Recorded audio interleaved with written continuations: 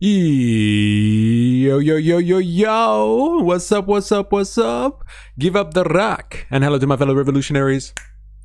You know who you are. And welcome to today's live stream. It is hump day, baby.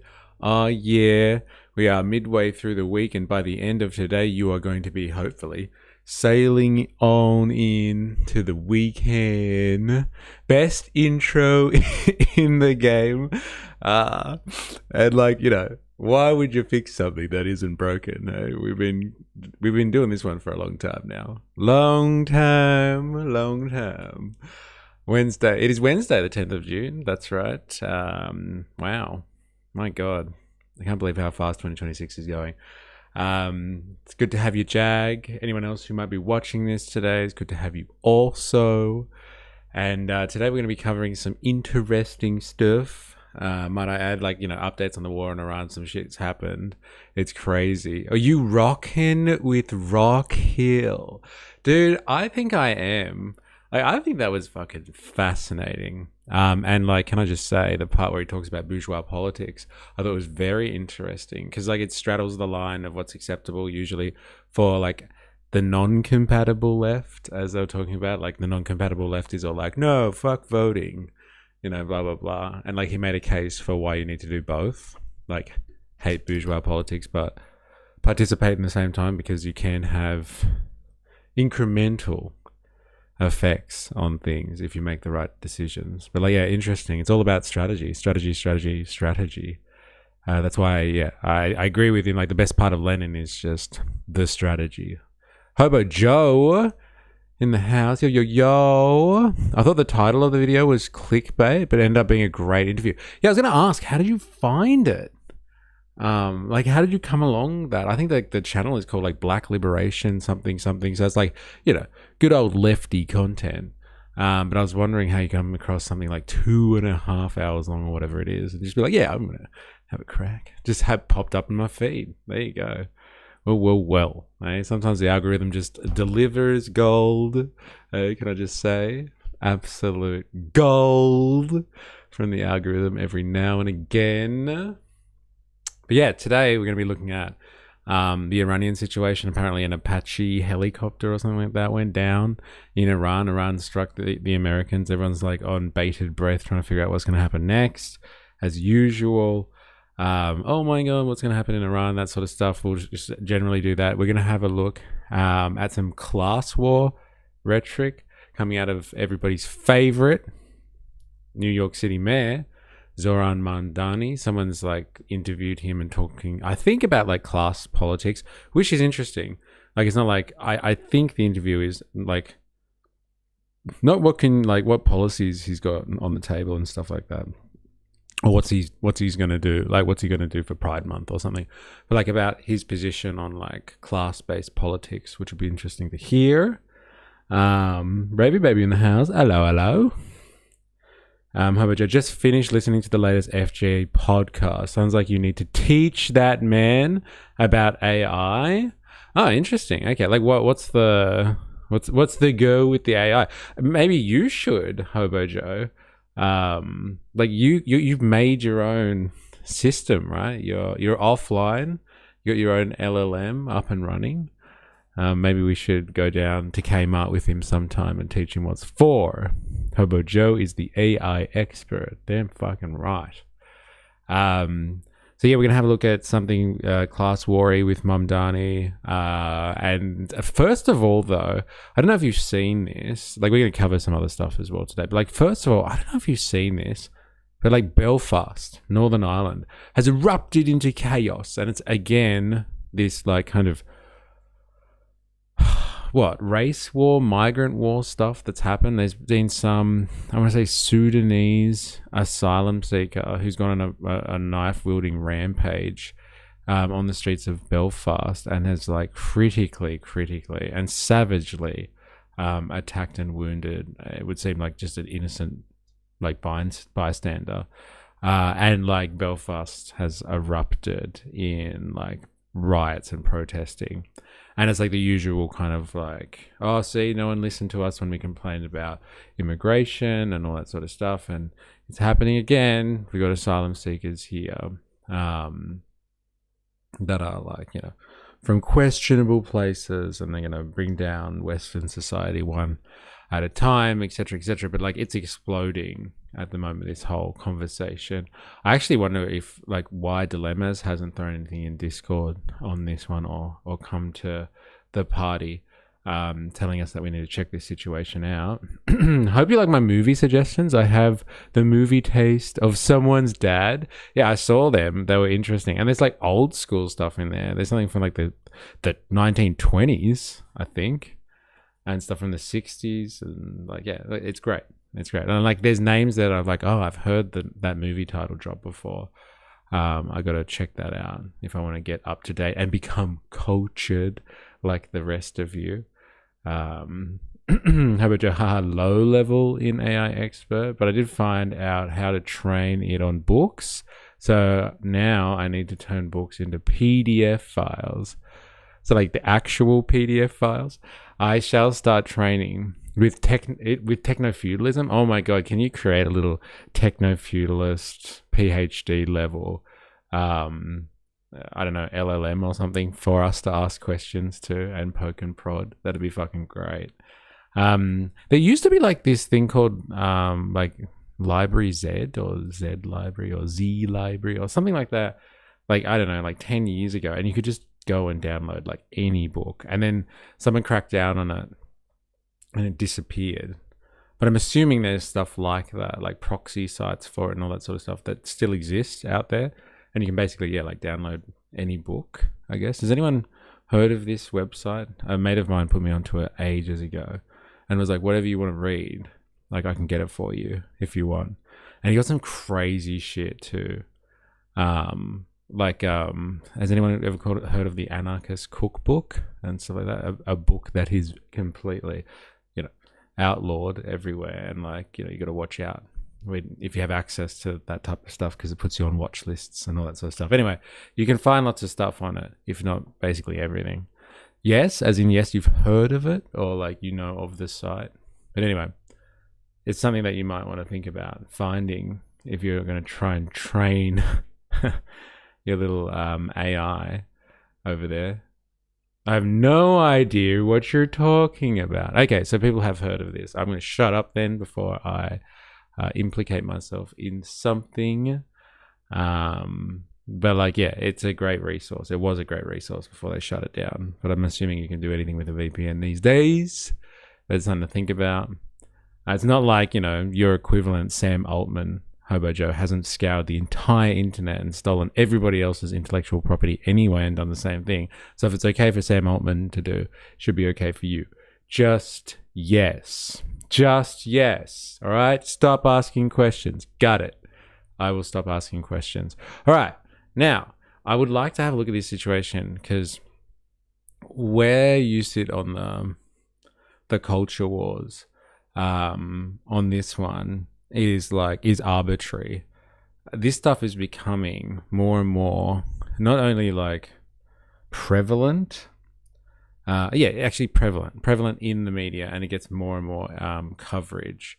But like, yeah, this kind of stabbing of, you know, this immigrant, or because of this, I don't know, asylum seeker or whatever, is stuff that is fueling politics in this day and age. Whether you like it or not, it is fueling politics in this day and age, and it is setting the tone for politics in the Western world for the rest of the 21st century. And so you can even stick your head in the sand about it, like I think a lot of lefties will do, and they'll just be like, fucking no, let's not talk about this. Or you can fucking address this stuff head on and like try to help frame the conversation better than like the grifters out there that are going to fucking make like bank on this, like your Tommy Robinsons of the world. Like, they probably don't care about the victim, but they'll use it as political football for their own aims. Dilemmas, fucking men of the hour. Can you tell me, have you heard about the thing that happened in Belfast? And like, they're riding hard on this one. The guy that got stabbed by the asylum seeker. Hobo Joe, that's a good idea. The problem I'm going to run into is having enough space to allow it to stay on topic. One issue with an AI system is it can learn a topic too well. If it does that, it'll start getting confused with your question and start throwing information that it's memorized as well. Yeah, fair enough. It's almost like it's just a fucking, like a pattern recognition machine that just shoots out like quotes and stuff. There is a way to download your Audible books, so you no longer need to pay Amazon. Ooh. I'm just gonna for the Twitch audience, you didn't hear that because Jeff Bezos is listening. So like wipe that from your memories, please. Well, the knife crime's hard to write off as not imported. Yeah, okay, fair enough. Morning dilemmas and Revi. I'm making another ugly jumper, maybe with a boob window for Saint Chi. That's fucking hilarious. Oh my god, it's a thing now. It really is a thing. Fucking hell. Wookie, I hope you're well. If I didn't say hello to you before. Dilemmas. Yeah, I've been watching it today. The mix are rising. What's a mick? Like, is that some type of like Irish slang that I need to get across? But like, can we just watch this? And like I said before, like this is the type of stuff that is going to do. Like, there's no point sticking our head in the sand about this. Like, this is the stuff that is going to determine politics for the next, if not the next, like for the rest of the century. It's the next couple of decades, let's be honest, as the West crumbles for reasons that I think we all know are apparent, like the actual economic contradictions of capitalism. But like, people will blame it on like whatever they find easiest, and then be like, oh, it's, you know, it's like migration, and like that's why our economy sucks. It's like, no, your economy sucks because of fucking crazy austerity measures and capitalism gone financial and predatory, and it's destroying your society because it doesn't reinvest in you anymore. But like, you know, it's easy to point to events like this and be like, this is when it happened, this is when the West fell. And so like, we need to take this stuff seriously, I think, and have good commentary on it, or else it'll descend into what we're seeing here, which is a bit of chaos, it would seem. You don't know mix? Well, like M-I-C-K, M-I-K? I'm not sure. I'm sorry. It's a slur for Irish. Ah, okay, right. We will teach you all the slurs. Mystery doesn't listen to enough Come Town. No, definitely not. Definitely not. All right, let's do this. Let's get across this situation if you haven't heard about it already, because I think it's poignant. And like, fuck, I feel like we're moving more and more into UK politics at large here. But yeah, relevant nonetheless. Buses and bins burnt out. Exactly what was hoped wouldn't happen. Buses and bins burnt out, smoke billowing into the night sky, a road left impassable. And that's not all. Homes came under attack as calls for calm were ignored. This disorder, a night on from a brutal and barbaric attack, followed by an act of bravery. On a residential street on the edge of the city, residents rushed to rescue a man coming under attack before being helped by police. Close to a school, this moment of mayhem has left a community and city stunned. Sort of I heard a squealing, an individual shouting, what did I do, what did I do? And I then realised that something wasn't right. Dude, it is so hard to understand this guy. Can you understand him? And then I realized that something wasn't right. That's what he just said. Did you hear that? Did I do? And I then realised that something wasn't right. I says to my wife, and she went out the front and looked, and then she came back down and was sort of crying. I asked her what was wrong. She says there's a guy on top of another guy and he's stabbing him. Darren told me about the moment he came face to face with the alleged attacker. And then went to open the door to get out, and he pointed the knife at me while he was on top of your man. Something out of a movie. When I was there, he wasn't responsive. He was lying face down. I wish I could have done more. What we know about the man charged with attempted murder has become clearer since his arrest. He's Sudanese, in his 30s, and today, police revealed how he came to be in Northern Ireland. It's my understanding that the suspect was granted leave to remain in the United Kingdom on the 28th of September of 2023. But I'm informed that he made his way from Sudan to Paris, and from Paris he flew to Dublin at a date yet to be determined. He then travelled from Dublin to Belfast by bus on the 10th of February of 2023 and claimed asylum on that date.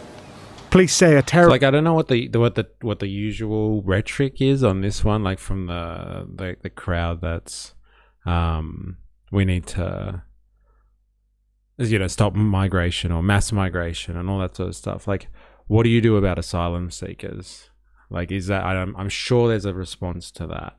Which is like, oh, no, we're only worried about mass migration, don't worry about asylum seekers. Or no, like asylum seekers are actually more of a problem than like migration or mass migration or something like that. I'm not sure what the usual rhetoric is on this one, but it'll be interesting to see like how people respond to them. Is this what like you're quoting here, Spandog? I'm thinking I'm black, puts on Keanu Reeves sunglasses. Yeah, I'm thinking I'm black. They killed my dog. And now everyone keeps asking me if I'm black. And you know what? I'm thinking I'm black. Is this Cumtown? Like dubbing over the top of him? Got it. All right. I would like to know, like Spandong or Dilemmas, like what's the score when it comes to asylum seekers? Does that factor into the whole just generalized immigration, anti-immigration kind of, or anti-mass immigration debate, or like they separate issues altogether? Citizen greater than permanent resident, permanent resident greater than tourist, tourist greater than migrants, migrants greater than refugee. I'm pretty sure that's the pecking order. It's so funny that you say it like that, because remember, like, I don't know if you were here yesterday, but we watched Barnaby Joyce, who's come under fire recently for saying that permanent residents in Australia should be kicked out of their houses within 2 years if they don't become citizens. So then the state can reclaim those houses and give them to Australian citizens. And then he had to backtrack on that one because he got the policy wrong. The fuck was that? There's just something in the corner down there. Somebody put a quick clip in the stream chat and I just played it. What the fuck was that? As someone dubbing over like footage of Keanu Reeves and like having a good laugh, yeah. So is that the pecking order, Wookie? Yeah, citizen, permanent resident, tourist outranks migrant. I guess because tourists bring in money, right, and they're good for the economy. Whereas migrants would never do that. They're never good for the economy. But refugees or asylum seekers, what do they got to offer? Eh? Terrorist motivation is being ruled out at this stage. The victim, aged in his 40s, remains in hospital where he is. I'd say the knife crime rise and migration rise is way too correlated to not have causation. Gumma Cheese Wing, how you going? Hello, my fellow armchair revolutionaries. How are you guys? Thank you very much. That's fucking hilarious. Yeah, stop calling it out, all right? Stop it. Stop it. I'm not in an armchair. I'm standing at the moment. I've only ever been held at knife point by white guys. But did they migrate? That's the $1 million question, Ravy. Were they born in gaming chair? Yeah, okay, fine, I'll take that. Gaming chair revolutionaries. But I might be wrong. Yeah, okay, fine. But like it is obviously, this stuff becomes more prevalent, obviously, the more people that like focus on it as well. Like this could not have been broadcast so heavily in the news. Just like any other knife incident, knife-related violence incident might not have actually gotten, national media attention. So they deliberately do choose what to focus on. But like, no, they were very bogan meth heads 9 times out of 10. 9 out of 10 times. Like, you've actually been at knife point like over like 10 times That's fucking that's manic. That's crazy. Well, I've only ever had migrants hold me up at gunpoint. So, oh wait, sorry. Also Indigenous. What, you've actually been held up at gunpoint, Spandong? So it's migrants and Indigenous people. The other 10% were very bogan heroin heads. Twice. Jesus Christ. It's fucking mental. In Bendigo, it was the white teens causing all the problems. 16-year-olds stabbed a man last week. Home invasions too. Yeah, I've been held at gunpoint too. We used to get robbed a lot at the pub. Ah, okay, pub stuff. Yeah, fuck. That's crazy. All right. Back to it. Being treated for significant stabbing injuries, including to his eyes, believed to have been sustained by use of a kitchen knife. Politicians on all sides were quick to condemn the attack and call for calm. My message today is one of calm, and don't allow those people that don't care about people here to incite hatred, to incite fear. Don't allow those people who are faceless to orchestrate campaigns and on the streets. What we need today is calm across Northern Ireland, across our communities. On a day that politicians and senior police officers called for calm, well, that hasn't played out in various parts of Northern Ireland. As you can see here, this is one of the main arterial routes that lead into the city centre. As we've been here, cars have been blocked from getting through with bins in place, and a small fire still remains alight. Tonight, smoke scars the skyline as appeals ring out for the disorder to stop.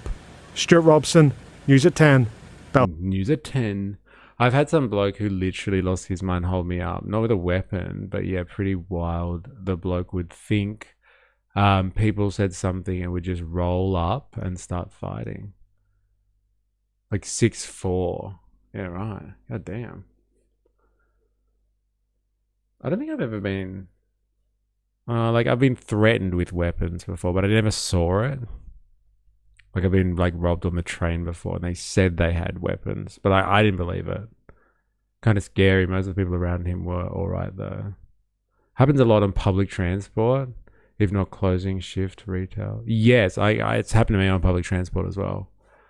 But, like, yeah, I didn't believe they actually had a weapon, though. But I wasn't going to take the chance. Like, here, you have my wallet. You go for it.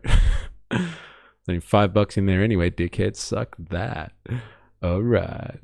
Alright, let's get something else on this one.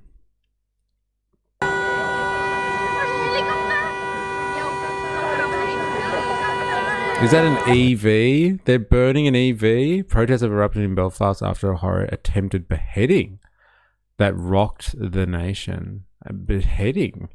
That's interesting. See, like, different sources have different takes on this one. Have you guys heard anything different to this one? Like you said, Dilemmas, you've been watching this all day or something. Like the news, some of the news that I've seen is just like not like wild knife attack, and yeah, some of it are like, you know, attempted beheading event, which obviously carries the connotation that this is some type of religious extremist that's looking to make a statement.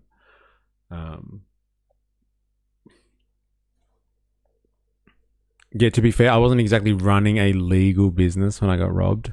Right. That's pretty funny. Okay. Interesting. We just can't have fun things. Bad bot. Yeah, you get him. Bad bot. Furious demonstrators have torched a house and multiple vehicles following outrage over a brutal attack on a man in his 40s.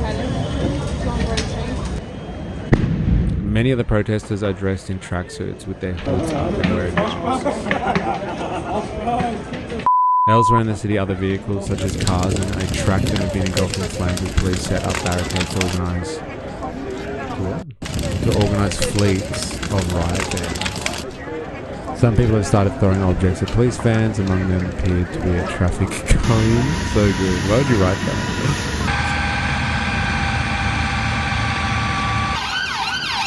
Europeans, I know, like, you could argue that they're not, but like, whatever. Europeans, they love burning shit, man. I'm telling you, they just love burning stuff. We had one guy who was on a spree with a small axe. He killed his wife and a bystander in the center, injured heaps. It was horrible. That's fucking mental. Where was that? In Victoria?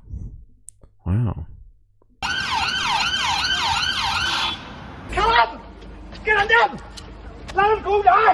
Harrowing footage of the incident was widely shared online and appears to have shown a knife man slashing the victim's neck and face with a blade. No, he's not. I don't understand. Yes! Yes! Stand up! Stand up! Jesus Christ. Did you see that? I don't know what they had, but they were whacking him to get him off. The shocking attack sparked fears of unrest across Northern Ireland, with demonstrations planned in a number of areas. I also say robbed, but the second time they didn't get anything. Turns out pointing a gun at my head doesn't really have the impact you hope when you don't give a fuck anymore. Dude, that's fucking crazy. Did you see the shooting in Sydney over the weekend? No. I'm kind of like desensitized to like what happens in Sydney now. I mean, like, you know, you get a lot of reports of it. And they love like hamming up the whole like Lebanese gang war stuff in Sydney. Seems a lot of riots are breaking out in these European countries. What's the connection? Like, please fill us in. I would like to know.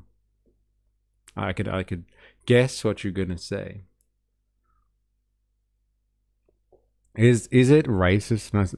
Notice patterns. Well, like if you describe the pattern first, like it seems like you're a bit worried about being labeled there. It was a shovel they were using. Shit. No way. Yes! Yes! Stand up! Stand up! Damn. Stand up! Hurling a stick to confront the attacker? You just said shovel. Damn. Mental.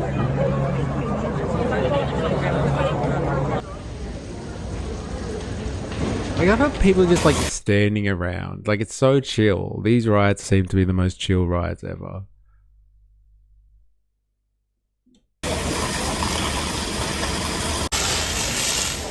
On your knees! On your knees! Why are they taking a knee for? Meanwhile, in London, protesters have gathered in Parliament Square carrying Union Jack flags and causing obstructions in roads.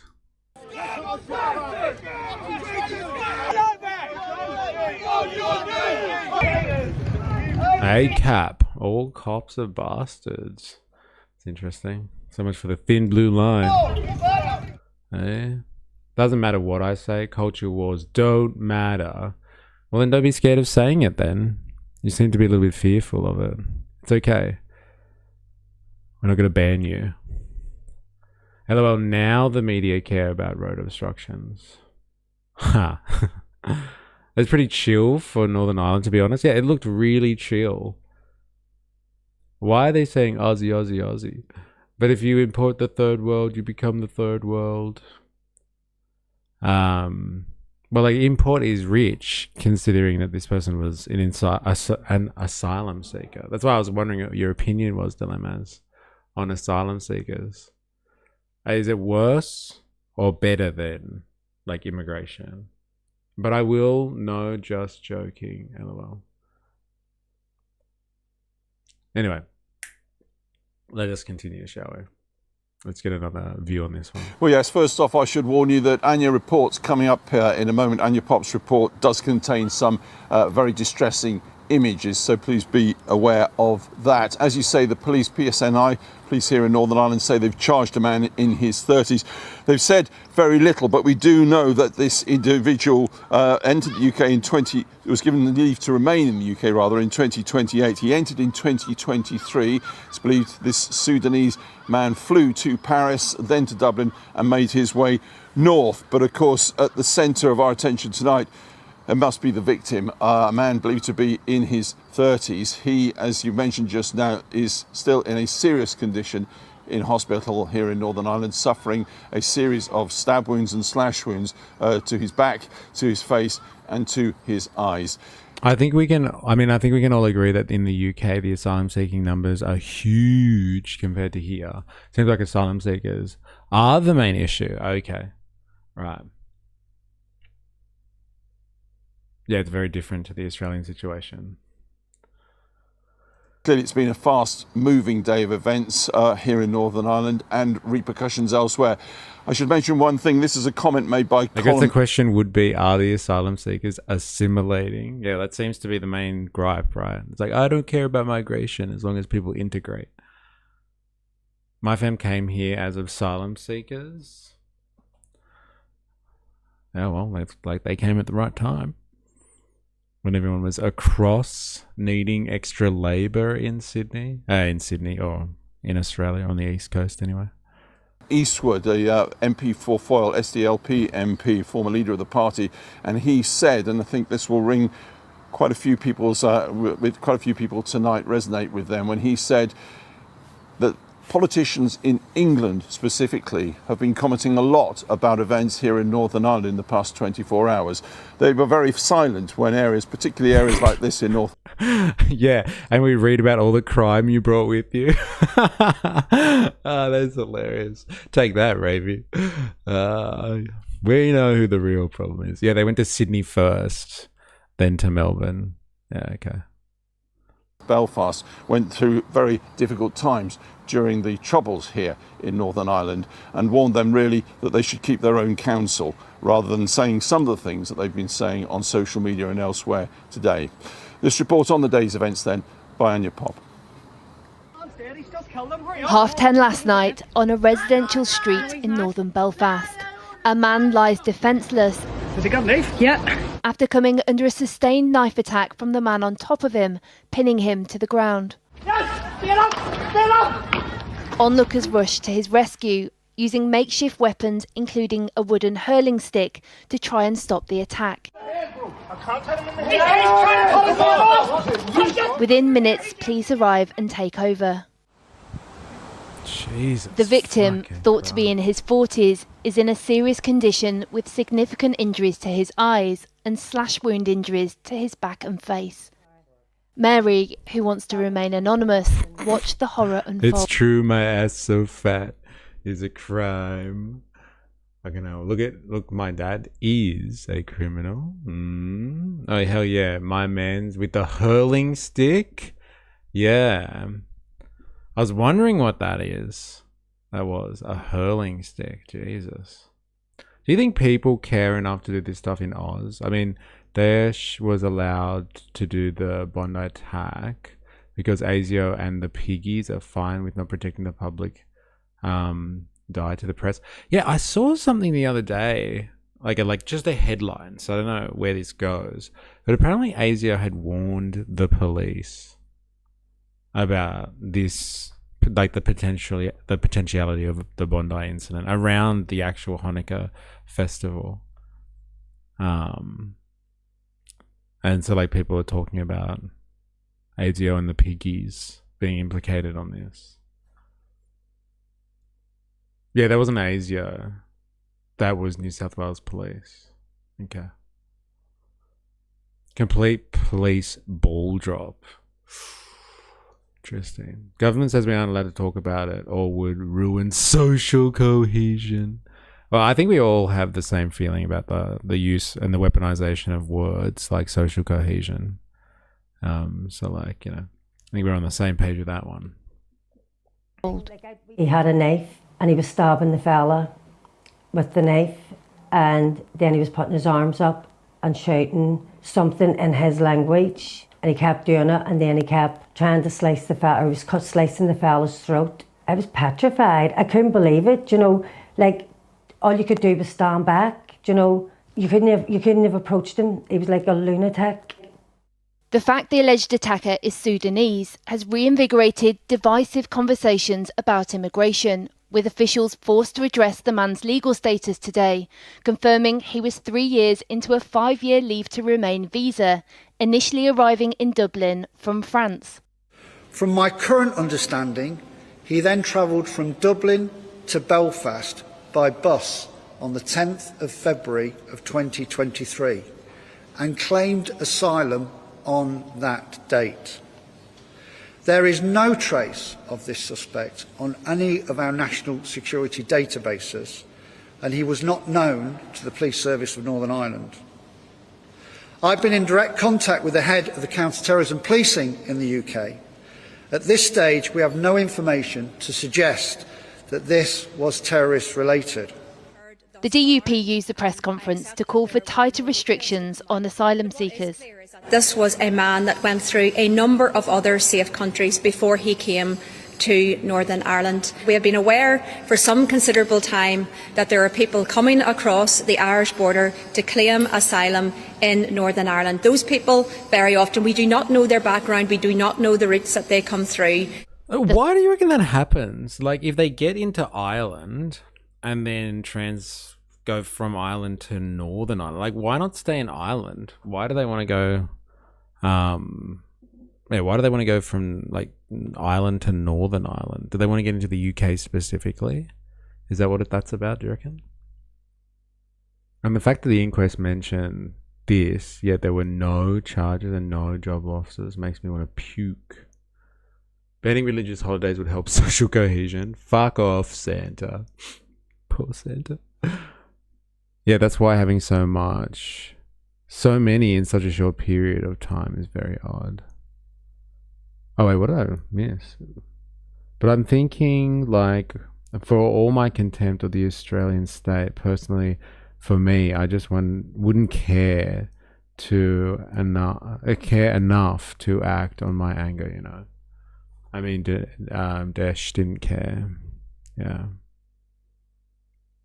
Also, I don't want to spend money on nieces and nephews. There are too many. Yeah, fuck that.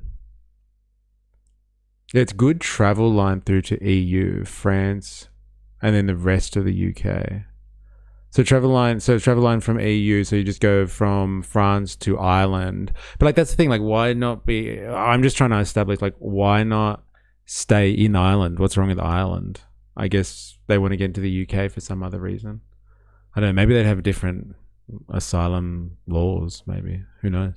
First Minister, who belongs to Sinn Féin, told people not to jump to assumptions about... So like the UK benefits are better than Irish benefits, so they want that? Okay.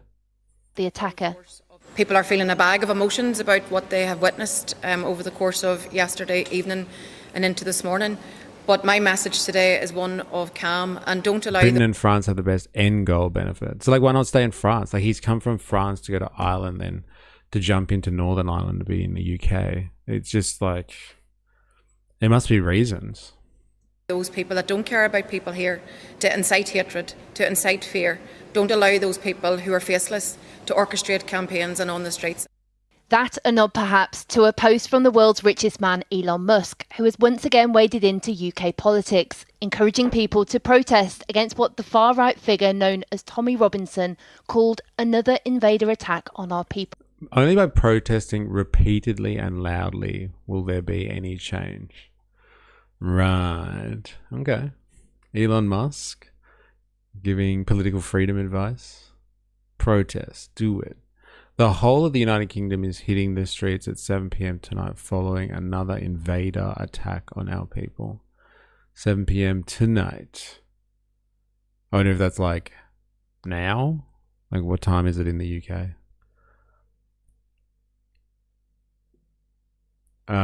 Yeah, they are happy to stay there. It's just the majority will keep moving if they can.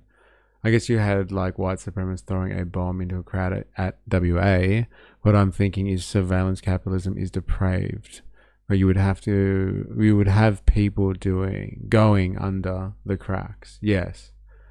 So you probably would have people biding their time. Yeah. Paul. Already there are musings online that this could become something much bigger, as it did last year in Ballymena, where an anti-immigration protest turned violent after 2 Romanian men were accused of raping a local teenager, charges that were later dropped. The crowd should disperse immediately. Tonight, loyalist groups have called for men willing to fight and be arrested to take to the streets of Northern Ireland dressed in black.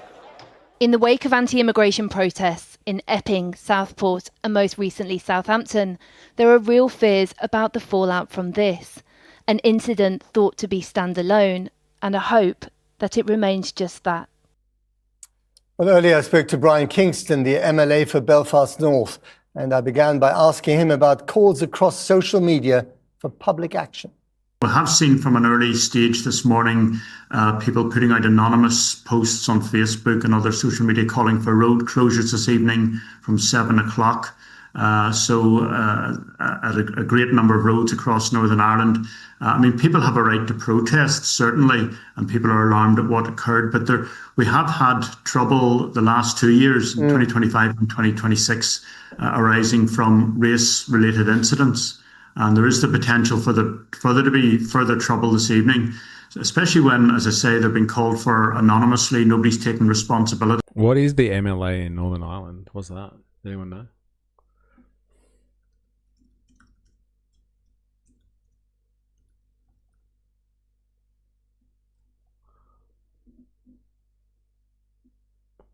Northern Ireland is a member of the Legislative Assembly. Oh, so it's not a political party. It's just anyone who's a representative. Okay. So I would appeal to anyone who is thinking of attending protests this evening to not let themselves be exploited by those who want to see trouble on the streets, who want to see violence. We don't want anyone else becoming a victim of what occurred last night. And of course, Northern Ireland knows all about violence on the streets. You went through the troubles, for decades. That is now behind you. But are you worried that there's new trouble brewing on the streets of Northern Ireland around the issue of immigration, especially? Well, immigration is a hot topic really across Europe, and across the UK. And people are rightly outraged when they see the boats crossing the English Channel and people claiming asylum. And when they've come from a safe country in France. The information we received this afternoon is that this individual, who's originally from Sudan, was in France, was in Paris. Is there a danger here that this could get... But why? Why not stay in France? You said before they move if they can, but why do they keep moving? Social cohesion and roads being blocked. Sorry, what was the other side saying during the Palestine protests? Is it an other side thing? This is the thing. Do we have to culture war this one? Can't people be upset about somebody being stabbed in the street and wanting to riot or protest and not being but the other side did it? Why can't there be people that are pro-Palestine and also not want to see people getting stabbed in the streets by asylum seekers? Can't there be crossover there? Does it have to be culture warred up, this one? No being censored on YouTube, but mystery stream chat. Time to reel it on back. Coffee and calm. Wait, what's happened in the stream chat? No being censored on YouTube, but mystery stream chat. Time to reel it back. Reel it on back. What happened in the stream chat? I can't even see anything in the stream chat.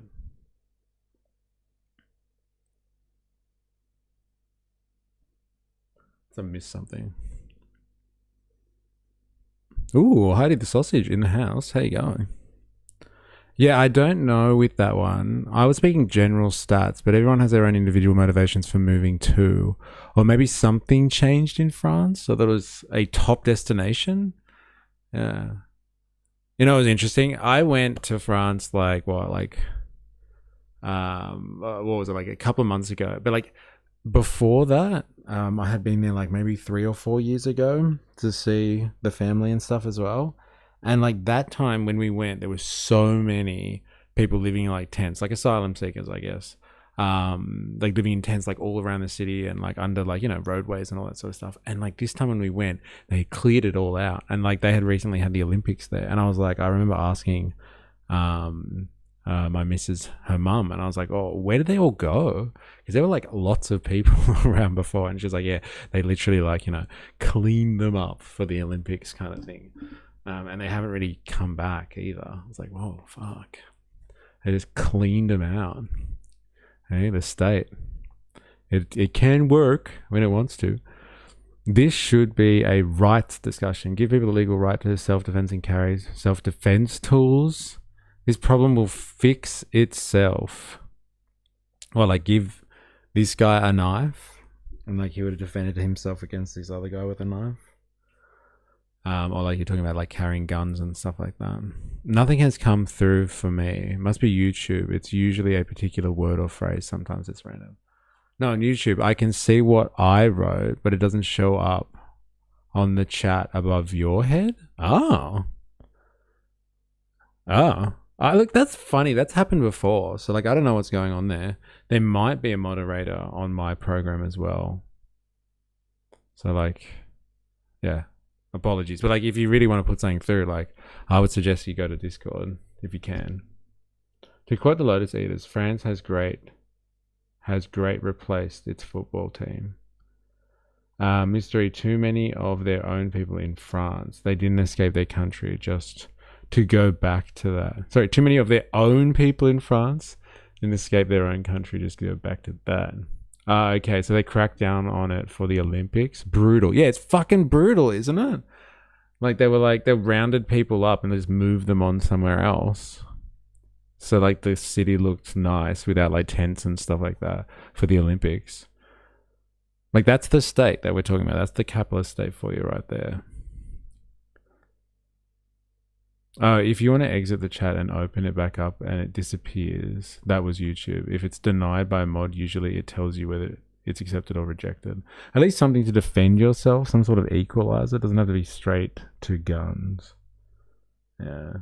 It's just the cat and the mouse game kind of thing. Like, so, like, everyone's like gonna have to walk around with a sword and a sheath and, like, ready to duel people. Like, it's a big ask.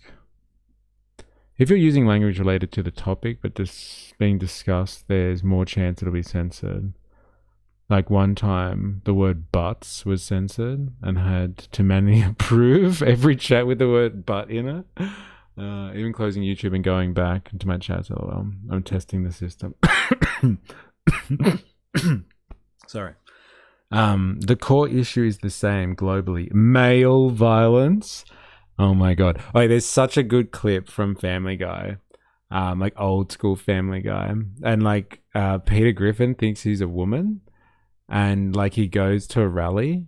And he's like, he talks about like males are the problem with society. And he goes to like a rally for like I don't know, black liberation or something, and he's like talking to a rally full of me and Mystery choking, and I'm not even smoking up. It's not fair. And like he goes to a rally full of like black guys, and he's just like, I've got something to say to all the men in this audience. It's your fault we have so much crime, and it's your fault we have all these problems in society.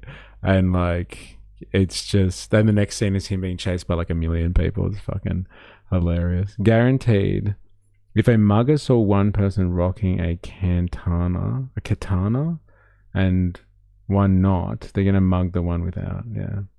Oh my god, great bit. Yeah, do you remember that one? Fucking hilarious. I had to manually approve Mr. Abbott. One comment. Ha ha ha. I didn't even know Mr. Abbott was in here.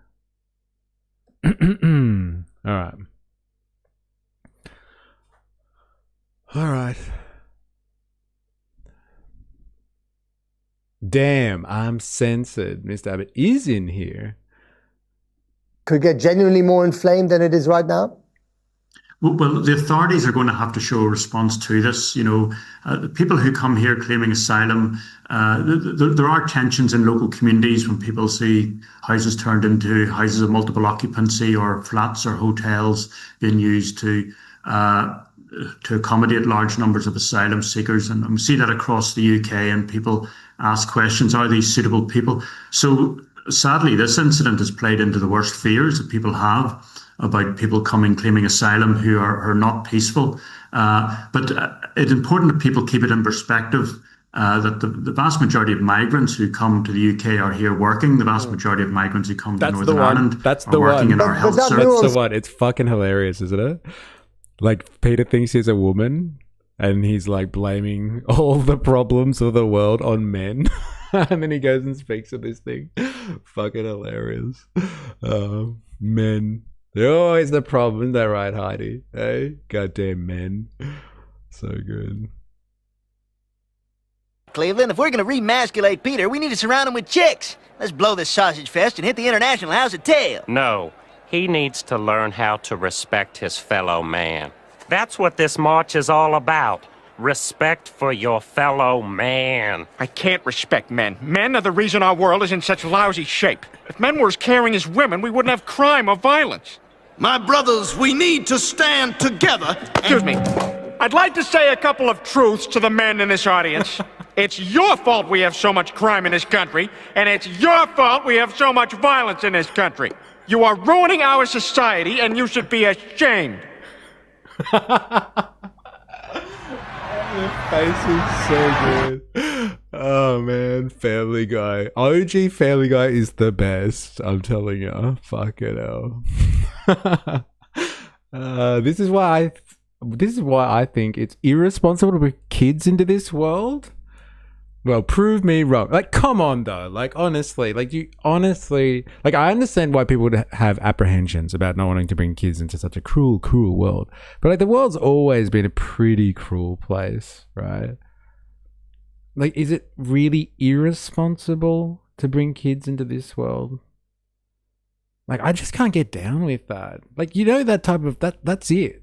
Like, that's the end of the human race right there. If everyone starts thinking like this, it's over, man. It's game over, man. And I know there are like some people like that are environmentally geared towards that. That are like, no, it's better for life on Earth if humans didn't exist. But like, if people are just like, oh, like the world is a horrible place, why bring kids into it? Like, that's it. Like, the human race is done. Yes, Heidi, if everyone stops having kids, it'll end male violence when we go extinct. I love the EP, the episode where he's loading his shotgun and says, I just want to talk to him. I just want to talk. Yeah. I just want to talk to him. I just want to talk to him. Yeah. I don't know, man. It seems so defeatist. It's more about not being able to protect your kids for me. Yeah, fair enough. The trials and tribulations of being a parent, I guess. Can you ever truly protect your kids? Just set them up as well as you can and hope they respond well in a troubling situation. Yeah, hard job. Yeah, hard job, man. I just want to talk to him. I just want to talk to him. I just want to talk to him. That's how you should parent. There you go.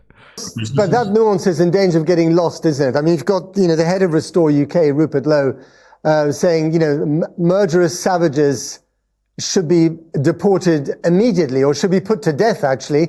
Put to death, of course he would say that. Have you seen him, Dilemmas, Rupert Lowe talking about this? God, he's going to fucking love this shit, isn't he? That's another 10 votes to Rupert. Rupert Lowe, Belfast, let's say. I bet you he's responded to this for sure. Here it is. Good morning, everybody. I've just watched the most horrific footage from Northern Ireland, from Belfast, of one man on top of another with a knife, obviously screaming and shouting. Some patriots effectively attempted to intervene. I don't know what has happened to the victim, but it didn't. There's no overwhelming assumption there. Like, what makes you think that these guys were patriots? Or like any less or more patriotic than you or anyone else? Like, what if they were Free Palestine protesters that go out every weekend blocking the streets, asking for an end to genocide? Would that make them a patriot? Like, come on. Where'd that one come from? Obviously screaming and shouting. Some patriots effectively attempted to intervene. I don't know what has happened to the victim, but it didn't look good. I now call for the police with full transparency to disclose the ethnicity and immigration status of the person who perpetrated the attack. This is a disappointingly growing trend which is affecting all of us. It stems from so that's why they were making such a big deal about it when we first started watching this. And they're like, oh, they've finally revealed this guy's identity and his migration status or whatever the fuck it was. I was like, yeah, okay, why wouldn't they have released that information? Because like these guys are calling for it not to be like hush-hushed kind of thing. Right. That makes sense, I guess. Wookie, obviously, just have male kids so they can still have a chance at winning at life. Oof, that felt wrong writing. I haven't heard him speak about things for a few weeks now. Okay.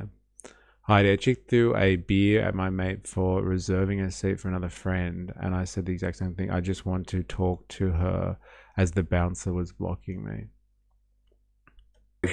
Largely, it stems from the fact that there's a whole industry of people who have made vast amounts of money propagating an industry called the human rights industry, which basically has fed off the back of the legal complexities surrounding human rights law. Those are people like Keir Starmer, Lord Hermer, a whole raft of people who I think put their own interests above those of the safety of the British people. And it's time we got some honesty from the police force, who are paid for the British taxpayer, paid for by the British taxpayer. They're supposed to serve the British taxpayer, and they're supposed to keep us all safe.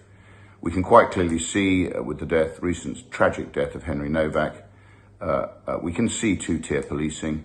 And now I think I call for total transparency. If you have transparency, you have truth. And from truth, you can actually start to deal with the issues that are causing the problem.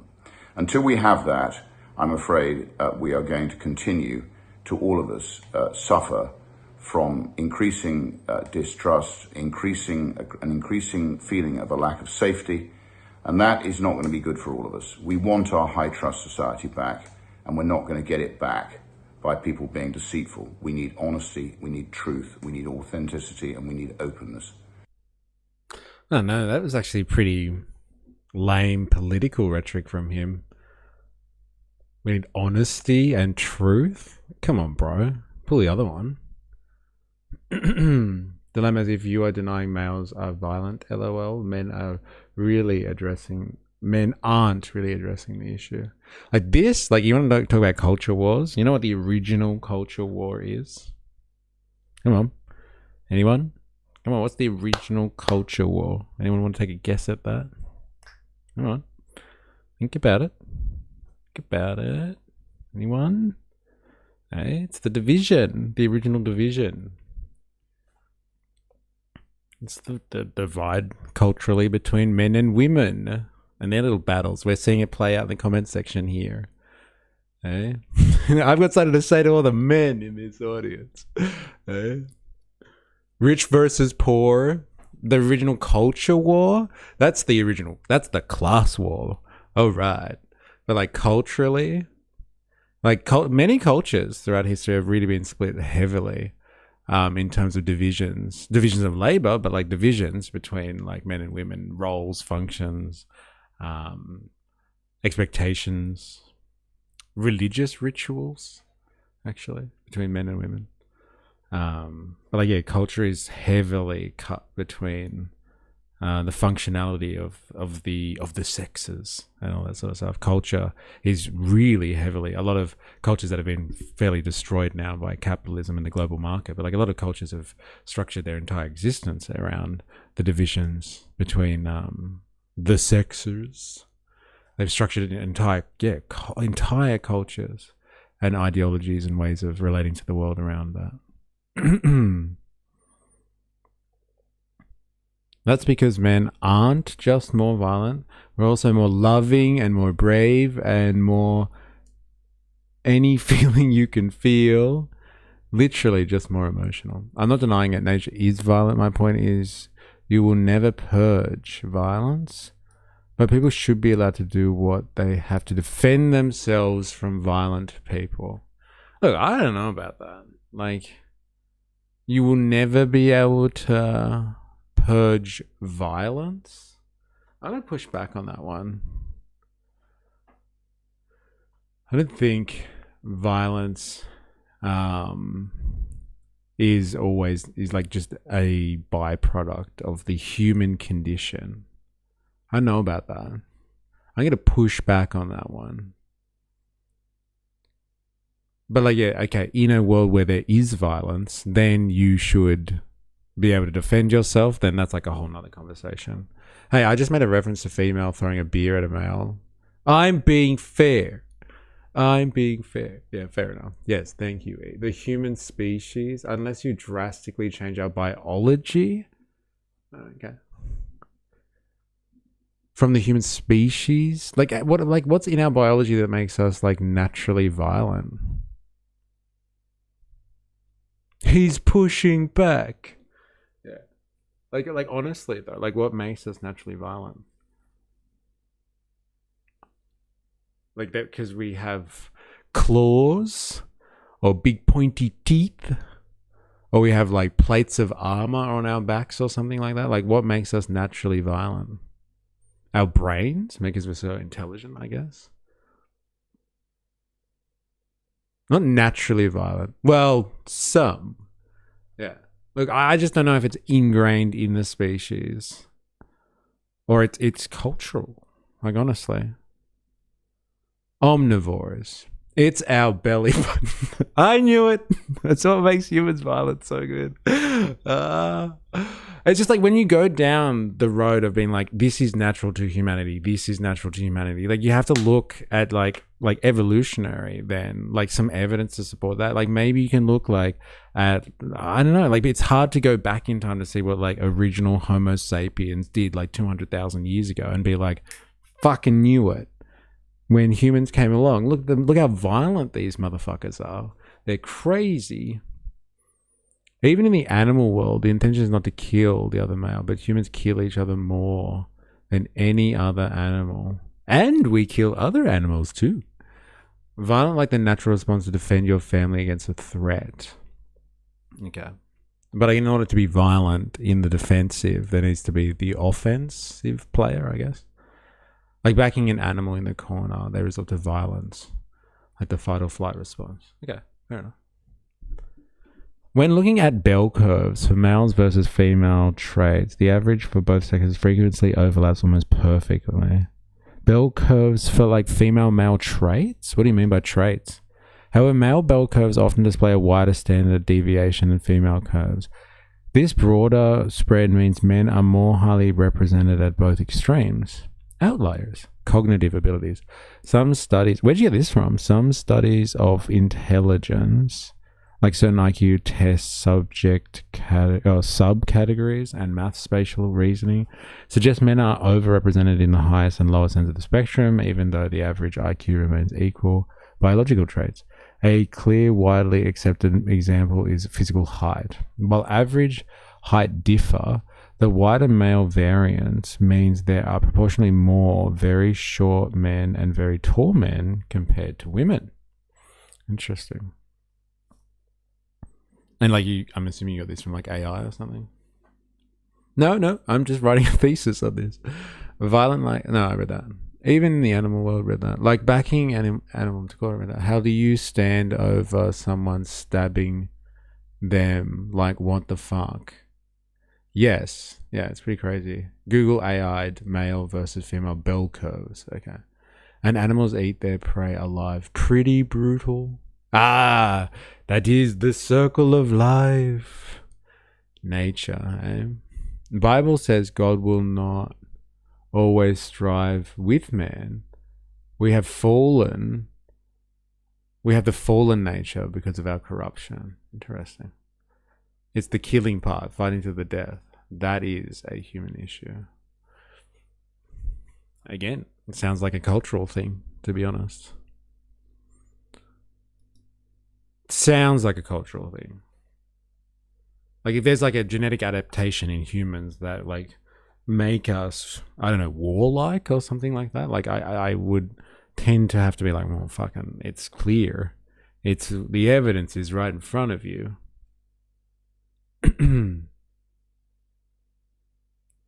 But like, I don't know.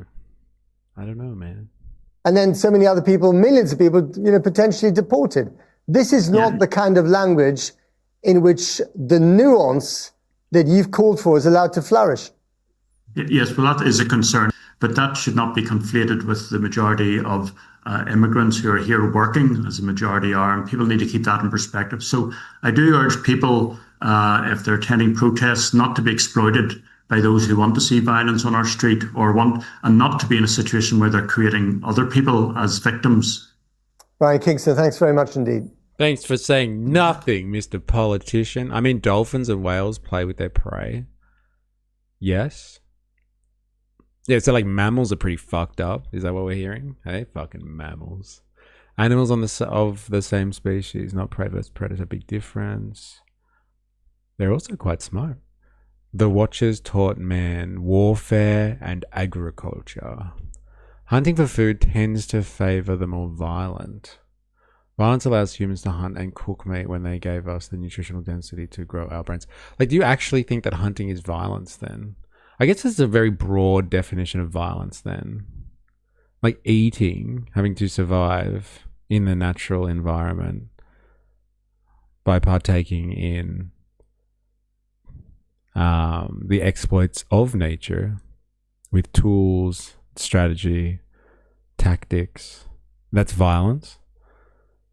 Then, like, I guess we have a really broad definition of what violence is then. So, like, yeah, if hunting is violence, then yeah, I guess then humans are violent then, aren't they? But, like, I don't know, man. Does that really constitute violence? Cruelty isn't even limited to humans.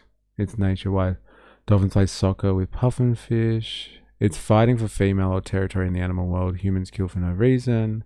LARP Jeff in the house. Don't get us started on dolphins. Yes, I'm so good. So glad you come up for air just to put in like one-liners like that. Let's not start on the fucking laser beam dolphins, or the dolphins that are going to be used to be trained to get rid of sea mines in the Strait of Hormuz. It's a violent act. No, sorry, Heidi. Killer whales and dolphins literally play with their food. Taking life of any kind is violence. Okay. Damn. Yes, and cats torture mice to death. They are cruel murderers. Just for fun.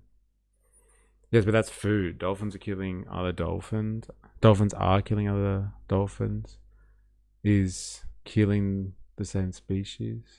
Remember the man that was kidnapped by dolphins and made to work as a contract? Oh, man. I am a violent fisherman. Mamupa has entered the chat. Interesting. Well, apparently you're violent, yeah. Like, I guess, like, fishing for sport is different from, like, fishing for your own survival. But apparently, yeah, it's all violence, apparently. I guess there is a definitional wedge we are at. You're conflating violence with some sort of malice. Well, like, if, like, I just thought, like, if you're talking about, like, hunting in terms of your nutritional requirements and your survival, and you're describing that as violence, I think that's very separate to what we're seeing here, for example. It doesn't seem like that's necessary at all for that guy's survival. But, like, yeah. Well, joining me now live from the scene in Belfast is Matthew O'Toole, leader of the opposition of the Northern Ireland Assembly and an MLA for Belfast, and Alison Morris, a Belfast-based journalist with over 2 decades of experience reporting on crime, security and justice. Welcome to you both. Matthew, if I could start with you, please. I mean, I'm not sure if you heard my interview there with Brian Kingston. He said, on one hand, this situation should not be inflamed by outsiders, especially people like Elon Musk or people in English politics. On the other hand, he wants there to be tighter controls on immigration and asylum seekers. Has he got a fair point? Yes, some vegans think that milking a cow is violence. Yeah, and like some people think that like certain vegetables like scream and stuff like that when you cook them. So like that's violence too, I guess. Mr. Abbott, 33-year-old fictional Florida man named Ricky James Hallowell was found sunburned and soaking wet on the Sanibel Causeway. He was allegedly drawing highly detailed construction blueprints in the sand. What is this? Let's not pretend humans are consistent. Vegetables scream? That's a first for me. Yeah, like there are some people that believe that, like, as in like they feel pain and they scream out in like, like the reason like a lot of people like vegans are like against animal, like ingesting anything from an animal because it's cruel. Like they believe that like there are certain plant life that like feel the same pain in the same way, and so like engaging in consumption of these life forms is cruelty as well. What the fuck are we supposed to eat? Like, I don't know. Like, come on, man. Seriously. I remember like working with like a staunch vegan, and we were given like company cars when you got to a certain level and stuff like that. And this person got a company car and rejected the company car because it had leather seats in it, and they were like, oh, I can't sit on the leather seats because of my convictions, my position, my principles. And so they had to return the car, and he had to get another one. And he had to downgrade the car because the leather seats were fancier or something like that. Plants respond to music. Those studies are interesting. Yes, and they also respond to care, like when people like talk to them and stuff, like, and like, you know, treat them with affection. Apparently, they respond to that as well. 4AS, yo, what's up? What's up? Plants do have some level of consciousness, I believe. Yeah, they do, and they speak to each other and all that sort of stuff. They communicate. Dinosaurs had feelings too, and then bam, look what happened to them. But will we have more Iran Lego movies or videos? Yes, we will. Fuck, this is an interesting rabbit hole we're going down today, can I just add? If you're wondering what's going on for us and anyone else who's joined recently, we're looking at this incident that happened in Belfast. So Northern Ireland, there was a guy who was like violently attacked by another man, like completely, it seems like completely off the cuff.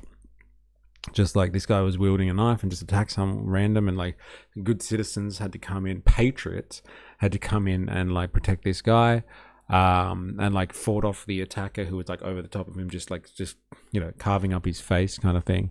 And like it turns out this guy was Sudanese, he was an asylum seeker, he came to Northern Ireland via France and then via Dublin, and then got into Belfast and like all this sort of stuff. So we're just like watching how this conversation kind of unravels, and now we're just like on a general conversation on violence and like whether it's human nature.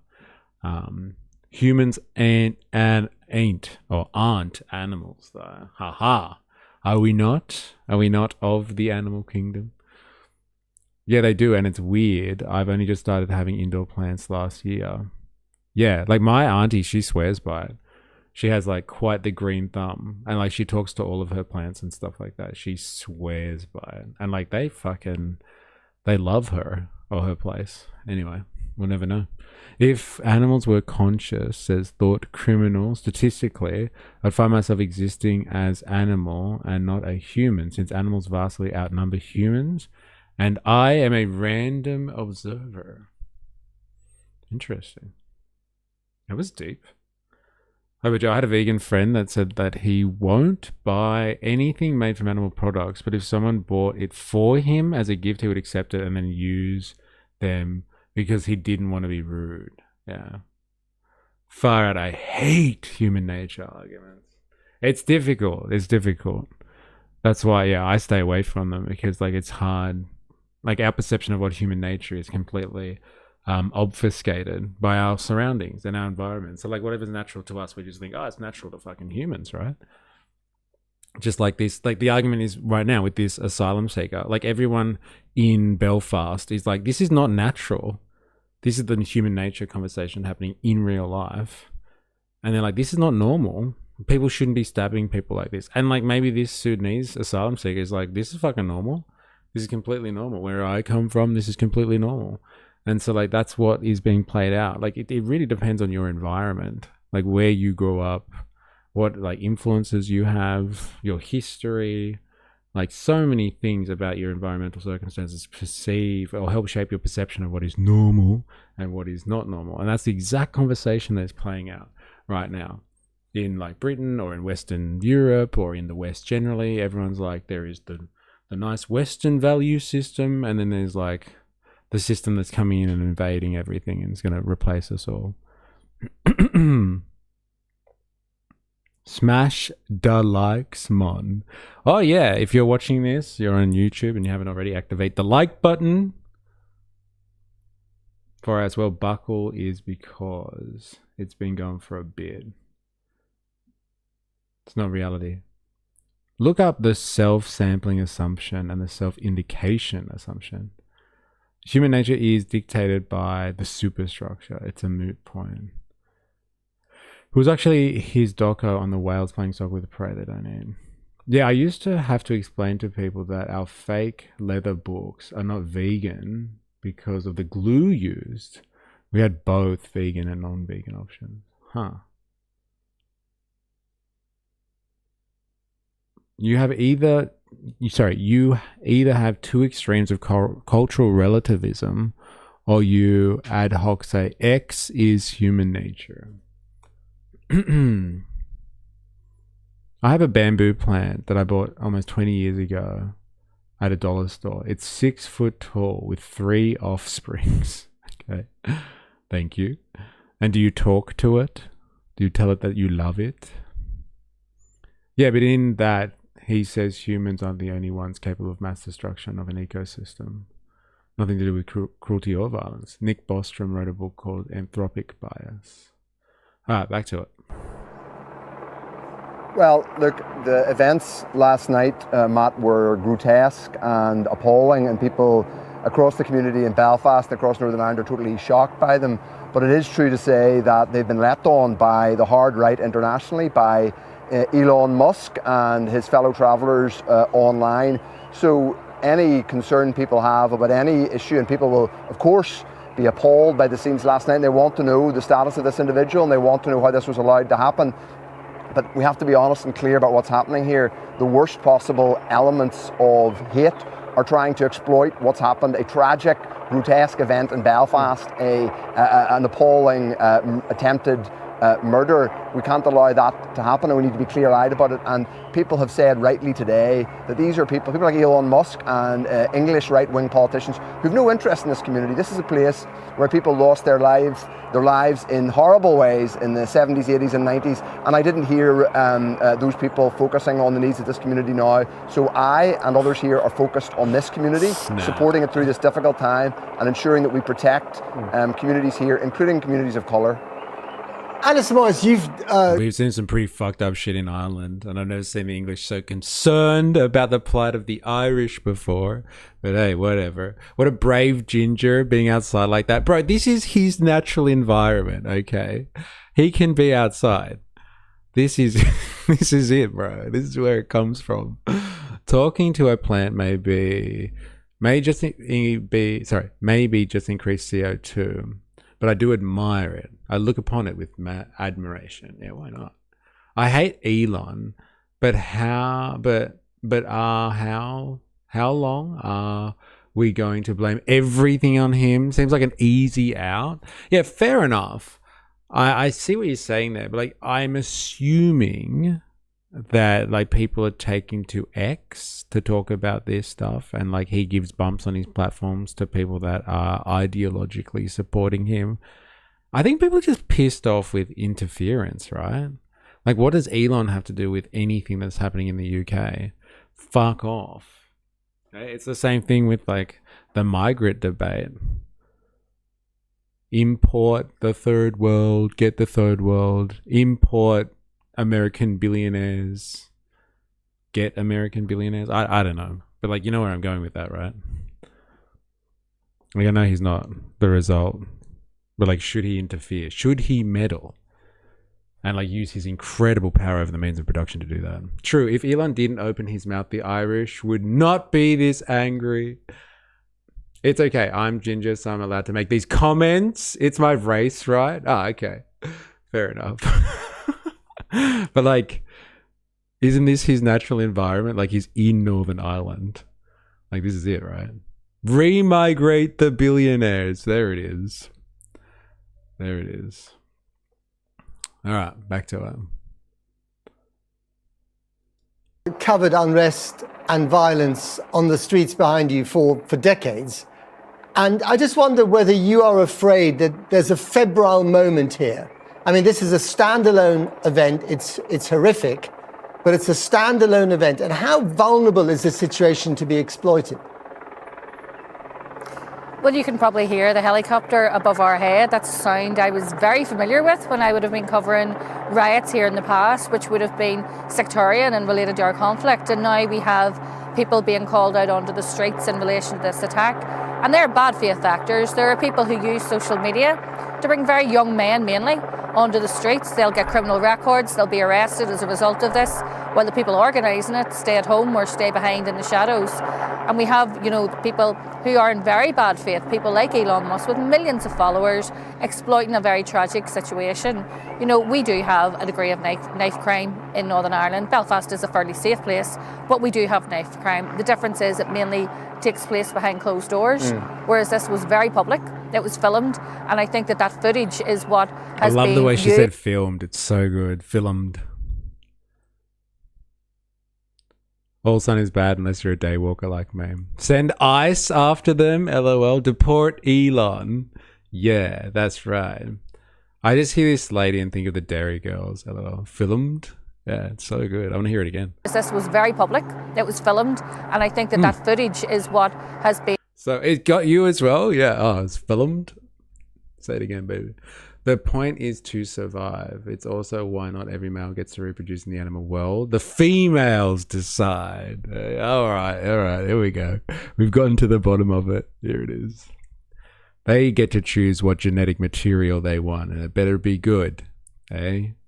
Better be the best of the best, baby. All right. Where were we? Here.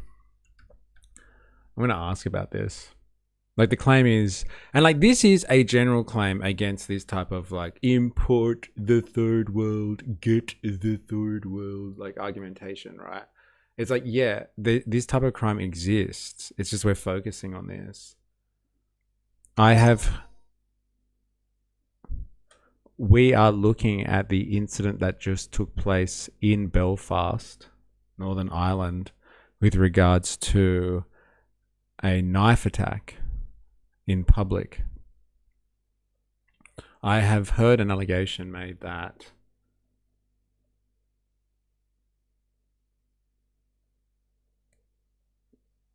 this act of knife violence is but one of many acts of knife violence that happens in Northern Ireland.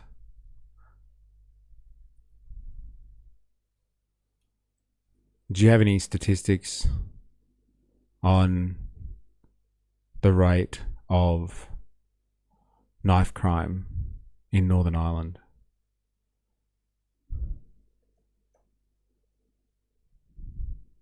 Broken down between that which may be constituted by refugees or migrants and the domestic population. Dude, what the fuck is that? What the hell is that? Many mammalian species have developed penile spines. Dude, I don't know if I want to fucking show that on the stream chat. Gross. Fucking hell. Oh my god. Oh yeah, just remember it's hump day. Who would have thought neoliberalism would have had consequences? What do we know about the Belfast attack? Is this one of many migrant knife attacks in Northern Ireland? What do statistics show? Northern Ireland does have record knife-enabled offences.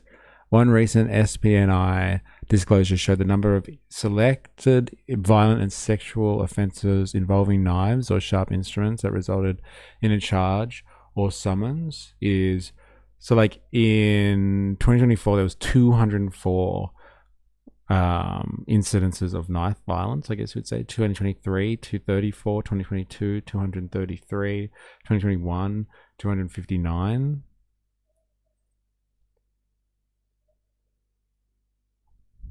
As of now, I can find official Northern Ireland datasets that provide that evidence that this Belfast attack is just one of many migrant knife attacks. People often underestimate how much media coverage can distort perceptions.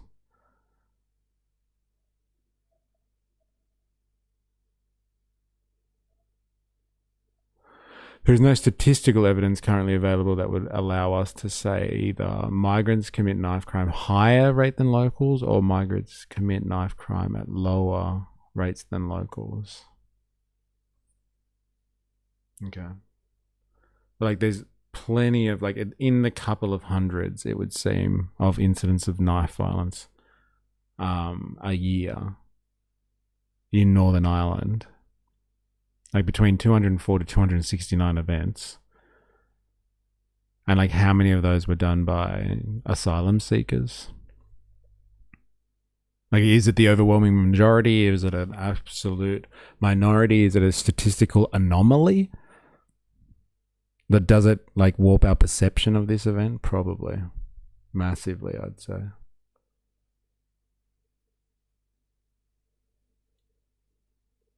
Interesting. All right, let's let these guys finish and then we'll pick another topic, shall we? Here's some plants for refreshing the eyeballs. Thank God. Thank you. Indoor plants all the way. Go and talk to them. Please. Being used by the far right to try and exploit this and bring young people out onto the streets. But it was a barbaric attack, and questions do need to be asked about safeguarding and could this have been prevented? Matthew O'Toole, I mean, we saw the footage in Anya Pop's report of the violence in Ballymena last year. That was about immigration as well. Are you worried that if there is going to be more unrest on the streets of places like Belfast and elsewhere... It's a safeguarding. Yes, thank you. Away from that.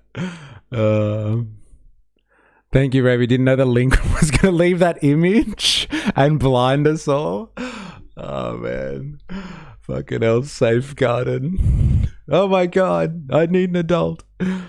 On a tangent, are you going to save the Caramello verdict for Far Right Fridays? I don't even know what the Caramello verdict is. Carmelo verdict? What's that? I'm going to have to get some information about that. Please.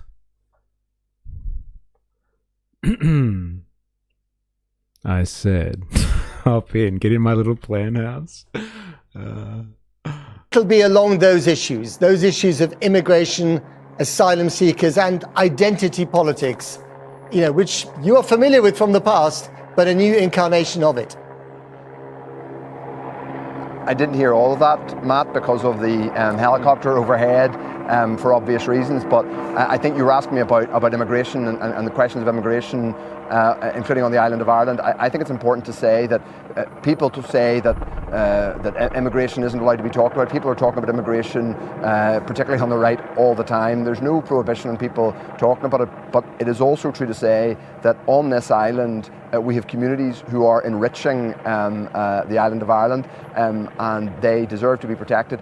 Earlier on the way here to do this interview to what is now a crime scene, Belfast was a ghost town. It was called up the worst days of the Troubles in the 80s and 90s here, when people were afraid to go out onto the streets.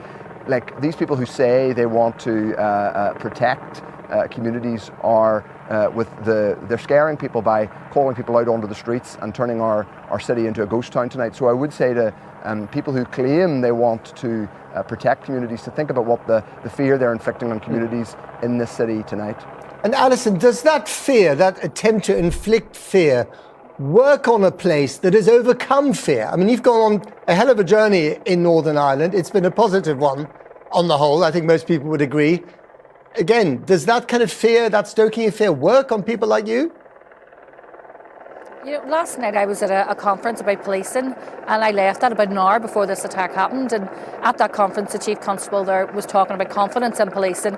And a lot of this is to do with building confidence in policing in a post-conflict society, which is what we are. And clearly, since the Troubles, it's changed. You know, we've had a lot of influx of migration here, the majority of it very positive. But it means policing changes, and public confidence in policing has changed. And that is why it was very, very important that the police came out today and did what they did. They gave all the information they had to hand to the public, because in the absence of that information, you do get people online, people from the far right, people who want to use tragedies like this to boost their own support, putting misinformation, disinformation into the public domain. So I do think that this is an important time for policing and for Northern Ireland as a whole. But a lot of these are just the normal changes, the normal crime that would take place in other places. And we have seen this. There's knife crime being in this very street behind me. Just a few years ago I reported on. But I think that we do need to have very serious conversations about what policing and justice will look like in Northern Ireland in a new post-conflict society. And just in one line, your message... In a new post-conflict society. What the fuck does that mean? All right. I like the way she talks. Her accent makes me think of Sons of Anarchy. I know exactly what it was, and I wish I didn't. Layla is on heat, so I've seen far too many animal genitals lately. Got it. Panini is walking around covered in red. It's both hilarious and horrifying. To Elon Musk is what? Back off? Well, Elon Musk has just completely ruined Twitter for everyone, and I think that an example of that, when I woke up this morning and seen Elon Musk was tweeting about Northern Ireland, I don't think there's any situation can not be made worse by the arrival of Elon Musk on the scene. Matthew, very, very briefly to you. Yeah. Tommy Robinson, of all people, has called for loyalists and unionists to unite today. This is Tommy Robinson of the far right. Are you going to heed his call? I would say to Tommy Robinson, go away, get out, get your nose out of Northern Ireland. You are not wanted here. People in this community are appalled by what happened last night, but they do not want the intervention from, frankly, thugs and knuckle draggers who have no interest in this society. This is a society which has emerged from conflict and tragedy and violence. We know what it means to come together and to stand against violence, and we aren't going to let bad actors like Robinson, Elon Musk and others drag us down a dark road. Matthew O'Toole, Alison Morris. I would find it funny if all the IRA splinter groups got their shit together long enough to kick out migrants. Nothing brings people together like racism. Ain't that the goddamn truth? Eh? Nothing brings people together like racism. Yes, that is very fucking true. That's why it's a good tool to use against a large population with enfranchisement. Oh my god, that South Park episode was so good but so bad. What, Red Rocket? Red Rocket? Yeah, gross. Knuckle riders? Alright. That's enough of this topic. Here's another one to add to the pile. See, I warned you. We all told you this was gonna happen. It's like, uh-oh. Alright, let's do this. Did you see... Actually, who should we watch? Yeah, let's have a look at this. So this is updates on Iran. So like if you're not across it, apparently an American helicopter went down in the last day or something like that. An American Apache helicopter or something went down over the Strait of Hormuz. It was shot down by Iran. And like people are like, hello, because like remember like Trump's being caught a number of times being like, what's your red line, Mr. President? And he's like, well, obviously if American soldiers are under attack or dying or something. But like apparently the two pilots were saved, I guess, and so like it's not a the red line hasn't been crossed. Like Iran can now literally shoot American aircraft out of the sky, and Trump's like, whoa, let's just maintain the ceasefire. Come on, like everyone calm down. Black Hawk down. I mean Hawk. Yeah, Black Hawk down. Like it's one of those moments because like the guy survived, but like no one wants to pull the trigger. It just really shows how much, I guess, or how little faith can you have in this idea that America is actually controlling this situation and is like, you know, is on top. And like all those people that, you hear speculating about Iran actually controlling the Strait and being all over this war, and having the upper hand. Like this sort of stuff really adds a lot of credence to that type of talking point. But like, have a listen. U.S. President Donald Trump says the U.S. must respond after Iran allegedly shot down an American helicopter over the Strait of Hormuz on Monday. The incident comes as Tehran and Washington try to negotiate a ceasefire deal. Writing on social media, Trump said he was informed by U.S. military personnel that Iran shot down an Apache helicopter which had been patrolling the contested waterway. U.S. Central Command reported... What did he actually say, though? I've just been informed by our great military that last night the Iranians shot down one of our highly sophisticated Apache helicopters while patrolling over the Strait of Hormuz. Yeah, so much for the high sophistication. Eh? I thought they eradicated the Iranian military or something like that. There were 2 pilots involved, both are safe and uninjured. Nevertheless, the United States must, of necessity, respond to this attack. Patrolling the contested waterway. U.S. Central Command reported that 2 crew members had to be rescued and were in a stable condition after the aircraft went down near the coast of Oman. DW correspondent Misha Komodovsky is following developments in Washington. Misha, what more can you tell us about the downing of that What I find odd is an Apache on patrol duty. They have drones, among other stuff.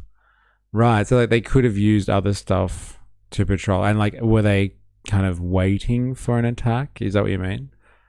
Like one of those, false flag operations, inviting some fire so they can use it as a justification. Zohran in the house. Yo!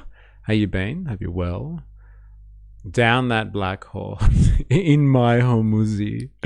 Oh my god. Here it is. I'm stoned to the bejeebus belt. Alright, nice. Well, fucking sit back and relax. We're going to learn about Apache helicopters, apparently. So they put themselves in the worst position. I guess. Solidarity. Here it comes. Army helicopter, what do we know so far? Well, Terry, we know this. Oh, fucking what a legend. Thank you very much. Hit my fucking goal for the day already. Zohran, you fucking legend, yeah. Fucking legend. $5. And bongs out for the boys. Bongs out for the boys. Thank you very much. Appreciate it. Straight back into the stream, baby. This one's for you. U.S. Army Apache helicopter was operating over the Strait of Hormuz when it went down, and President Trump is blaming Iran. Are you guys getting that on the audio? The audio sounds like really tinny or like weirdly distorted. DW, German public broadcaster, can't even get its fucking audio right. If the Washington Redskins have to change their name, so does Apache. Yeah, the Apache helicopter. Good times. Another blessed day. Why does the audio sound underwater? Thank you. Yeah, it's so weird. The audio on this piece sucks. So maybe not the greatest military making the decisions. Trump, what a wanker. Yeah, I know, right? Like, what the fuck? You're just sending people out to patrol, and it's like, unless, as I think Hans already suggested, Super chat $5 from Ravy. Solidarity, yeah. From the people that are fucking off their titties today. Thank you very much. Confetti. Psh, there it is, Ravy. Thank you very much. Appreciate it. Straight back into the stream, baby. You know how it is. After weeks of trying to forget each other, world's most toxic love triangle, now more passionate than ever. Very good. That's a good one. Absolutely blitzed. A bong and a blitz. Confetti for the stream. Yeah, thank you very much. I do appreciate it, you too. And all of you out there, if you're on YouTube right now, make sure you've activated the like button. I don't want to listen to this audio. This sucks. Let's go straight to Fox. I want to hear what Fox has to say about this. Fox will know. And Fox will have better audio than the Germans. That's for sure. Well, some breaking news to start us off this afternoon, Santa. I'm John Roberts from Washington. This is America Reports. Of course, the big question is what comes next if the president says that the U.S. is going to respond? The U.S. military did make a first-of-its-kind rescue with an unmanned drone boat to rescue the airmen. President Trump adding that the U.S. that's crazy. They sent in an unmanned drone boat to rescue the two pilots. That's fucking crazy. Apache has about a 2-hour flight time when drones can stay airborne for like 14 at a time. I find it dubious at best. The Apache was patrolling 24 hours at a time. Wow, the White House looks like shit now. Is this the fuck off UFC stage that he's erected in the background? Is that what we're looking at? And like people are upset about it because they didn't get the right approvals and environmental permits and all that sort of stuff. It's like 600 tons of like steel framing for a fucking UFC event. So good. Like this is what you get. Like as if people did not see this coming. Like people are upset that Trump, the guy that like went into and like fought in WWE with Steve McMahon, like he wouldn't do something like this. Like this is like this is a bare minimum I would have expected him to have an event like this at the White House. Like, it could be so much worse with someone like Trump. Like, this is light on. And he wants to keep it up? Okay, well, then that's a little bit more outrageous. It's bad, especially with the other wing completely torn down. America is an unfunny joke. Yeah, well, it's fucking hilarious right now with this stuff. UFC at the White House. Fuck yeah, America. It's pretty funny. I'm gonna get yes, Trump in the WWE. The good old days. To respond to this attack in kind. We don't know what that means at the moment, though. Senior White House correspondent Peter Ducey with the read from 1600 Pennsylvania. Peter, what do you got? What do you got, John? It probably means that the president is about to order something big in Iran be blown up. We know a couple days ago. Listen to that analysis. Like this is, it's just like, okay, so what's the response to this? I don't know, but we can safely say that he's going to want something big in Iran blown up. Like who cares what it fucking is? Who cares who dies and what civilians go down for this? But like, let's just get something big and blow it the fuck up. You know what I'm saying? Like that's the fucking level of analysis on this one. President, so good. Command show protecting the Second Amendment. So good. Yeah, pretty much. Like this is the equivalent, today's equivalent of having a UFC ring at the White House, right? So good. Bread and circus distractions. So they are going to do the UFC event as the battle of the billionaires, and whoever loses gets executed. I'd watch that. That would be fucking good. So trial by combat in Game of Thrones. That would be good to see, wouldn't it? I'd watch fucking Zuckerberg, and that was the original challenge as well back in the day. Zuckerberg and Elon Musk in a cage fight. Fuck, I'd watch that. Dude, White House before, White House now. Yeah. Wow. Why not? Why not? Yeah, I remember you putting this up before as well. Guidance and recipient requirements. Standard ticket recipients are required to meet the White House TR standards of less than 0.55, as well as all service-specific physical fitness test requirements. You got to look good. You can only go if you're not a fat ass. Don't forget it. Here in the US, we have made an amazing discovery. Schools make the best colors when combusting. Crazy. Must have minimum 12-inch cock. Willing to get it out if you're in the front row. UFC is the perfect sport for this admin as well. Some of the most exploited athletes. Oh, really? Huh. Very interesting. That's sad, isn't it? Like not only putting yourself in like harm's way for like the entertainment of the bloodthirsty masses, but like they're just severely underpaid, I guess. Time to unionize the UFC fighters. That's the same way with the World Cup, right? They gave out like thousands of tickets to USA troops, but you can't go if you're a fatty, according to Heg's Breath. I mean Heg's Breath. Heg's Breath. Did I say that right? Heg's Breath. Paid more than Olympians, lol. What if it's not an octagon, but it's actually the entrance to the bunker? And was asked if a red line for restarting a hot war against Iran would be U.S. troops being killed. Lex Kumanicus. Do I support USA or Iran? Like, I'm assuming you're talking about in the conflict, right? Like, do I think that the USA should basically be able to engage in war in somebody else's part of the world and like fight somebody within their territory without any real justification and like no legal standing from an international perspective? Do you reckon I would support the US in this endeavor, like going over to somebody else's part of the world and like just blowing them the fuck out of like human existence because of like a humanitarian reason or on the suspicion that they might have nuclear weapons or whatever it was? Do I support that? Absolutely not.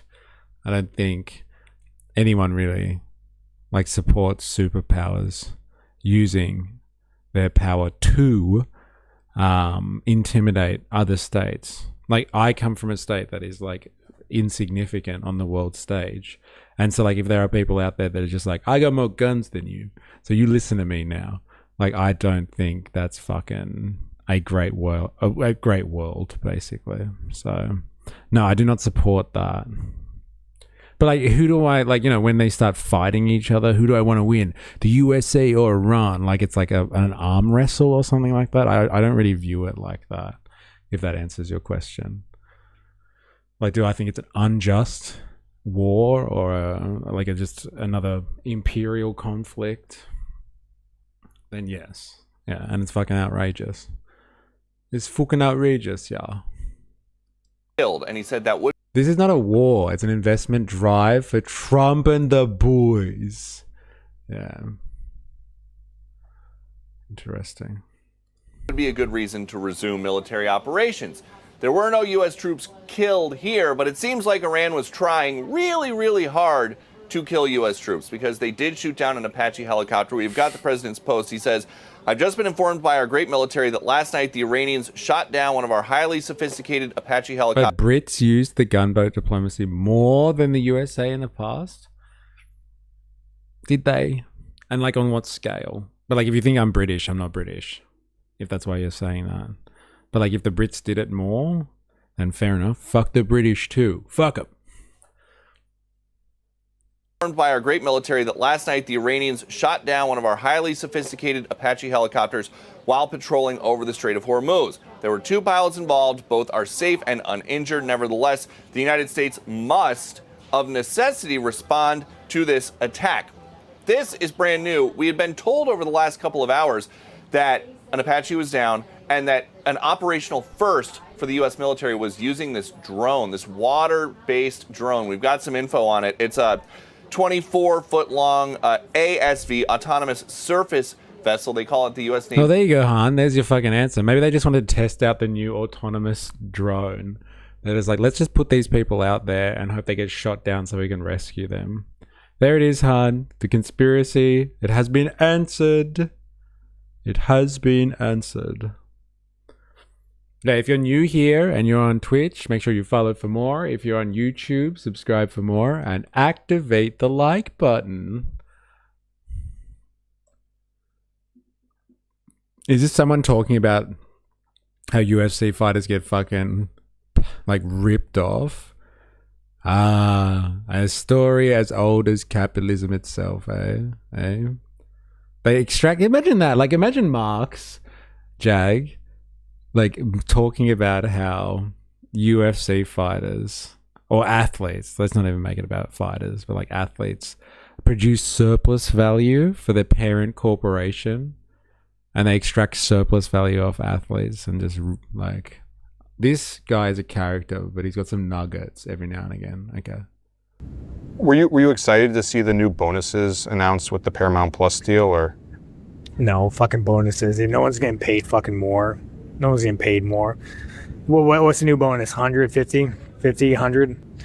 Yeah, it might give you like 5, 10 G's, dude. But like, what the fuck, dude? Like the UFC is the most as far as the pay scale, there is no, you compare it to any other sporting event, the UFC is the most fucked up. If you compare it to like pay versus athletes versus what they're making, there is no argument there. It is like, it's not fair. It's predatory. There is no argument there. Now we're a bunch of fucking idiots who take our clothes off and go fight for fucking, you know, shorten our lives for this. So like, do we deserve better? I don't fucking know. I'm just telling. We're a bunch of idiots who take our shirts off and fight for other people's entertainment. Hey, well, like fuck, they put themselves at the incredible risk for bloodthirsty spectators.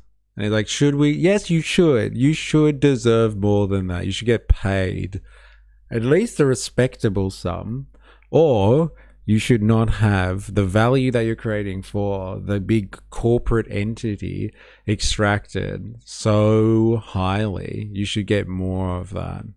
You should fucking fight against the machine, brother. Capitalism. We need healthcare. Best we can do is this new promotional item at Macca's.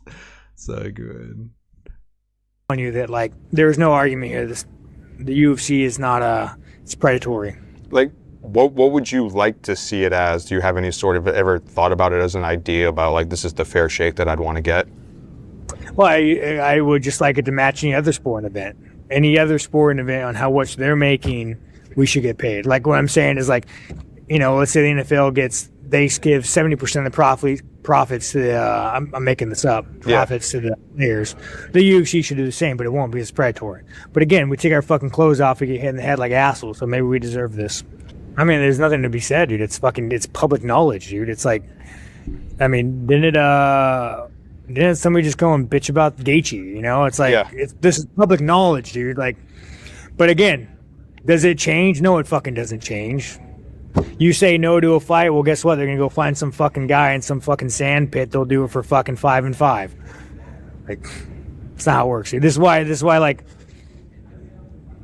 you're slowly gonna see the American roster die, because it's like outsourced by like people that fucking you could live. I mean, what are they signing guys? 10 and 10? I mean, how much is fucking rent in Vegas? Like 2,000, 1,600, 1,400? What is 5 and 5? What does 10 and 10 mean? What language is this? I don't understand this. I'm sure it's relevant though. I need to understand what he's talking about. Did you watch my Walter Williams video yet? He explains it so a 6-year-old can understand it.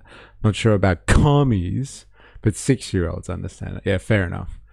I do have the intellectual capacity of probably a 5-year-old when it comes to economics. So I can't promise you anything, but I haven't watched it yet. I do apologize. I was actually going to leave it for Far Right Fridays. As long as I don't get hit up again with a fucking copyright claim. Maybe people don't like watching people get their head kicked in for entertainment. It's so weird. His name is Walter Millen. I think he's talking about signing bonuses and what they make to fight. Okay. Right. Interesting. So it's like, once you pay your managers, your taxes, like, how the fuck are you supposed to live on that? Like, well, you could fight 4 times a year. Okay, so you go 3 and 1. Like, no, you'll make more money at fucking Walmart, dude, if you're being a sign. But that's what the UFC wants, man. It's all just like fucking corporate, fucking predatory. So it's like 5 signing and then get 5,000 to fight. And then he was talking about like 10 and 10 before. Okay. That's how it goes, dude. Just people why do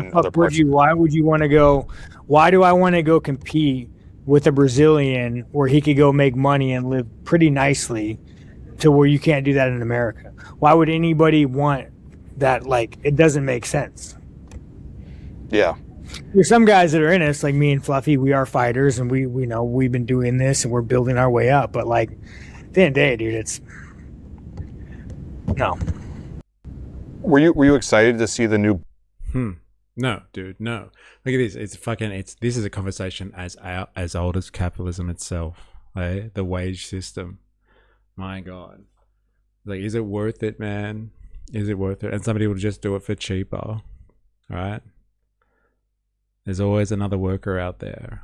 This is why you have to, like, that's why they say you organize and you unionize and all that sort of stuff. Because, like, workers divided can be pitted against each other. And workers united, even along national or across national boundaries. They really need to unionize. Yeah. Yeah, for sure. The Corsair, it's got a 1,000 mile nautical range and 35 knot top speed. We don't know exactly how the drone contributed to the search, but it is credited with helping save these guys' lives as they were plucked out of the Strait of Hormuz. And we would expect to hear more from President Trump about exactly what the... In other major leagues, lit profit is about 50-50. UFC is more like 15.85. Okay. We must go on. LOL, sorry. No need to apologize. It sounds like you're having fun. You and Ravy. The appropriate response is here, but it's definitely going to delay any kind of a final peace plan. John.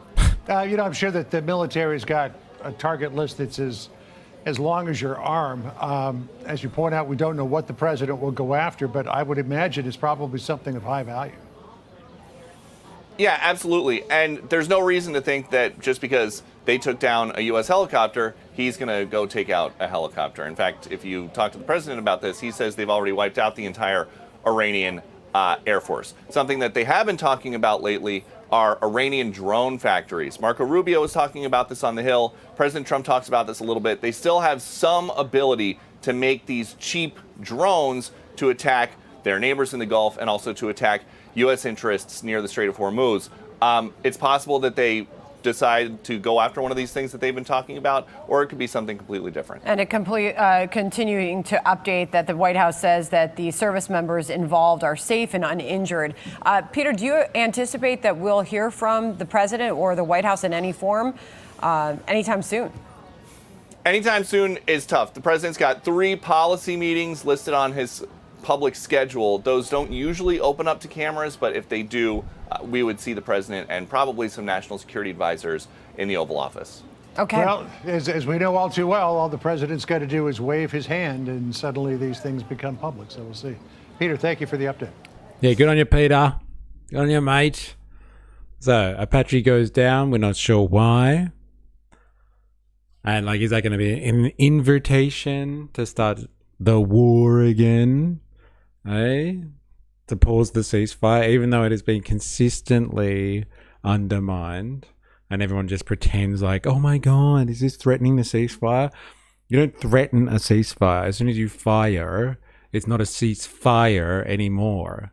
Okay, let's just all remember this is important. It's basic. It's basic as fuck. I still think we should have gacked out RFK fighting a bear in the ring while guys on mopeds ride around one of those spheres of death. There's still time because he's going to keep that structure in the back. There's still time for it. Let's rename profits. Exploited this much extra of customers and employees. Anyone that thinks profits are bad doesn't understand economics and should really shut the fuck up. Damn. Han, so aggressive today. Calm down, eh? Profits bad in and of themselves? No. But do profits make people do horrible things? Yes. Yes, they do. Can't deny that. LOL, without helmets. Swole up. Natural immunoperfection. All right. That's enough from these people. I just wanted to have a quick update on that whole... Okay, they've shot down... Yes, we're going to hear about this, I'm sure. The helicopter's gone down, and now they're going to use it as a reason to, strike Iran again. Han woke up and chose violence. Yeah. Because words hurt, don't they? I'll never not post this segment. This one's for you, Han. It looks like. I never said exploitation was bad. When people just do horrible things, incentives aren't that major. I don't know, man. Much of society is based around the profit motive. So, if society was based around something else, then maybe profits wouldn't be So awful.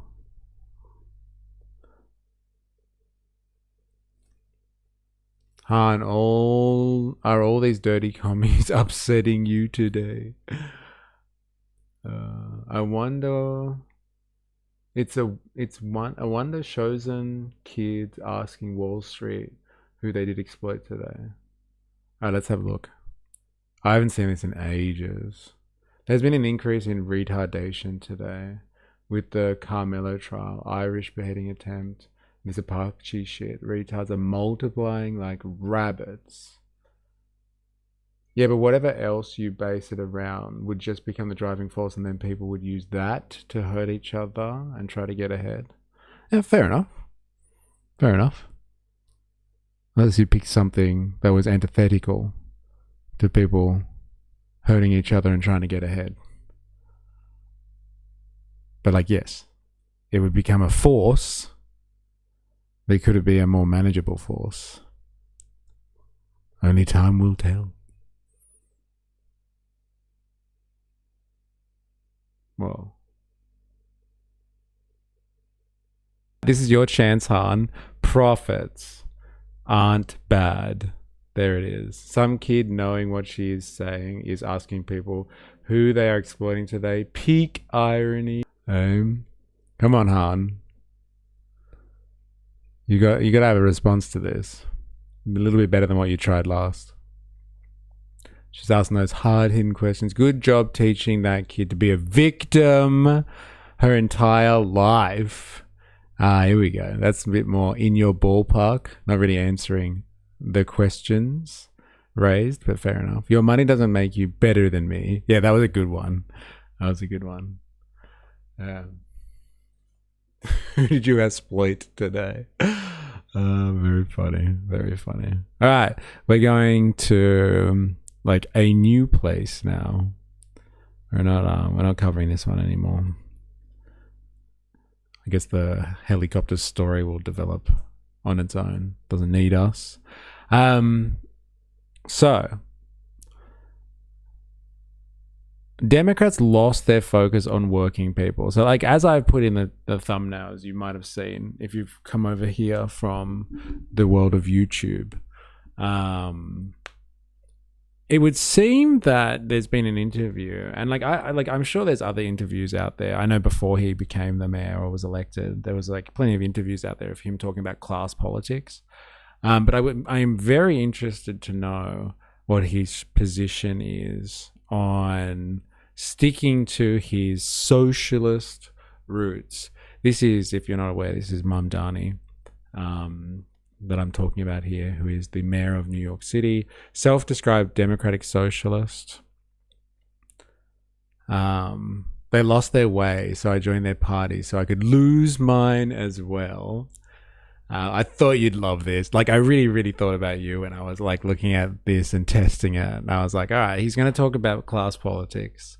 Let's see what his position is now. Like, there's class politics prior to being mayor, and there's class politics after. And so, like, I wonder what his position is on all of the class war stuff. Now, as we spoke about yesterday, is it yesterday? Or like, I don't know, the other day, we were speaking about the differences in like socialist style politics in the Western world. And he describes himself as a democratic socialist. And a democratic socialist is something completely different to what he is, in my opinion. I think he does social democracy. So social democracy is what Australians love, because everybody loves like Medicare, right? We like investing our money and resources collectively as a society into like free healthcare or free education. We think that it's important to, you know, make sure wealth from society, not just the rich, but like society generally, is redistributed to a certain level where we can look after people, and there's a social safety net, and like we spend money on not just the social safety net, but like infrastructure and things that are important for society's betterment, society's development. That is social democracy. And so like someone like him who's like, yeah, free buses, affordable housing, like that's That's social democracy. Okay, that's like policy decisions under capitalism that can make lives better for individuals and society. That's what he does. But a democratic socialist is someone that's supposed to bring in socialism via democracy. And so like they co-opt the existing system to bring in socialism. So like they use the existing political structure and get people to vote in socialism. So it's like, it's non-revolutionary. There is revolutionary socialism, which is like you actually have to take over the system, physically take over the system. You organize, you fight back, you et cetera, et cetera, et cetera. You don't play within the structure itself. You overtake the structure, and then you institute a completely new political system. That's revolutionary socialism. He's a democratic. He believes, or these types of people have faith in their political system and think that they just need to get in like with enough of people like him, and then like they'll get rid of capitalism and they'll have a socialist system in place. Like non-violent revolution, yeah.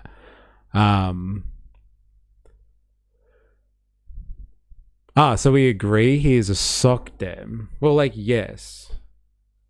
Yes. And is that the famous quote about like being stabbed in the back by the social democrats? Like, I think we talked about this like the other week, but like it's important to, because like when people are like, oh, he's an evil socialist mayor or whatever, like calm down. Like, is he even doing anything socialist, or is he like asking for fucking rent control, free buses, affordable housing? Who betrayed us? The social democrats. Yes. But like, calm down. Like, he's not doing socialism. Like free buses and shit like that. It's not socialism. Socialism would be like some actual workers' control over the means of production. Like if he enacted some policy, I don't know how he would do this, but if he enacted some policy that was like, that took over Wall Street and gave that back to the people that worked in Wall Street, as opposed to the corporations that all of those people work for, then like that would be some weird socialist kind of takeover of that system. Like I don't think he's advocating for any of that at all. That's not his policy position. But nonetheless, he has class rhetoric and he speaks about class warfare and class stuff in a lot of his speeches and all that sort of stuff. And so someone's interviewed him from MS Now, it would seem. So I'm assuming this is some type of lefty media outlet. And like, let's see where his class politics is at after, what is it, like 6 months on the job now? Is that right? Does that sound about right? Collective power to change society. What a commie. Get him. Yeah, all policies that have existed before too. I don't know if New York City was the best place to start, or the capitalists can just run away and hide their money from new systems introduced. It feels like it's just going to lead to widespread poverty. And that's why, like, I don't think he's doing socialism. Like, he's doing social democracy, which again, like everyone, I'm assuming in Australia loves. Like, does anyone in the chat here hate Medicare? Anyone in Australia? Any of the Australians here? This is basically mainstream democracy now. Well, is that what MS Now is? Mainstream democracy now. Okay. Well, let's see if they throw some hardballs at him. You can be the most retarded person in all of America, but if you have the charisma and promise free shit, people will vote for you. This retard is going to destroy New York City, and I say, fuck 'em.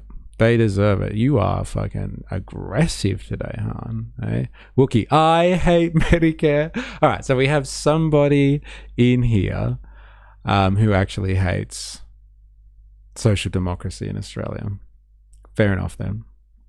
The population is just too big in too small a space. Shut Wall Street down. Mamdani better than Cuomo. Cuomo's a racist piece of shit. I mean, we like it, but nationally would be nice. State slightly less nice, but it's good. One city mayor, I don't know. I hate it because it doesn't include dental. Oh, okay, right. I get it. Fair enough. Buying my son's braces was fucked. Yeah, well. Good luck to you. It is an expensive endeavor, isn't it? Hey? I could only imagine what it costs nowadays.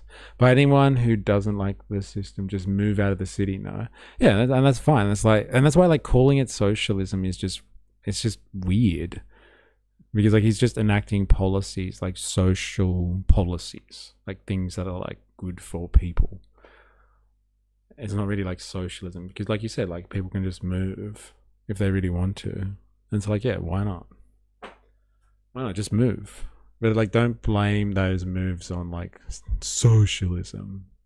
It's just like basic governance, really. Do you want to spend money on people or not? Like, it's not really socialism. It's just fucking politics, really. Let's listen to what they have to say. Mr. Mayor, thank you so much for doing this. Such a pleasure. Thank you for being here. Thank you. City Hall. After you win in the primary, I'm going to take you back a little bit. The New York Times ran a headline that said Mamdani triumphed without a majority of black voters. There have been questions and criticism about what kind of mayor you would be for black New Yorkers, but there's been some recent polling by the New York Times that found black folks here in New York had the highest approval rating of you, of any ethnic group, by 55% was what they said. What do you think changed?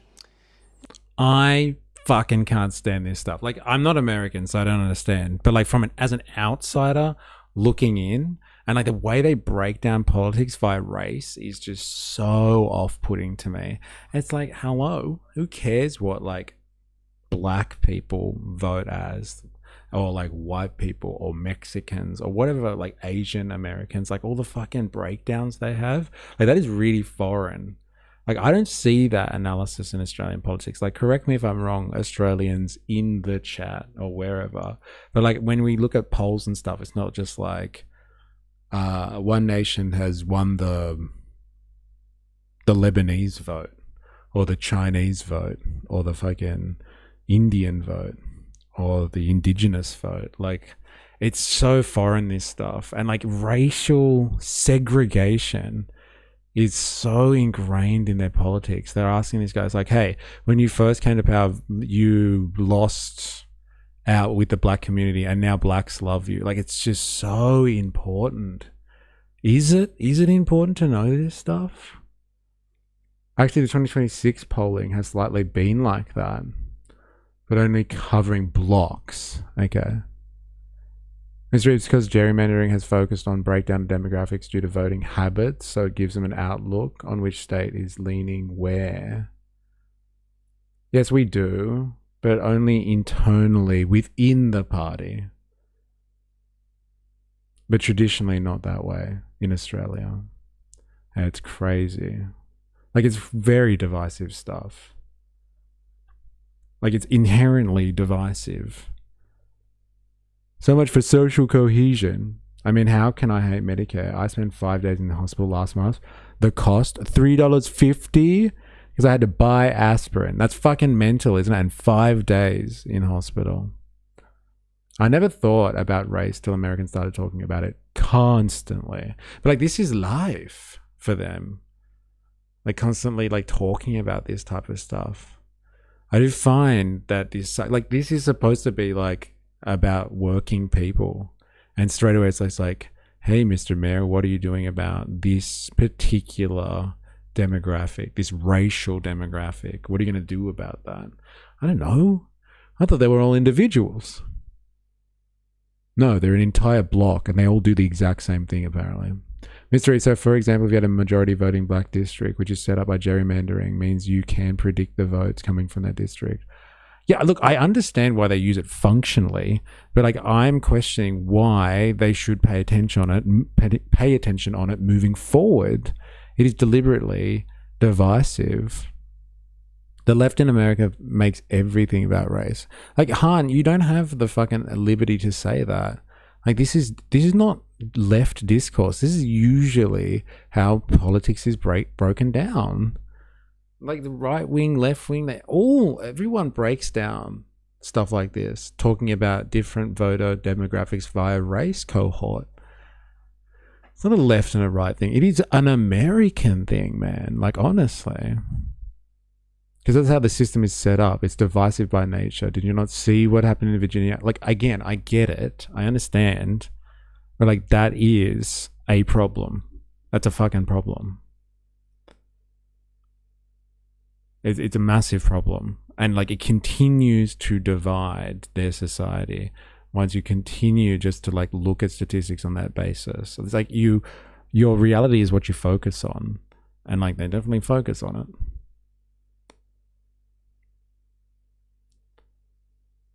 Han with the sweeping statements. I love it. Han being correct as usual. Well, like, no, not in relation to this one, Han. Like, honestly, they all talk about this. Any part of the spectrum, they talk about this.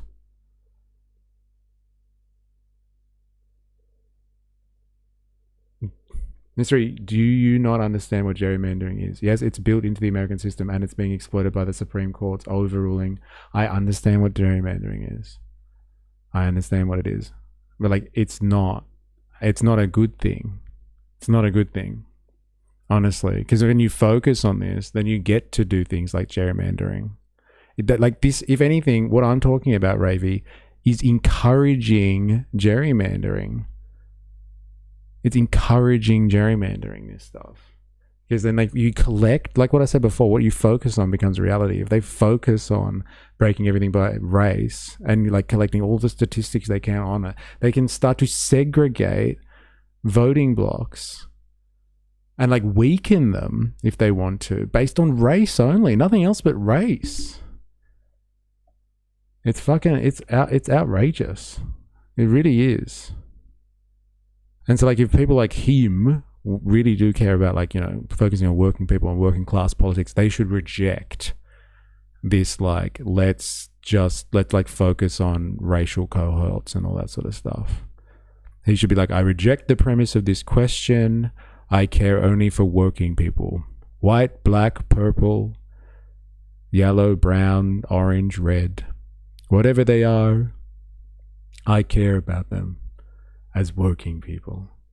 We prefer pork barreling Maya in Australia, but we do both. That's what happened in Virginia. The people voted for a redistricting in favor of the people, but the Supreme Court's overruled and went with the Republic race-based segregation. I just said Aussie polling doesn't do polling based on racial demographics.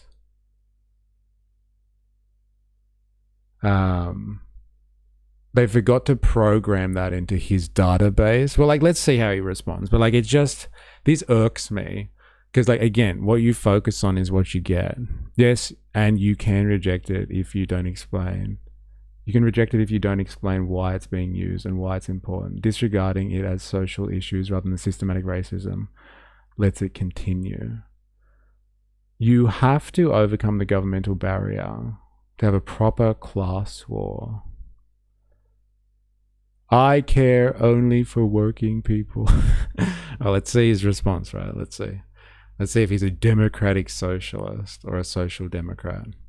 Because, like, social democrats will do this. Social democrats will be like, oh, well, then we need a policy that affects only black voters then.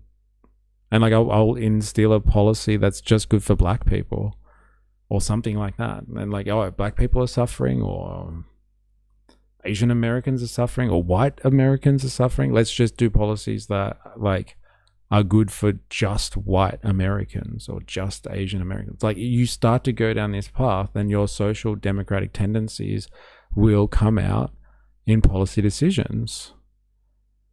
Like, but, like, I think, I would argue that a socialist wouldn't want to focus on that. Exactly. Especially with their policy anyway. It's not a decision that people want. It's implemented by people in power. Well, then they should stop it. This is what I'm arguing. The people in power need to stop doing it. And, like, people need to stop paying attention to it. It's fucking divisive. It's really fucking divisive.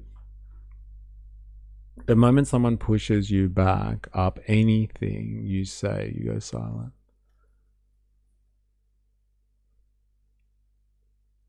It's only important because the gerrymandering, if they removed it, then the race of voters won't matter because there won't be vote diluting. All right, let's do this. By 55% was what they said. What do you think changed?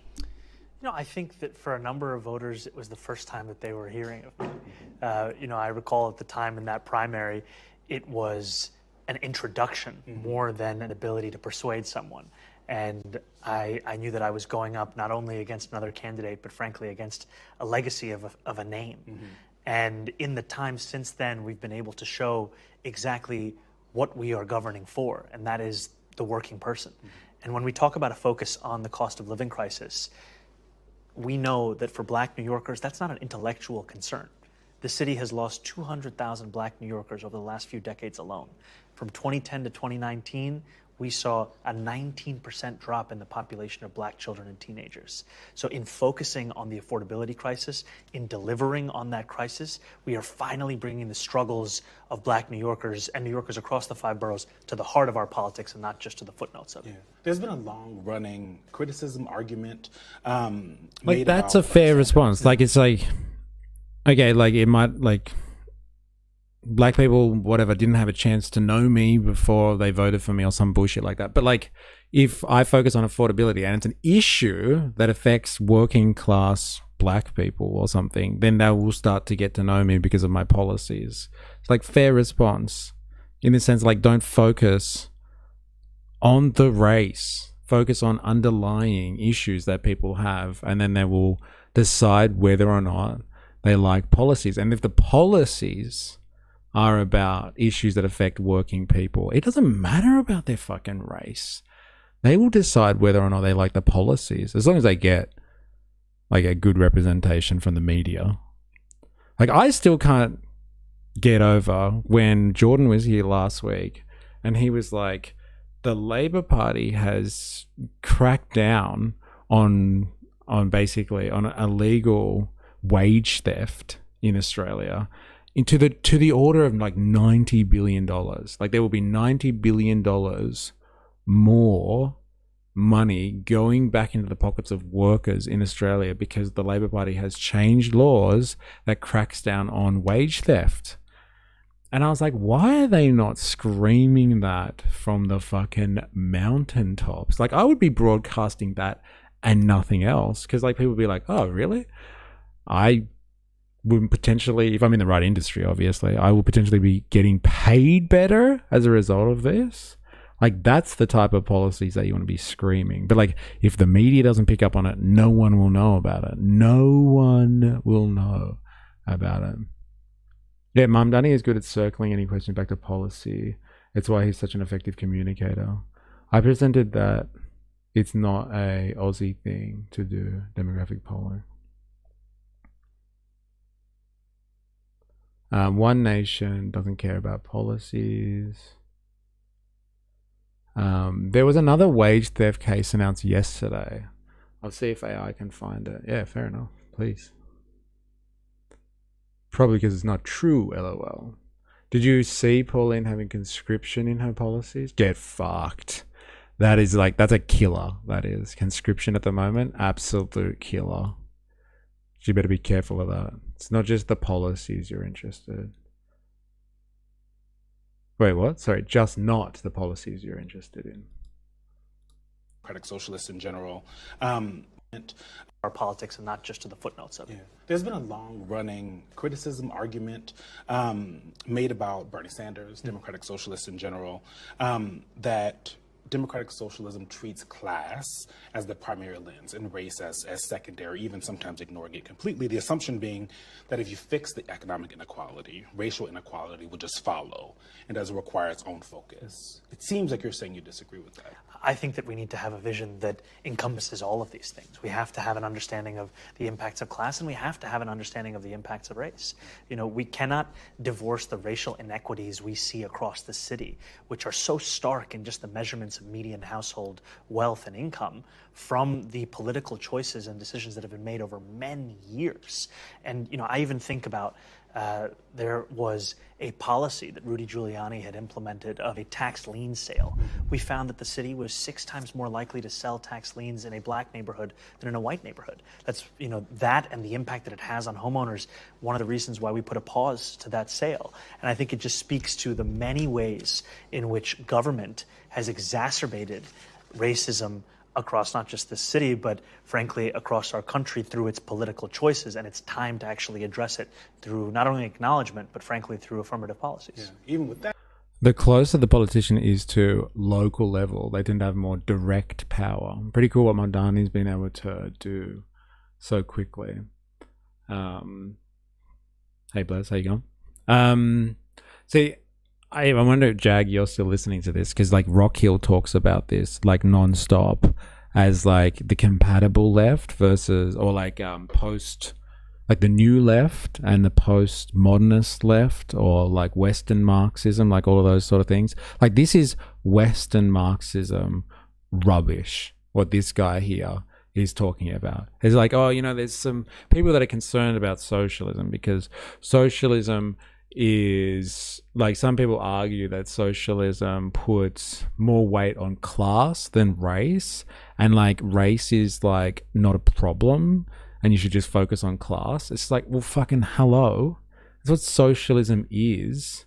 Like, so when you have other so-called socialists that want to come along and they're just like, oh, but like, the struggles of this person matters just as much as like class war, like that, and they're like, so you can't focus on class war until we've fixed all of these other problems. Like, that is just a way to stop working people from organizing, because they have to go around and fix everybody's individual kind of grievances with this capitalist system before organizing around any type of workers' solidarity. It is a divisive topic. Now, we talk about this all the time, and let me just say for the record, the culture wars are important. Okay, there are significant grievances in the culture wars out there that like have real world effects and affect people's lives, and so like they are really important to some people because they have a direct impact on people's lives and well-being. But hello, we live in a capitalistic economy, and that capitalistic economy puts added pressures on top of people because of the way that we all relate to the world around us. And we relate to the world around us not just based on race. It's not just based on your personal grievances or your gender or your political affiliation, but we all do relate to each other through the economy somehow. We all relate to each other somehow through the way that the market system functions. And so like what he's saying, basically his question is, and a lot of socialists will have this debate, and his question is basically like, but like, race is like, there's a lot of important issues with race.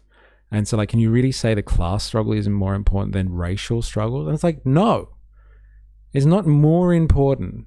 But in the current system, race issues are compounded by capitalism. They're compounded by a system that promotes financial stress on large majorities of the world's population.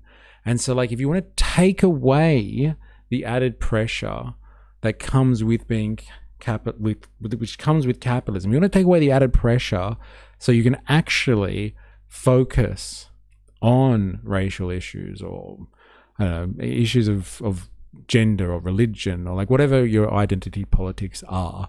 Like, you can do those things without the added pressure of the economy. The economy is a problem, and it fucks people up big time and makes problems worse. And so at some point you do have to prioritize. It's not a call to say that class is better than race, or class is better than sex, or class is better than, I don't know, whatever other cultural issue you have. But you have to focus. You have to strategize. And socialists, it's in the fucking name. They're concerned about socializing the system, socializing the means of production. They're clearly about workers' issues. Like, socialists didn't form to fight against racial segregation in the US. Socialists formed around the world at the same time in response to capitalism. Have socialists been there on the forefront to fight racial issues, fight about gender equality, fight about like sexual liberation? Yes. Yes, of course they have, because they've been organized, because they were organized and they learned about the struggle fighting against capitalism. And because of their fucking... They've been forged in the fires of the fight against capitalism. They've been able to organize and use their organization to help other efforts. And so like it is very valiant of socialists to organize and use the power of their organization to help fight other struggles and other forms of oppression. But like when some socialist comes at you and wants to argue with you and be like, well, you just care about the class war and you don't care about race or gender equality or whatever. If you don't care about that stuff, and it's they say it's reductionist. It's reductionist to bring everything about class war. Like, hello. That is the fucking objective here. Class war is the thing. That is the point of socialism. It is to figure out a way where working people progressively have more and more power over society. They have more and more of an impact and control over society and the economy. That's what it's always been about. And so like his question is like, oh yeah, but like, what do you think? Like if the socialist utopia happens tomorrow, then like racial issues are going to go away? No, of course not. That's fucking retarded. Like that's stupid. Why would you think that racial issues will just disappear tomorrow, or gender equality will magically fix itself if capitalism disappears tomorrow? Of course not. But like in a world where the issues of capitalism are under wraps and people are catered for, and like the economy is fairer for everyone, then you have more ability to focus on these issues without the added pressure of a class system fucking you on every turn. Because they use all the other issues to divide us. They use all the other issues to divide us. And so like I fucking hate it when so-called socialists out there come at you and say you can't talk about class war until we've talked about fucking every other issue. They call this intersectionality and all that sort of stuff. All the levels of oppression that overlap on top of each other. And like people used to argue at the base, you have the economic inequality, the economic oppression from capitalism. And then you can build up other levels of oppression on top of that. And like, that's fine. But like, don't say that like the class issue isn't more poignant to socialism, because that's the fucking idea of socialism. It is the fucking idea of it. Like, honestly, it's in the name. It's in the history. I'm not saying that other issues are not important, but like the class war is the focus. And so you cannot get sidetracked. You must focus on what the fucking war is. And so like he's asking a fair question. Like, does race not matter in class politics? Yes, it does matter. They're important issues, but like you cannot spread yourself out too thinly. And like we already live in a society where like working class consciousness, unions, workers' organizations, they've disappeared effectively. And so like, let's not get caught out here. We need to organize around class consciousness and like focus on building power there, and then you can use that power effectively to help out other issues. But you're not going to help anyone if you don't focus on where to start.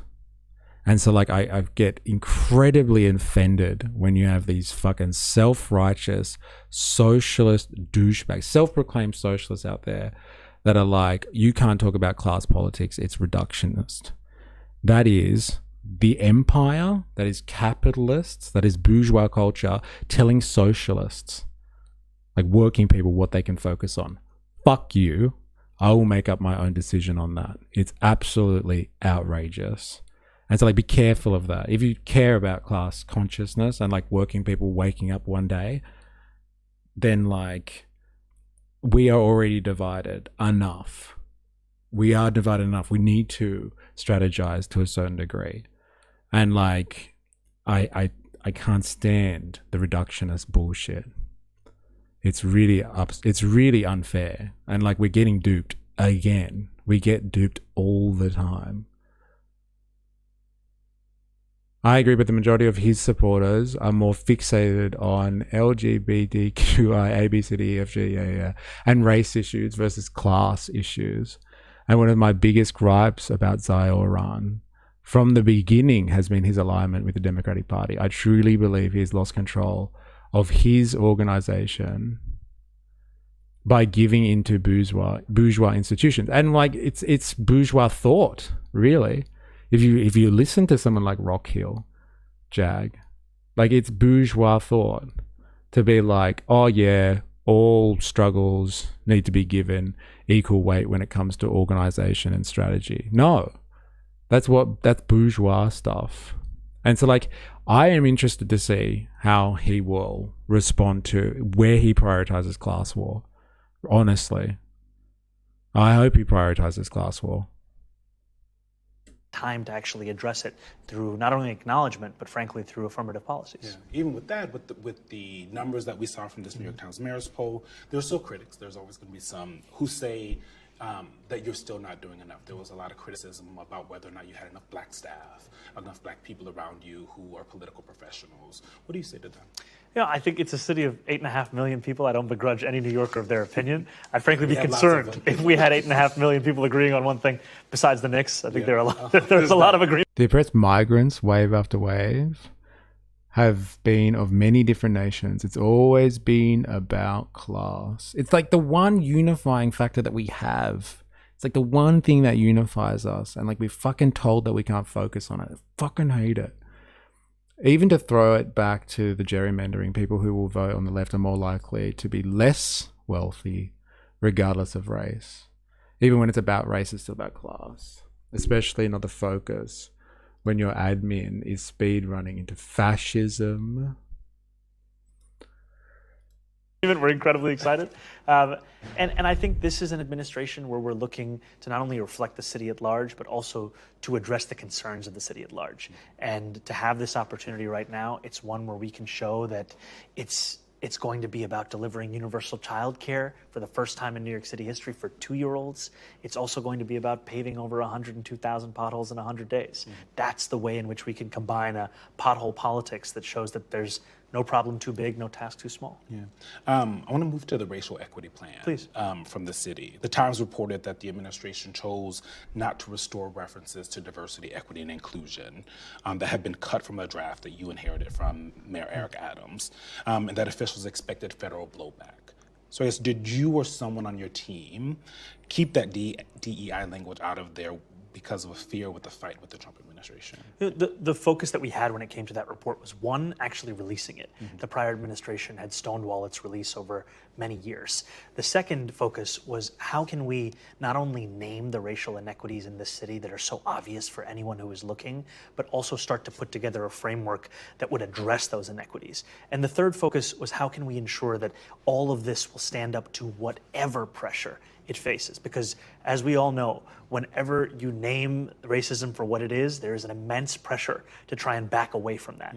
We wanted to put together the strongest legal argument to ensure that we could actually move forward on it, and that's what we found in this report. So a legal argument that doesn't include the words DEI. Do the words matter in there? I think all of the argument that we laid out is one that we believe can withstand whatever pressure comes from the federal administration. And for us, what we found is that New Yorkers care more about what we can deliver than the process by which we get to it. And that's exactly what we're looking to do, is finally deliver a vision for racial equity that is able to get into a material consequence for New Yorkers. This is like some socialist language here. And so you got to pay fucking credit where it's due. Like, you know, you can say all the fancy words you want, like not use DEI because the federal government will come after you, and then like use it some other fucking, I don't know, veiled way to get around it, etc., etc. But like, really, people want results, and they will judge based on what they see from policy decisions that are being made, and like how that affects their material conditions, like how that affects them economically, basically. Does it make their life harder or not? Does it make their life easier or not? And they will judge based on that. And so like, if that is true, his rhetoric, and that's what he's talking about, he's like, yeah, I'm not going down a path of like using the word DEI because I want to be caught in a culture war with like Donald Trump. And like, I'm happy to like change the language so I don't cop heat of Trump, so I can have like policies that like actually affect the lives of working people and like improve them. Then like, you know, like this is sounding like interesting stuff to me. Intersectionality is key. It's all of the things: rich versus poor, black versus white, local versus immigrant, straight versus gay, man versus woman. All of these intersect, and an honest look at society finds issues, e.g. where one is treated and handled differently. Class is what? Wealth plus status? Yeah, like intersectionality is like important. Like, it's good to know where you get oppressed and all that sort of stuff. But like, class is the focus of socialism, and like for socialists to infight over not focusing on class is so stupid. They should be ashamed of themselves. Like, so-called socialists, they want to argue about how looking at class is reductionist. Like, have you actually read socialist literature? Like, have you actually looked at what socialism is trying to achieve? It's supposed to be achieving a world where working people are better off and actually have control and power in the political structure. And so like, you can focus on whatever you want to, but like, socialism is not about that. Socialism is not about intersectionality.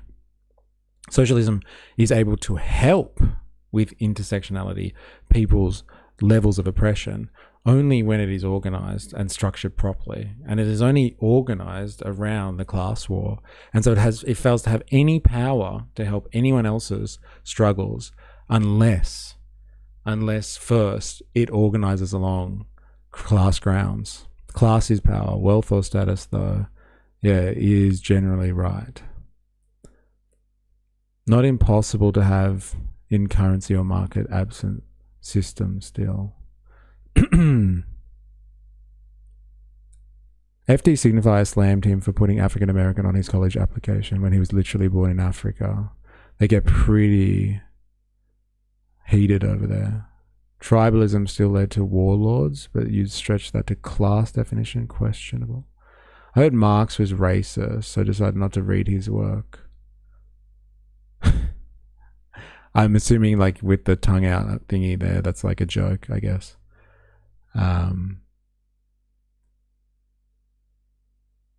Yeah, I don't rate him, Rave. He contributes to the problems. FD can be silly. Interesting. All right, back to it. On April 6th, the Assistant Attorney General. Material consequence for New Yorkers. On April 6th, the Assistant Attorney General, Harmeet Dillon, posted that your plan, quote, sounds fishy and illegal, will review, exclamation point. Have you had any actual communication with the Justice Department over this?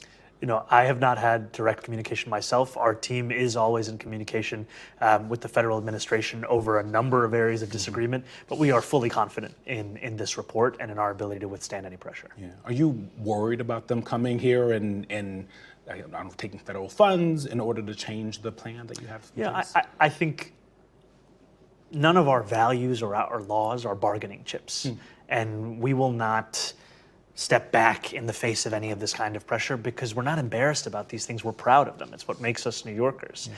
And so if the federal government has issues with this report or any other policy, we look forward to that conversation, but it's not one we're going to shirk from. Yeah. You're one of the maybe only mayors, Democrats, who has engaged with Donald Trump and the Trump administration publicly, and it seems like everyone left not fighting. What is the trick to that conversation in the relationship with Donald Trump that other mayors maybe could take a note from? Well, I think it is unfair in that I have an advantage in that we are both from New York City, and we share a love of this city amidst many disagreements that we have, whether about the country or about the city. And one thing that the president said to me as well as to the public is the better the city does, the happier he is. And in that, I ensure that our conversations are focused on how we can do better for the city. And that doesn't mean shying away from disagreement. You know, I've sat directly with the president. Like, that's bullshit. Like, Trump's a fucking populist and an egomaniac. And like, he saw Mamdani riding a wave of popular support, and he was happy to get in on that. Because, like, you know, Trump likes people that are fucking doing well. He is that way inclined. And like, this guy was riding a mad wave, and like, Trump wanted to rub up against Mamdani a little bit, eh? And hope like some of that popular support rubs off on him. Like, why would you go after someone who's just won a nice wave? Like, he attacked him until he won, and then realized that he was very fucking popular with the people. And Trump was like, I can work with this guy. Don't worry about it. Like, I think it was very strategic. It's not just like because they both love New York that he's able to speak to fucking Trump. Like, this guy was probably shitting it. And I was like, this has got to go well. It works for both of them. If it looks like they're getting along. Yeah, telling BE to call him the N-word was embarrassing. And he looks like, and he likes good-looking people. If Trump thinks you're attractive, you're in. Yeah, interesting. And attractive in many ways. Like I'm saying, like, he's popular, and Trump just like, he wants to be around winners, not losers. And I've spoken to him about the fact that I believe that ICE raids are cruel and inhumane. I believe they do nothing to serve the interests of public safety. It just means being honest and ensuring that it isn't a conversation around personality or the two people who are there, but rather around the people of New York City and how we can deliver for them. I think you called him a fascist at the Oval Office, if I remember correctly. Yes. When was the last time you two spoke? Yeah, I keep the nature and the cadence of those conversations between the two of us, but I will tell you that recently, whenever we have the conversation, it's about the city of New York. Yeah. You ran as an insurgent against the establishment. Captain Bucket in the house. Howdy, how you going? He kept Tish, so he's okay to Trump. Yeah. I wonder what deals this guy had to do to like keep the ruling class kind of back from, I don't know, getting rid of him, if you know what I mean, and completely destroying him. And what confidence did he have to give them? Like, keeping in their pick for controlling the state's control over the use of violence in New York City. Like, that was it. Like, all right, fine, you might be mayor, but like, we get to control the police force. And like, they were like, we're okay with that. So like, if anything happens and like you whip the people up into a frenzy, like, we'll be able to crack down on whatever's going on in New York, and we control the cops. You might control the city, but we control the use of violence. I wonder what else was like that on the table.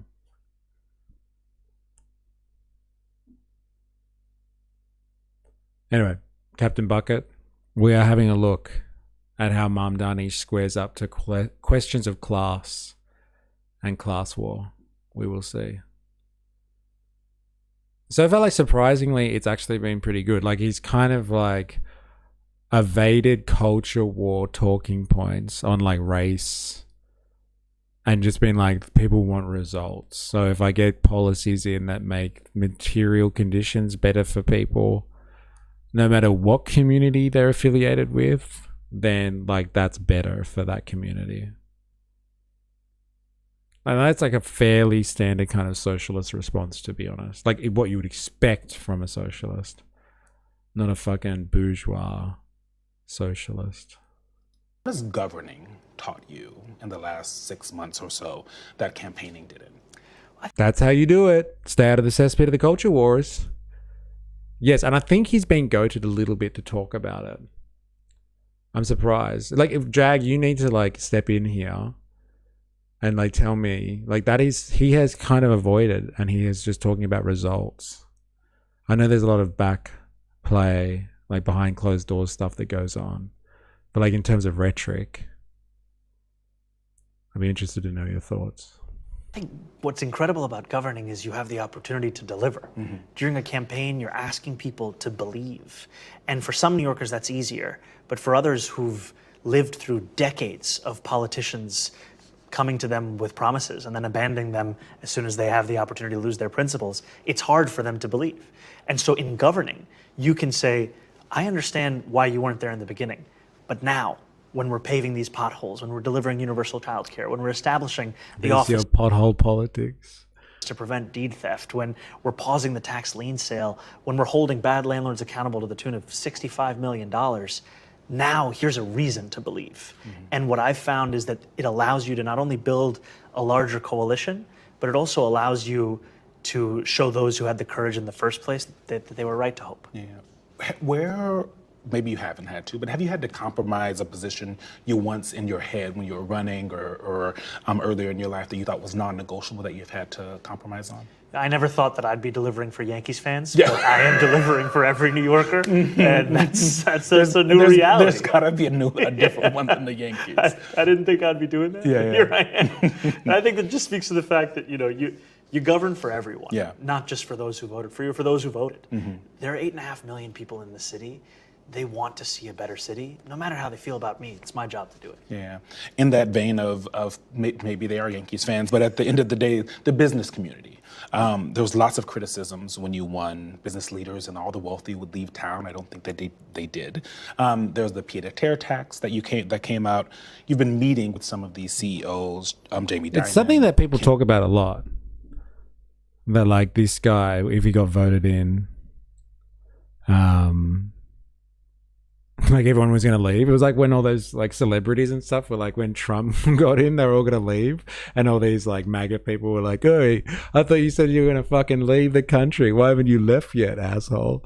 And they're like tracking people, asking them why they aren't going to leave. Like it's just usual fear rhetoric, isn't it?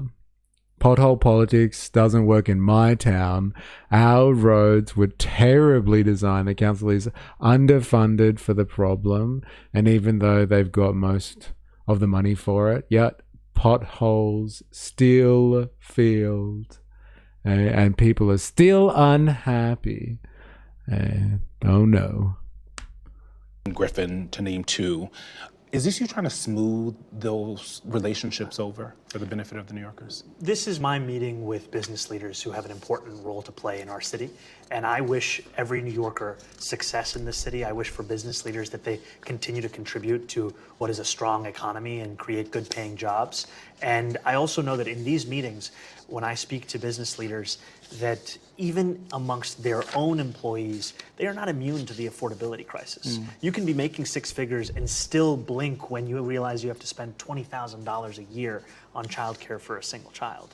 And so what I see in them is also the opportunity to partner, to work together. You know, when I was sitting with Jamie Dimon, we spoke about the ways in which we could make the public sector as efficient and excellent as possible. Because no matter a policy disagreement on taxation structure or things of that nature, we both agree that we need to have the best possible city government in the city that delivers by example and wins through that example. Yeah, and that taxation plan, are they more inclined to be all right with it now that you guys have met? What I've heard is that when you have those meetings, people leave feeling a little bit differently than they did before. I think I look to make clear that the plan is not one that is built around wanting to target any one group of people. It is rather out of a belief for a fairer system of taxation and a way to make sure that everyone can afford to live in this city. I think you'll still find that most people who make more than $1 million would prefer not to pay more in taxes for that more than $1 million. But I think that most New Yorkers understand that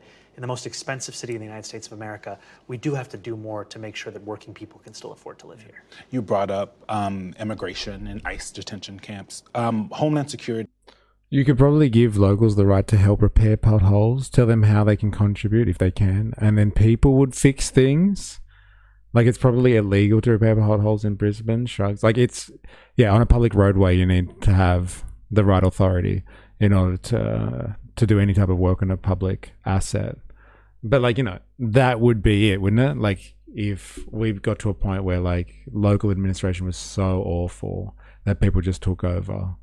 And, like, that has been happening. I know in the Central Coast, that sort of stuff was happening when the council went down. That's a lawsuit waiting to happen. Yeah. That's communism. Yeah, people contributing, yeah, what they can, what they are able, and taking only what they need. Well, maybe, I'm just saying, I'm sure there would be a legal way in one of those small council areas that simply doesn't have the funding to do it properly. They could enable people to help. Yeah, 100%. That's what he did with the snowfall. He organized people to shovel snow for gift cards. That's communism. So good. Hilarious. It's not that our local admin is horrible. It's the terrible way the roads were made in the first place. Yeah. Like, this is the thing, like, I don't know how the roads were made, but like when, in my time in local government and development specifically, the developers would make the roadways and hand them over to council. And if they had like cheaped out on the roadway design, even though council was supposed to do inspections the whole time, they still were able to find ways of cheaping out on the road design. Then like once it's handed over to council, it does become a massive admin issue, because like once you transfer into council ownership, it becomes like community title or public land. Like, it's, yeah. So maybe not fixed potholes, but other things, bus stop chairs, park swings, etc. Secretary Mullen suggested I live in Port so-called Stephens. sanctuary cities like New York. The whole is basically one large sandbank. Jesus. Sorry, the whole area is one large sandbank. Yeah, fuck. Quote, shouldn't be processing international flights. Detention camps. People can still afford to live here. You brought up immigration and ICE detention camps. Homeland Security Secretary Mullen suggested so-called sanctuary cities like New York, quote, shouldn't be processing international flights. JFK handles more international traffic than any airport in the country. If the administration follows through, that is real economic pain and just a headache for folks that fly through here and the New Yorkers. Beyond saying values aren't bargaining chips, what's the plan to make sure they don't, if they move on JFK? I think the first thing is to make clear that, you know, we have heard many of these kinds of threats before. We will fight each and every one of them, because these are not just threats to the principles of our city, they're also threats to the economy of our city and the way in which our city runs. And we are confident in our ability to do so, because this city is not just the economic heartbeat of our state, it's also the economic heartbeat of our country. And we're looking to deliver the best possible experience, especially at a time when the World Cup is coming, for tourists who are visiting the city. And ideas and suggestions such as this, they just try and throw that into jeopardy, and we're not going to accept that. Do you feel like you've seen a difference since Mullen has taken over when it comes to immigration enforcement in the country? You know, I think you can change who's running the agency, but by and large, what you will find is the same vision that has cruelty at the heart of it. And I think it's time for us to develop a vision on immigration that has a little more humanity as what guides it. Just over the river here in New Jersey, there's the Delaney facility. There are folks there that are on hunger strike over the conditions. They're talking about Delaney. This one's for you, Ravy. Like, this situation is fucking mental. The Delaney situation. How many tourists are going to get stabbed and shot for the World Cup in New York City? Are there futures out yet? Interesting. Like, how many people are? Why would the tourists get stabbed and shot? What are you trying to say, Zohran? What's your reaction, and I guess more importantly for New Yorkers, what prevents a facility like that from opening here in New York? I think there are a few things. One is a reaction of pain at seeing what people have to go through in these kinds of facilities. And these are conditions that they offend the conscience of so many, not just here in New York City, but frankly across the country. This is partially why I have put forward a vision alongside so many others to say that ICE should be abolished, that there is no way to reform this kind of cruelty that we're seeing endemic in the way that immigration is being enforced across the country. When it comes to our city, we are proud of our sanctuary city policies. We are proud of the policies we've put forward and also the executive orders we've put forward to ensure that every single agency is complying with those policies. What do you say to people who say language, and there's Democrats in DC who say language like abolish ICE are unhelpful for the political health of the Democratic Party? I think if we've listened to them before and look where we are. I think it's time to develop a new vision for this party, one that is unflinching in its beliefs and also Han wants rampant violent crime to be a thing in New York so badly. I want NYC to burn. Or at least you're fucking honest. Hey, there it is. Hey, that's what it's all about. You did wake up violently today, didn't you, Han? My God. compromising in its principles. And one of those principles has to be that Americans need not walk down the street fearful of the fact that they might be shot dead. All the Americans are coming out. Hey, go for it. It must be that time of the month, hard. Hey. Then I want the lefties to come out and say, that wasn't real socialism. Look, I usually like to laugh at your jokes, huh? But I missed that one. Like if you burn down New York City and then they come out and say that wasn't real socialism. Is it the socialism that burnt down the city? Is that where we're going with this one? Agents in masks without badges. There was the Israel Day parade over the weekend. What do you say to New Yorkers who heard you saying, basically, I'll protect the parade, I won't stand in it? It was a promise you made, I think, during the campaign. What I hear from some folks is that they said, it felt like, I'll keep you safe, but won't stand with you. Bahrain getting smashed at the moment. Benzo Bandit in the house. How you going? Mamdani is barely a socialist. Well, he's not. Like, in terms of his policy, he's not. Like, I think he's self-described as socialist. But like his policy is like social democratic. Like he's just trying to instill things or like make policy decisions, it would seem, that like help out people with like, you know, I don't know, public transport issues, affordable housing issues, rent control issues. Like these got nothing to do with socialism. It's just governance. He's a democratic socialist. Yeah, yes. Yeah, like I think before you got in, Blaz, we had a bit of a discussion about this. Democratic socialist is someone who believes you can democratically get socialism in. And so like you need to have enough people that will vote for like a democratic socialist party who will bring in socialism. He's aligned with the Democrats and he has like a social democratic policy strain. Like he's all for like a social safety net, that type of policy. That's like social democratic stuff. Again, democratic socialists are people that really do try to organize to use the democratic system to bring in socialism.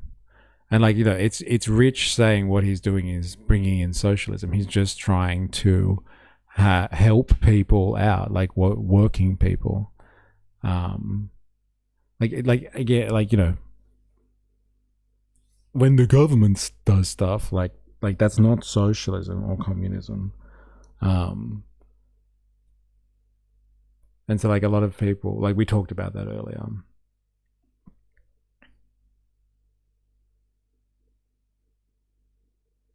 Basic bitch takes taxes, does public good things. Well, if NYC first came out with rent control policies, the city literally burned down because landlords were stuck with worthless buildings. So they burned them down for insurance money. Good chance it happens again if Mamdani gets his way. Right. People burning down buildings for insurance money. That's obviously socialism not working. It's a good one.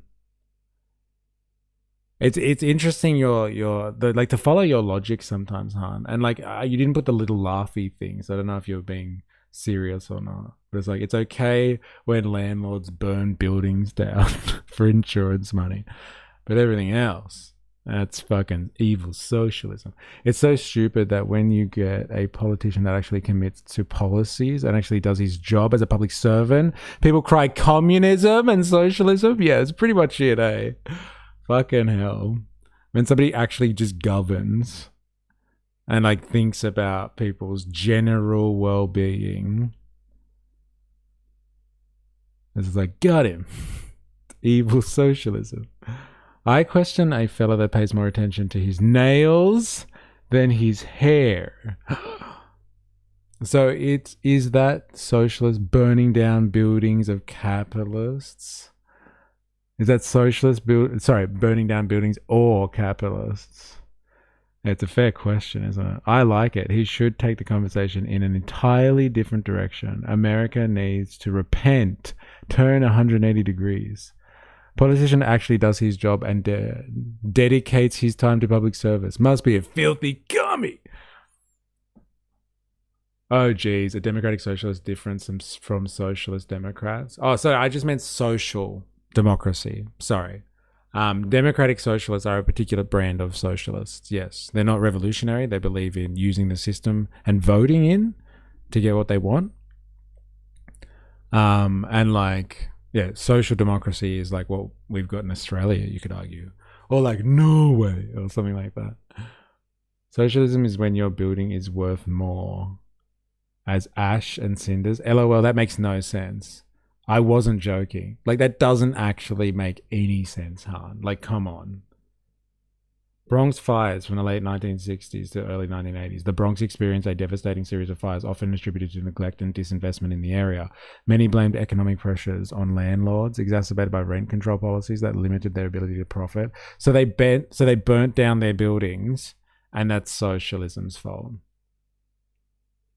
Interesting. I heard the argument from Tom Sowell, pretty sure. Yes, and Han is a big fan, I think.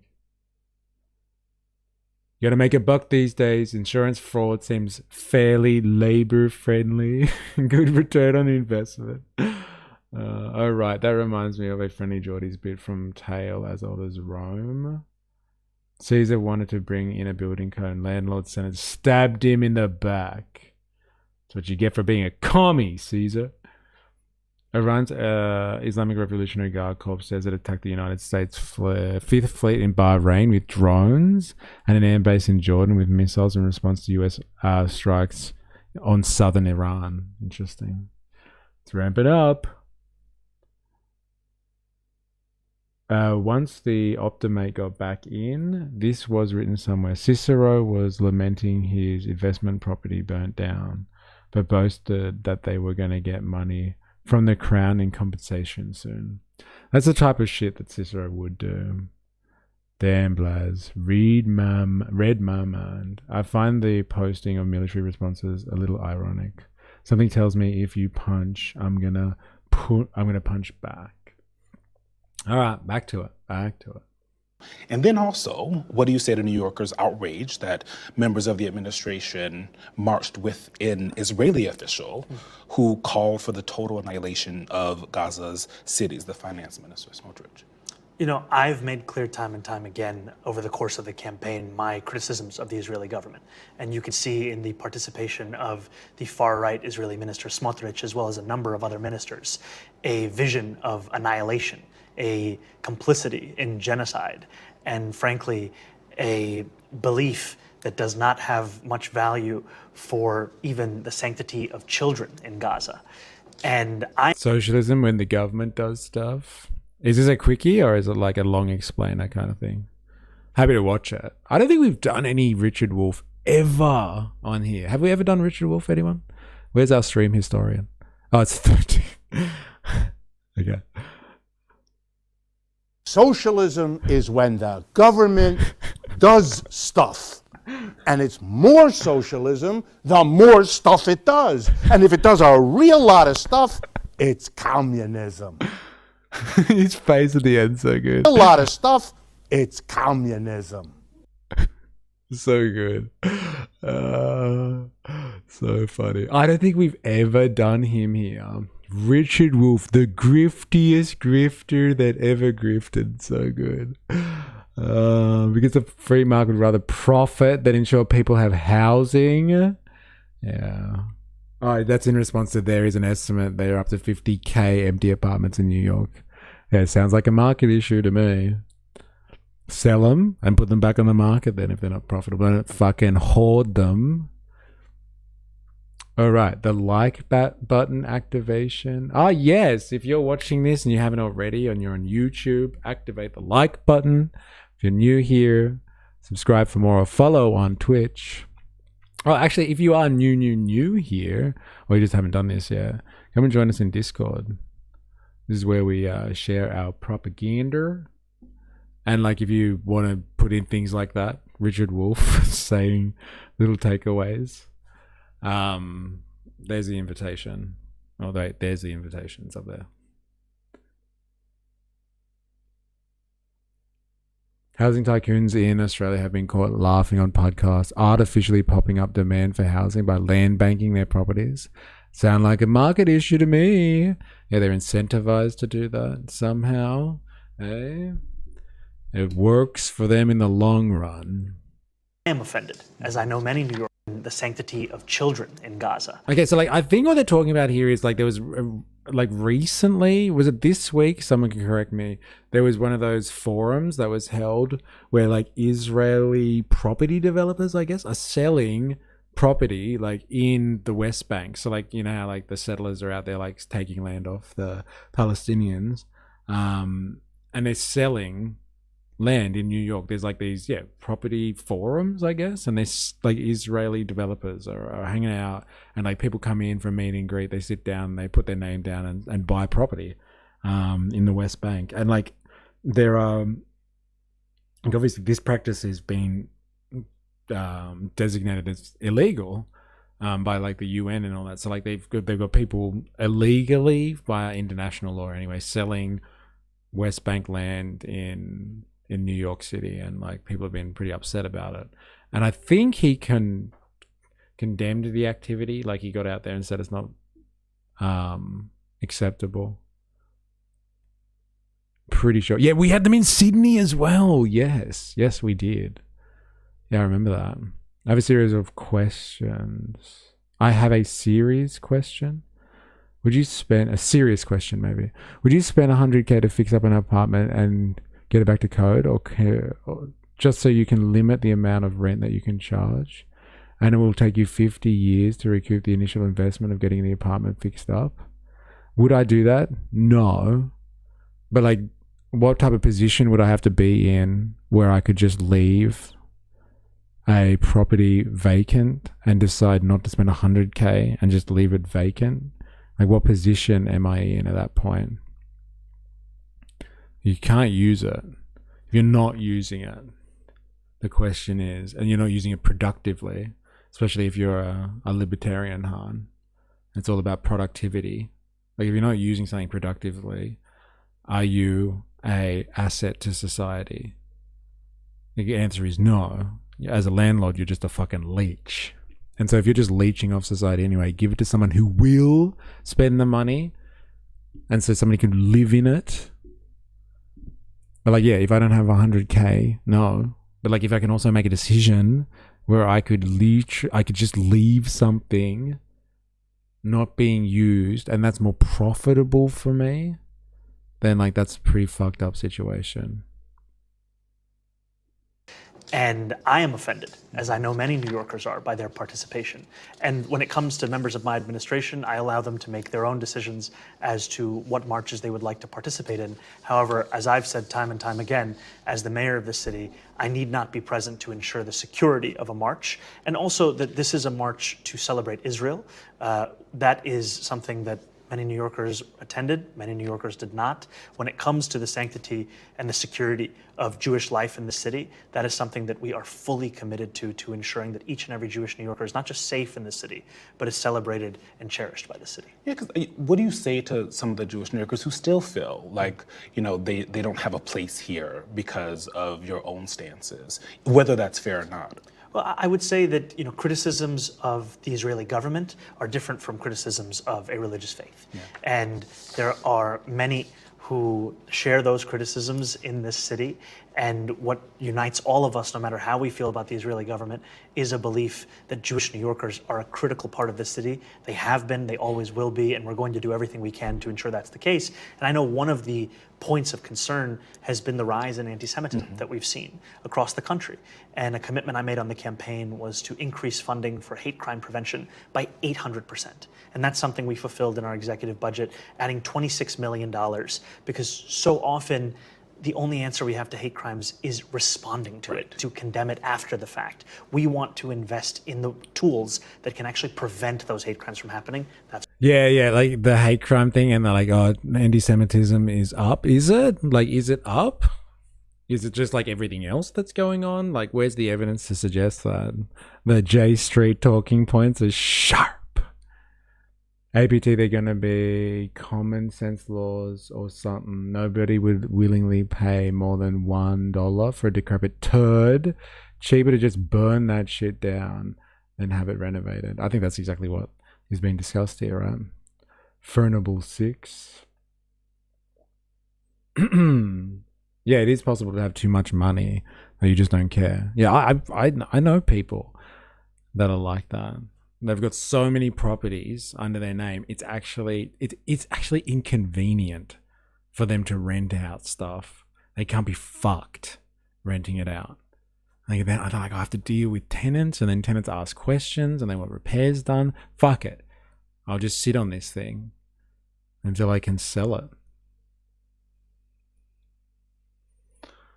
If you're new here on YouTube, activate the like button and subscribe, and follow for more on Twitch. Dude's a master politician, saying it so they can't say he didn't. Yeah. Rogue in the house, how you going? Hope you're well. That's what we're doing. What are those kind of tools? Those are the kinds of tools that also really focus on education and our young people. Because what we've seen time and time again is a belief that with time comes understanding and knowledge. And what we've actually seen is that if you are not teaching our young children, especially about the lessons of this history, then we will see echoes of that history. We talked about the Democratic Party just a little bit. I want to get back to that. I won't ask you about the autopsy unless you have thoughts that you'd like to share. I didn't think so. In the Time Siena poll, twice as many Democrats recently said that the party should move to the center rather than the left to win. It was 52 to 25. You are one of the most prominent figures on the party's left flank. How does the left win over more people in the Democratic Party? By delivering. You know, there's a lot of talk about the debate, and what we have an opportunity to do here in New York City is to deliver on that vision. You know, two people can argue all they want, but when you show somebody the ability to deliver free childcare for 2,000 two-year-olds this year, 12,000 two-year-olds next year, every two-year-old by the end of 4 years, it showcases what we're fighting for and why we believe so deeply in it. When we talk about the need to have a vision for working people, when you can point to the ways that you can actually make a difference, that's what actually starts to win so many more people on your side. Otherwise, it just feels as if it's an intellectual debate. You said it's to deliver, you also have Not to... wrong, eh? Like, imagine if you got childcare covered, and then you had somebody else that was coming in who was going to take that away. It'd be so easy for him to argue in like 4 years' time or whatever and be like, that guy over there is going to take your fucking free childcare away. I'm not. Like, that is a way. Why only 2-year-olds, Zohran?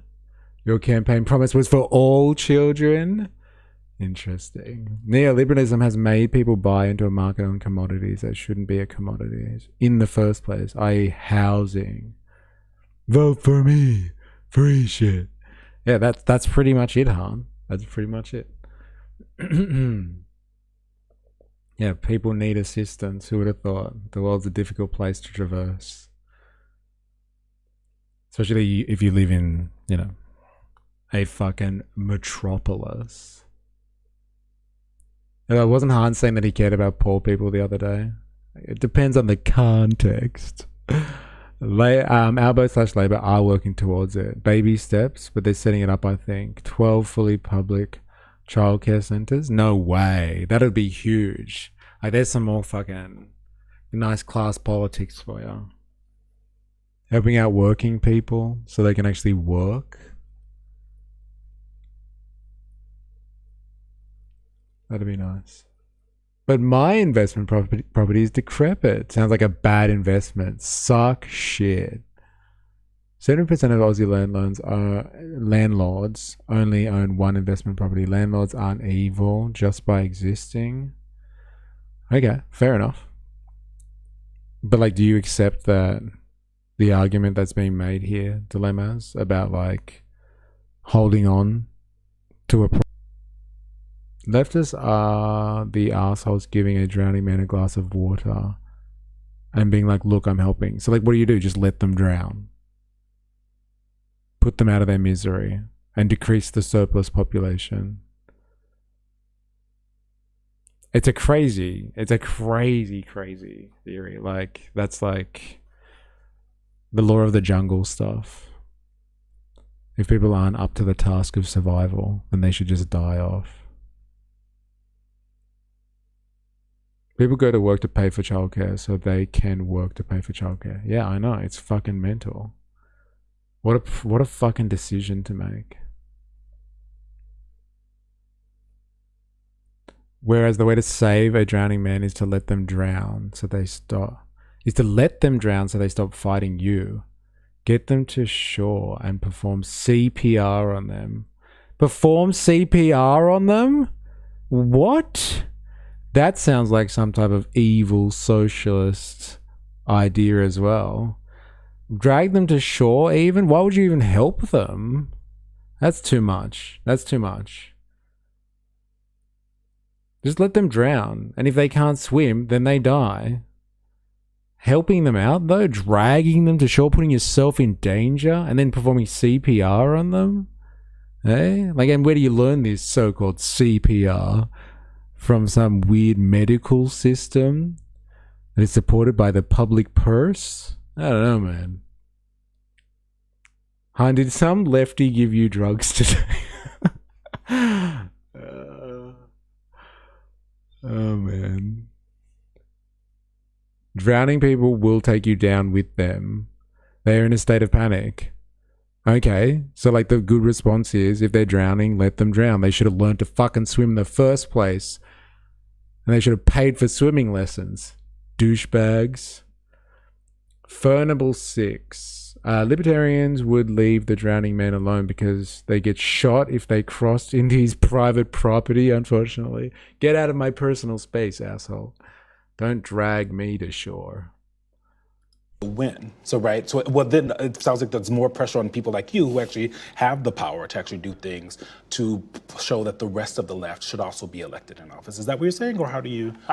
You are right. In order to deliver, you do have to win. And I think for those of us who have won, we have this opportunity. And our job is to showcase that these were not just ideas on a campaign. These were commitments. We're now going to fulfill them. When we talked about affordable groceries, that's what we're going to actually fulfill. When we talked about delivering universal childcare, that's what we're fulfilling. And when we talked about doing all of these things while also paving over potholes, we're showing that you don't have to make that choice anymore between the biggest vision and the smallest problem. You are one of those rare politicians. I know a lot of them. So you seem to understand the attention economy in kind of a different way than many of them. Many of them are older. There's all the videos online. There's the pothole clips. I don't know which one of your team came up with that. Now you have this Twitch show, Talk with the People. What should Democrats be doing differently to message directly to folks, or to go through the media to do it, but to change the way that they're doing it? I think we have to ask ourselves, I have this one way to talk to people, and it's really sad that nobody's listening to me. Yeah. We have to push ourselves. And I think that's a real understanding within our own team here at City Hall, is that we have to be relentless in making sure that we're speaking to each and every worker. No idea. Who's this interviewer? No idea. Somebody from MS Now? No idea. The Weeknd's Eugene Daniels. Eugene Daniels.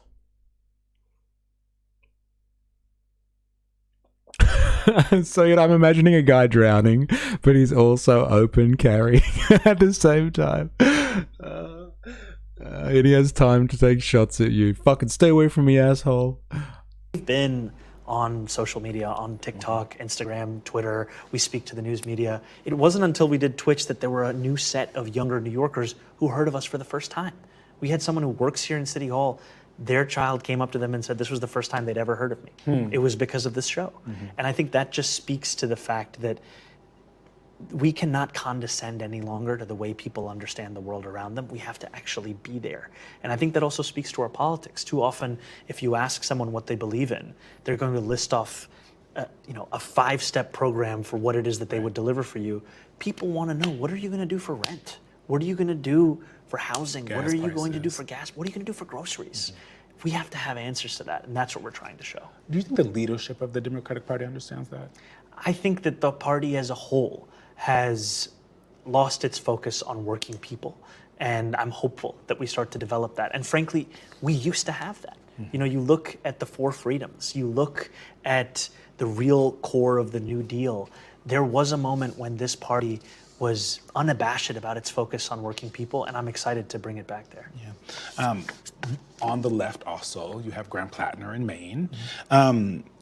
At least one of your campaign aides has gone from back and forth from them, Morris Katz.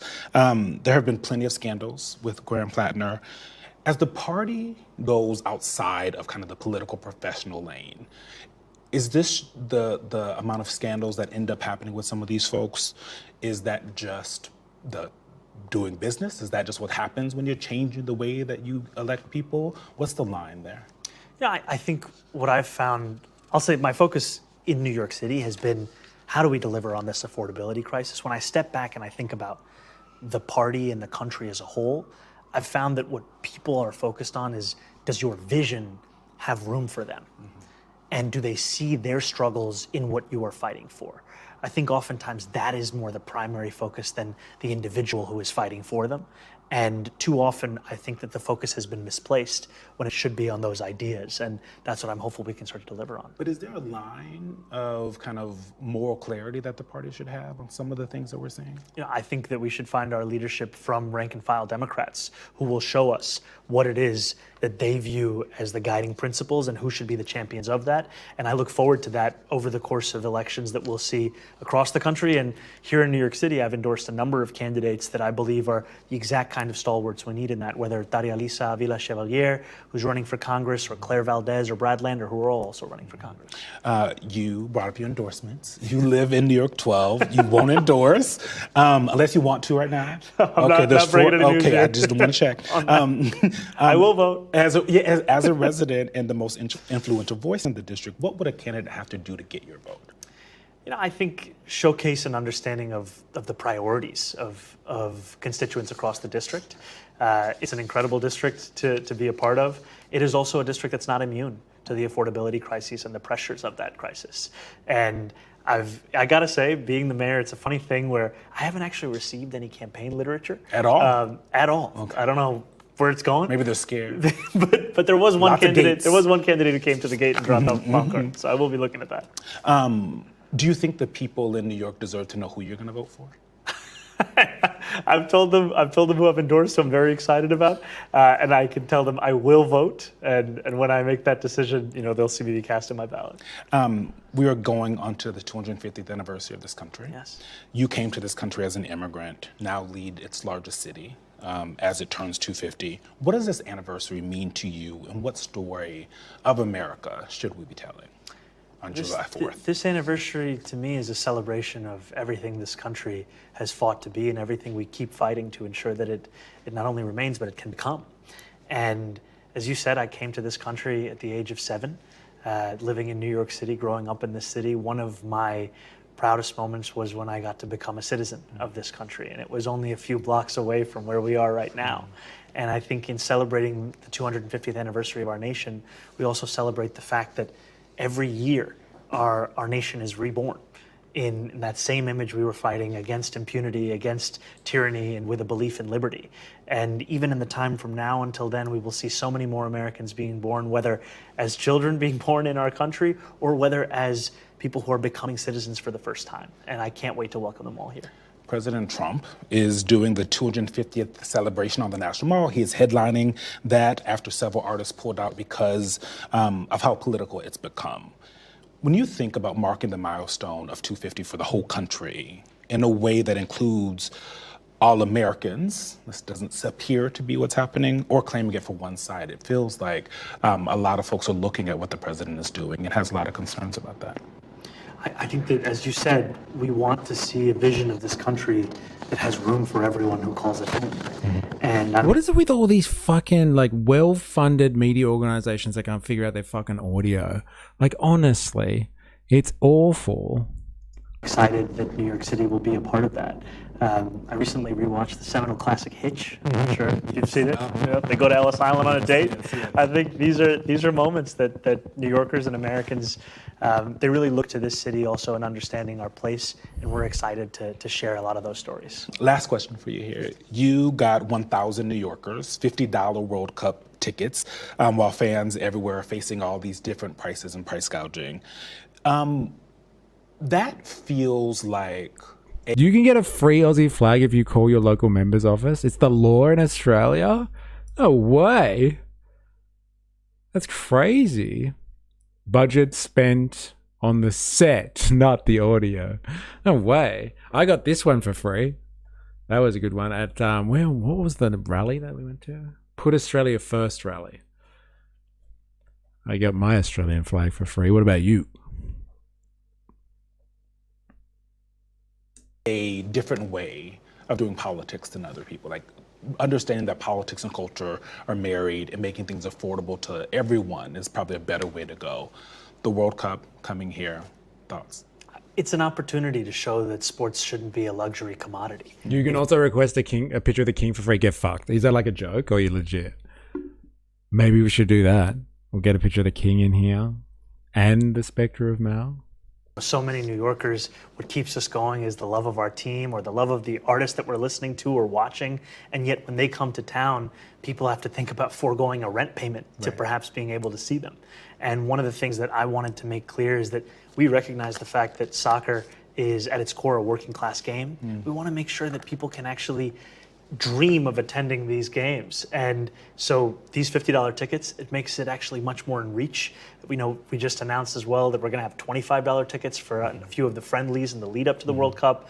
But as you said, we want the affordability crisis to be understood not just in terms of the things that struggle to allow New Yorkers to live here, but also the things that allow New Yorkers to breathe here. I mean, we're talking right now during an incredible Knicks run. You know, we are in the finals for the first time since 1999. It feels like Come on. What do you mean, don't wreck my set with the pick of the king? Come on, me and Charles, bro. We go way back, apparently. Look at that, pmc.gov.au, head of state official Australian portraits. City is alive. Dude, that's socialism.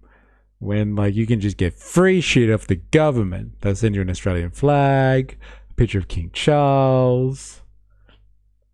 Why the fuck not? This is what sports can do. We're hopeful the World Cup will be the same. I'll let you go without asking you about the Arsenal. I know they lost them toe. How are you going to stab me? How are you going to stab me on live television? Right at the end. Sir, thank you so much. Thank you very much. Thank Real you. pleasure. Appreciate it. Thank you.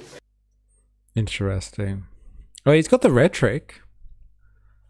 And like it's important, I think, like the lesson from that, if you're wondering about like just political strategy at all, is that okay, you can say whatever you want and people will choose whether to believe you, but like if you actually institute the policies and policies that affect people directly and they start to notice it, but you have to get the media attention out there. If they notice that it was you that have affected them and their lives for the better, working people that is, then like you can build a full fucking political force behind that. And so if that's what he's trying to do, and he's like, don't focus on the promises as much as what we actually deliver for people. And like they'll make up their own minds eventually. If it works out better for them, they'll be happy about it. And they'll vote for you again and again and again. That's how you build a movement. Interesting. Very interesting.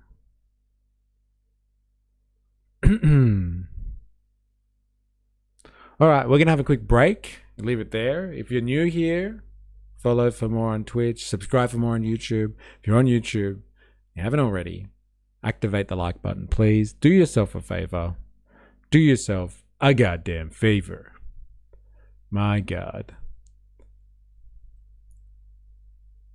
All right, we'll be back.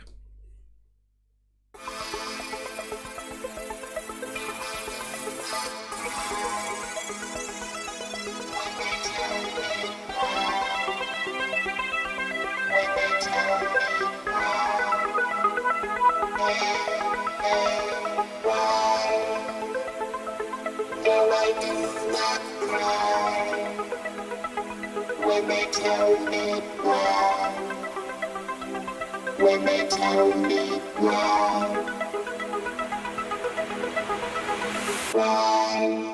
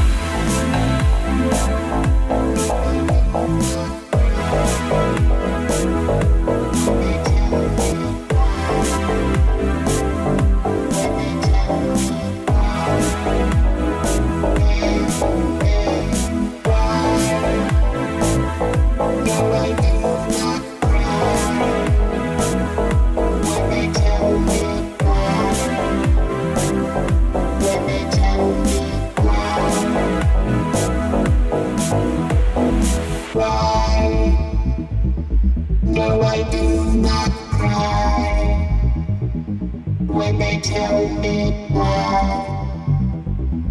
When they tell me why.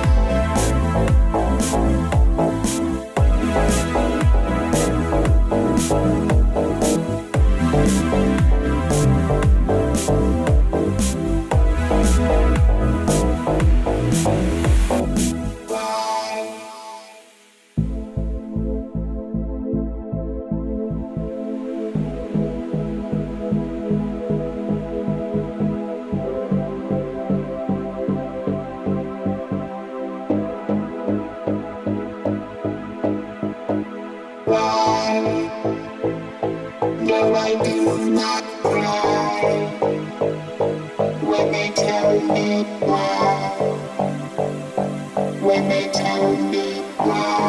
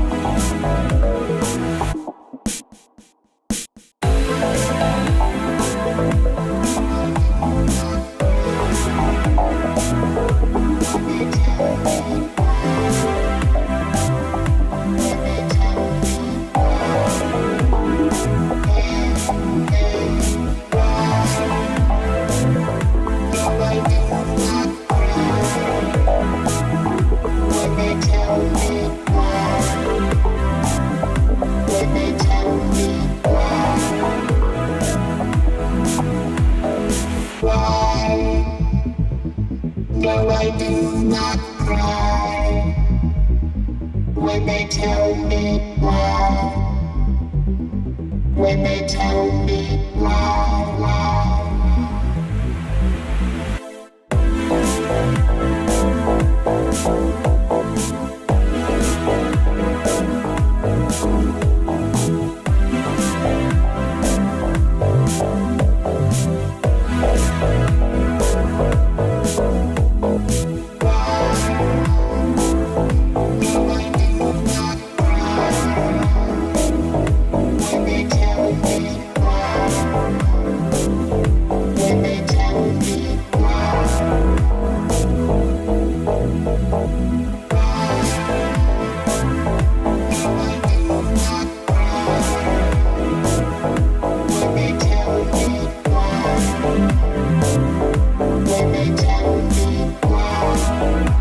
All right. We're back. Do yourself a favor. That's right. Do yourself a goddamn favor. And activate the like button. You guys still going at it. Han and 4IS. Your belief in thinking a government bureaucrat gives a shit about you or anybody else is mind-boggling. Where does this belief come from? It does not come from reality unless you willfully ignore reality, which is definitely possible. I used to be a public servant. I definitely cared about the public interest. Not that you were interested in that, though, I guess. Yes, I almost destroyed my career because of it. I clashed with management trying to uphold the public interest, and they tried to destroy me. And I saw the writing on the wall.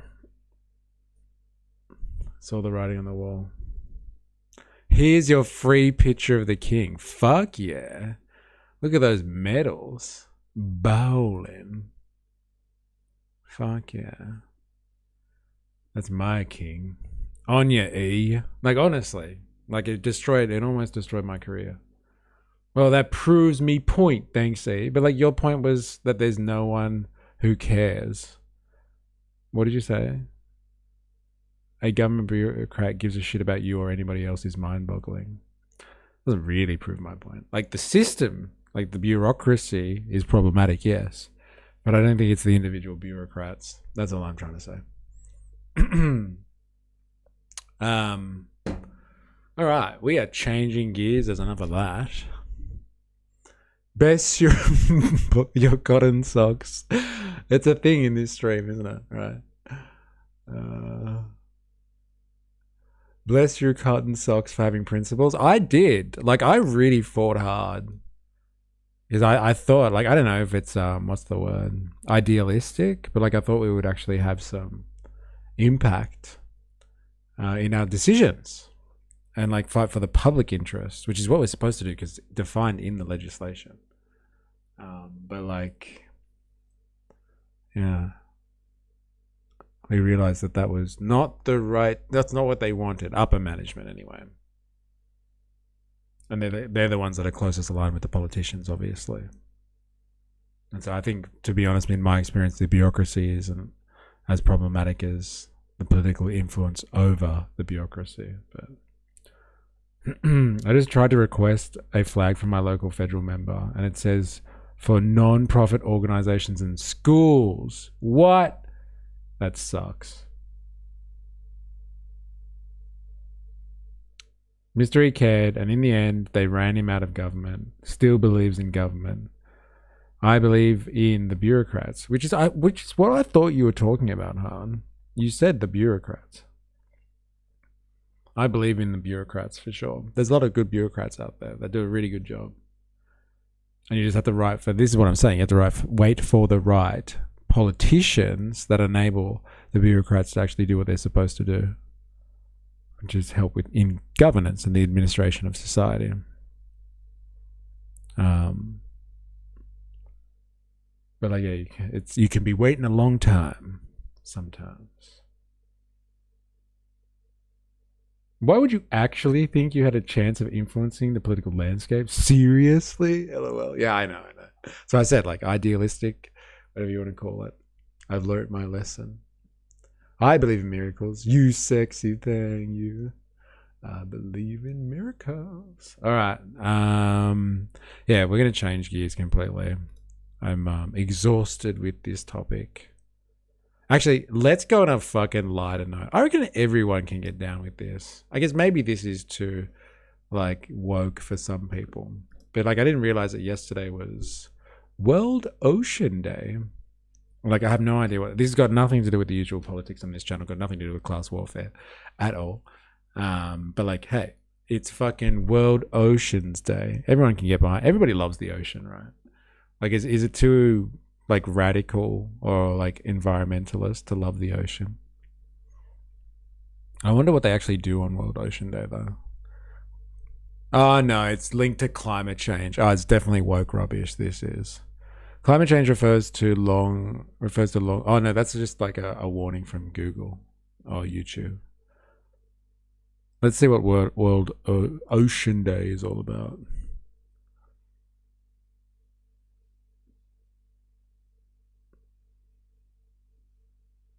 In these turbulent times, the ocean reminds us that we are bound together.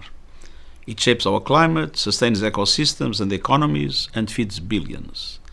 But the ocean is in deep trouble, and we are pushing it past its limits. The Third World Ocean Assessment, launched today, documents a deepening crisis driven by climate change, overfishing, biodiversity loss, and marine pollution. We cannot keep treating the ocean as... Does anyone have any objections to this type of stuff? Like maybe the climate change, I can obviously see heaps of people being like, it's rubbish, that kind of thing. But like overfishing, biodiversity loss, does anyone think, or like pollution in the oceans? Does anyone think that that's all like woke conspiracy theory stuff? Biodiversity loss and marine pollution. We cannot keep treating the ocean as limitless. We must build a new relationship with the ocean, grounded in science, framed by international law, and built on shared responsibility across nations, sectors, and generations to advance the Sustainable Development Goals. The success of the Third Ocean Conference last year and the entry into force of the Agreement on Marine Biodiversity of areas beyond national jurisdiction this year show that multilateral action is possible and necessary. On World Ocean Day, let us act with the ambition and resolve this moment demands. No, the Chinese are strip miners, are the strip miners of the ocean. And so like, it's all rubbish, is that what I'm hearing? God bless the United Nations and protect the oceans. Uh-oh. Somebody likes the UN? Get him! Globalist scum. Antonio should stick to environment and leave the UN. One fish, two fish, Pollution is a definite issue, but the cost is placed on people, not the industry. Eh? Ain't that the fucking reality? Not the industry, of course. People don't want to hear how bad things really are. Denial is the problem. I don't know, like, what does World Ocean Day do, though? Like, do people get out and, like, I don't know, pick up rubbish on their local beaches? Like, what is it about? It's just raising awareness, I guess. Sand piracy is the biggest hidden secret. Like, is that an actual thing? Like, people stealing sand? I would like to know more. If you don't believe in climate change, fine, but surely people can agree that we shouldn't pollute the environment. Yeah, like, that's what I'm saying. Like, does anyone disagree with, like, pollution, like polluting the ocean, or is that just still woke rubbish kind of thing? The Chinese do mining in the ocean, so it's their fault. Let's not talk about this. That's what we've heard so far. Alright, who's this? I couldn't find much on this. For a fucking UN International Day, there was like fucking not much of substance. Message from Prince Hussein for World Ocean Day. Who the fuck is Prince Hussein? Let's have a listen. As climate change is one of the greatest challenges facing our planet today, it is imperative that we establish these fora to discuss... Oh, slow down. What are you talking about? Sand piracy is one of the biggest organized crime syndicates. Like, we're actually talking about like people stealing sand here, right? Or am I missing some reference to something? Innovate and understand how best to approach these challenges with unity, intellect, and harmony to protect our beautiful planet. Like, yes, like people stealing sand, and it's all organized crime. Okay, right, fuck. Ocean covers more than 70% of the Earth's surface and represents 97% of all the water on our planet. Our seas produce at least half of the oxygen we breathe. In other words, every other breath we take comes from the ocean. The ocean is a massive regulator of the climate and also a vast realm of life, home to extraordinary biodiversity, perhaps 250,000 species that sustain the planet's health and resilience. From the smallest plankton to the largest whales, its living systems are interconnected in ways we still struggle to fully understand. Moreover, hundreds of millions of people around the world depend directly on the ocean for their diet and/or livelihoods, from small-scale fishers to those working in tourism, shipping, and coastal industries. The ocean sustains both nature and humanity, both spirit and survival. It is also our planet's greatest carbon sink, absorbing around a third of all human-made CO2 emissions and up to 90% of the excess heat. And of course, the ocean is a great source of inspiration and relaxation, as well as a playground for a multiplicity of water sports and other activities. Fucking evil dolphins. We've heard a bit about them today. They're violent. They pick on other species. Fucking dolphins. Assholes. I'm not going to play that, just so you know, Bansor Bennett. I definitely get picked up for TED Talk stuff. I've had that fucking problem before. But thanks for the share. All sand isn't equal.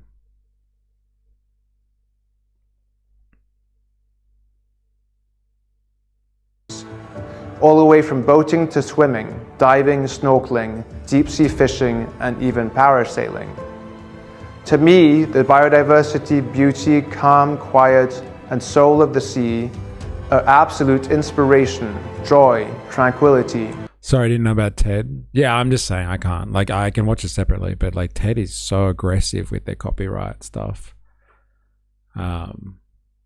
Classic big organization. Very, very militant on YouTube.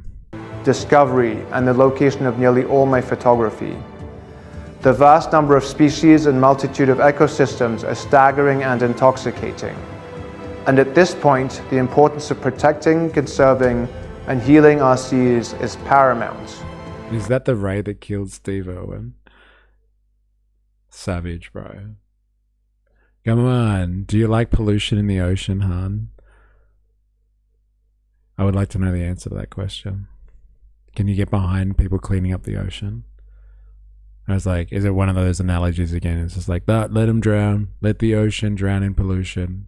And then we'll do CPR on it at the end. Unfortunately, our oceans are in a lot of trouble. As the ocean absorbs more carbon, it becomes increasingly acidic, threatening coral reefs, marine life, and the balance of entire ecosystems. 90% of the big fish are gone. Overfishing and deep-sea trawling are scourges and tragedies for our oceans. So is plastic and other pollution, with the quantity of plastic in our seas set to outweigh fish by 2050. What? The threat of deep-sea mining looms large. Over a third of all 500 shark and approximately 70 toothed whale, dolphin, and porpoise species are at risk of extinction, as are 6 out of 7 sea turtle species, and countless other inhabitants of this massive aquatic realm. And we are taking 500,000 tons of krill, the food source of whales, seals, and penguins, out of the Southern Ocean every year. Thankfully, I still didn't answer the question though, Mr. Tolerance. You can answer the question if you want. Instead of always dodging, always sidestepping everything. Amid all these challenges, there are reasons for optimism, for genuine hope. We are seeing positive change, courageous leadership, and inspiring innovation in many parts of the world. Over time, we have managed to stop whaling nearly everywhere.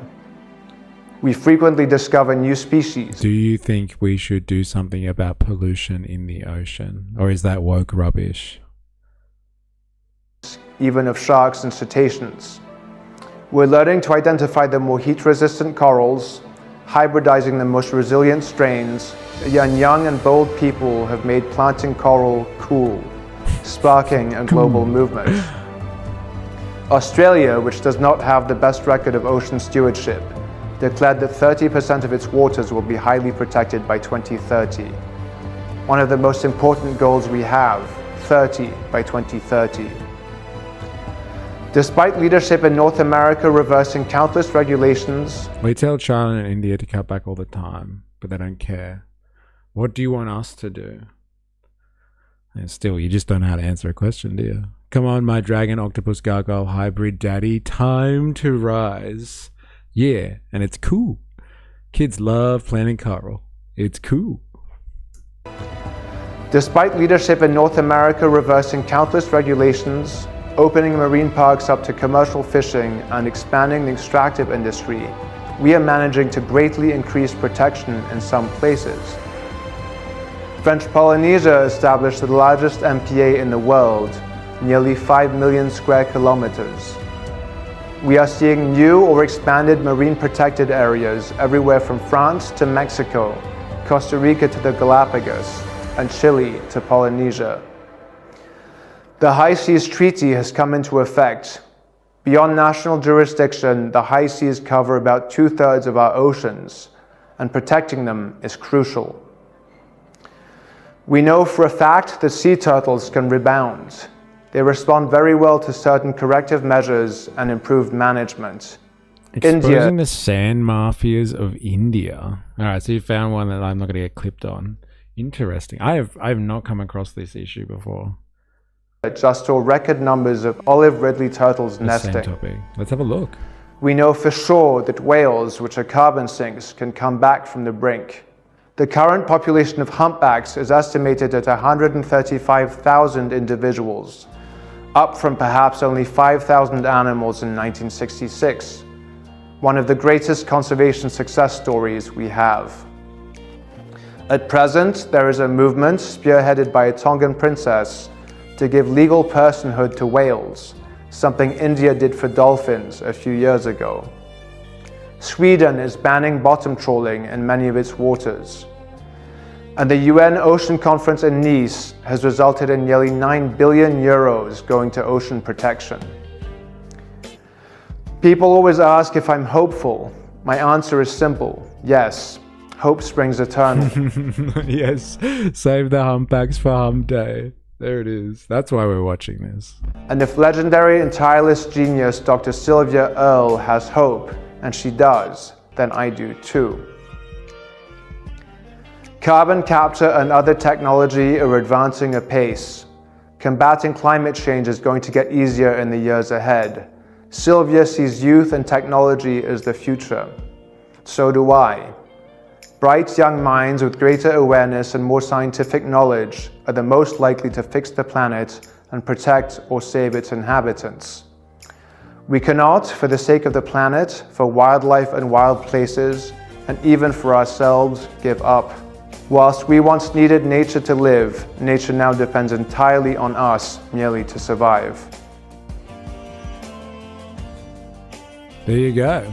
So apparently that was yesterday. I don't know if anyone knew about that, but it was World Ocean Day. And like, I'm not sure exactly what it is, but they have like policy decisions, I guess, about like how people should be acting and treating their oceans and protecting waterways.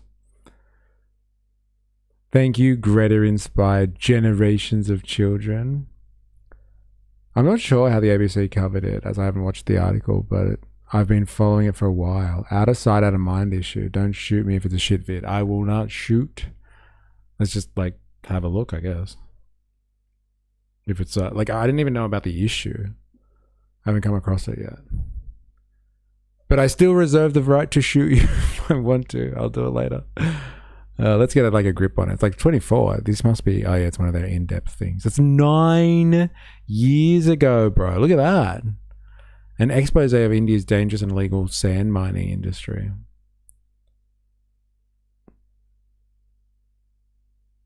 Sand mining, there you go.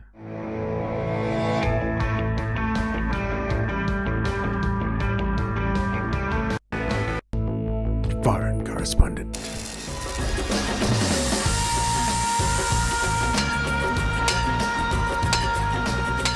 It's one of the most ambitious building drives in history as India fast-tracks its way to prosperity. But the boom has spawned a vicious illegal trade. We've seen someone there. We're just a bit reluctant. It's a really kind of hairy situation and we're not sure it's really safe for us to go any further. Crime gangs specialising in environmental destruction. The assailants came down from here, yeah? This is the room. And this is the room. They came from this side and shot my father. It is not allowed. And prepared Remember we watched the fucking, what is it called? Please Explain cartoon on Friday, or Far Right Fridays. And they were like making fun of ABC editing and sound design. They're just like, put in gunshots for dramatic effect. They're doing it. They're doing the thing. Mal development. Yes. Kill anyone in their way.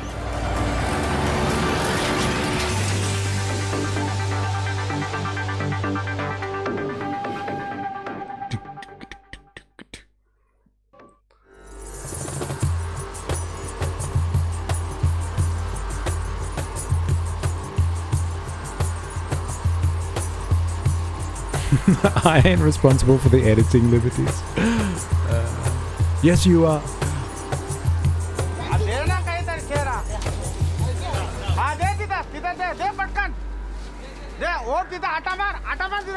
So like this is just like we're talking about like the intense boom in concrete and cement and all that sort of stuff. That's why they need all the sand. Is that what like is going on here? So like sand has become this black market object run by organized crime.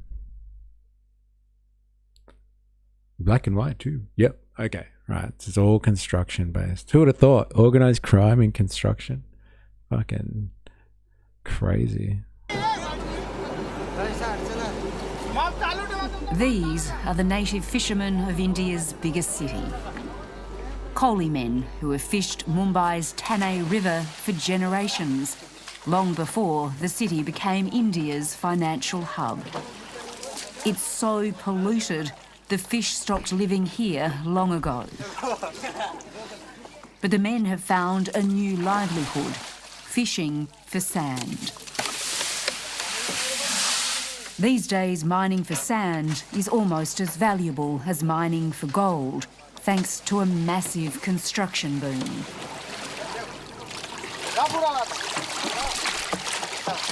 The men free dive for about 2 minutes at a time, as many as 200 times a day. 2 minutes at a time. Fuck. That's a fucking skill.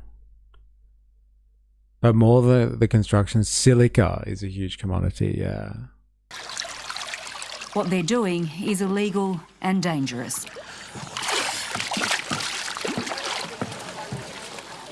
They don't even have a safety rope when they go down, and of course no diving equipment. They dive down 40 or 50 feet without equipment for 8 hours a day. A lot of them die because they get swept away. These are tidal creeks. There's strong tidal currents.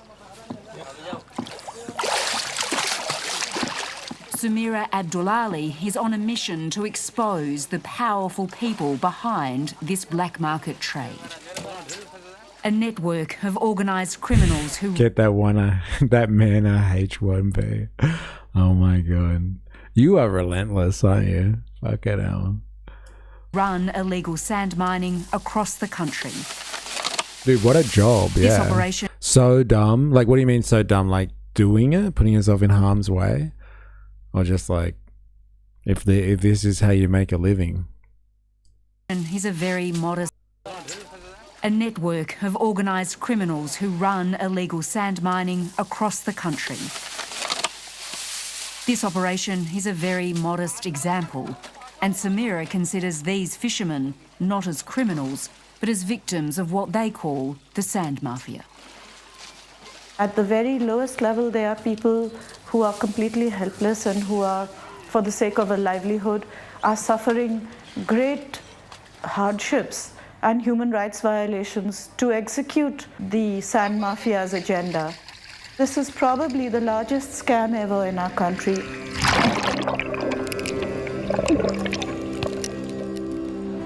Hold on to your sandbag and you won't get swept away. Rookie mistake. Oh, just growth. This is what happens when growth races too fast, right? This is a part of India that not everyone gets to enjoy. More and more people are moving to the cities, and the construction industry is booming. In the next 10 years, it's set to be in the top 3 in the world. And that's why sand is India's new gold.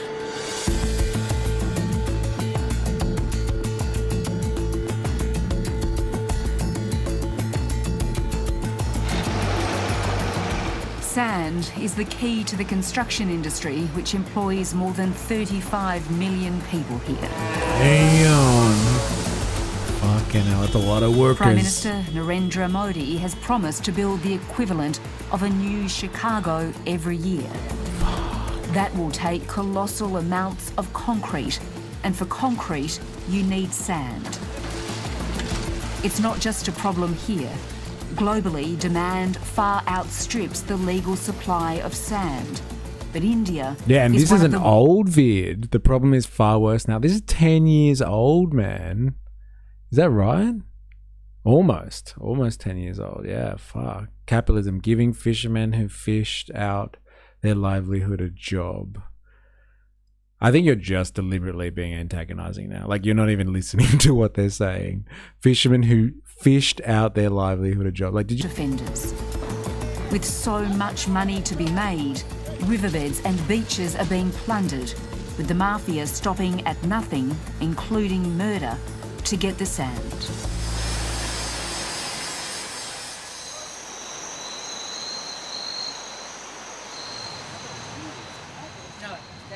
Almost like building too much out of concrete and glass too fast is a bad idea. Sand and spice. Huh. It affects the coastlines dramatically. Yeah, I'm sure it does. And the scale that they're doing it. My God. They think the population will peak at 10 billion before we... They think the population will peak at 10 billion before we start declining. We are like 8 billion now. It was funny watching Jensen Huang yesterday talking, constantly referring to the human race as being at 1 billion people. I still reckon that's a massive Freudian slip from him. That's where they think the human race is going. That's what they want to stabilize it at. For their nice little techno-feudal landscape.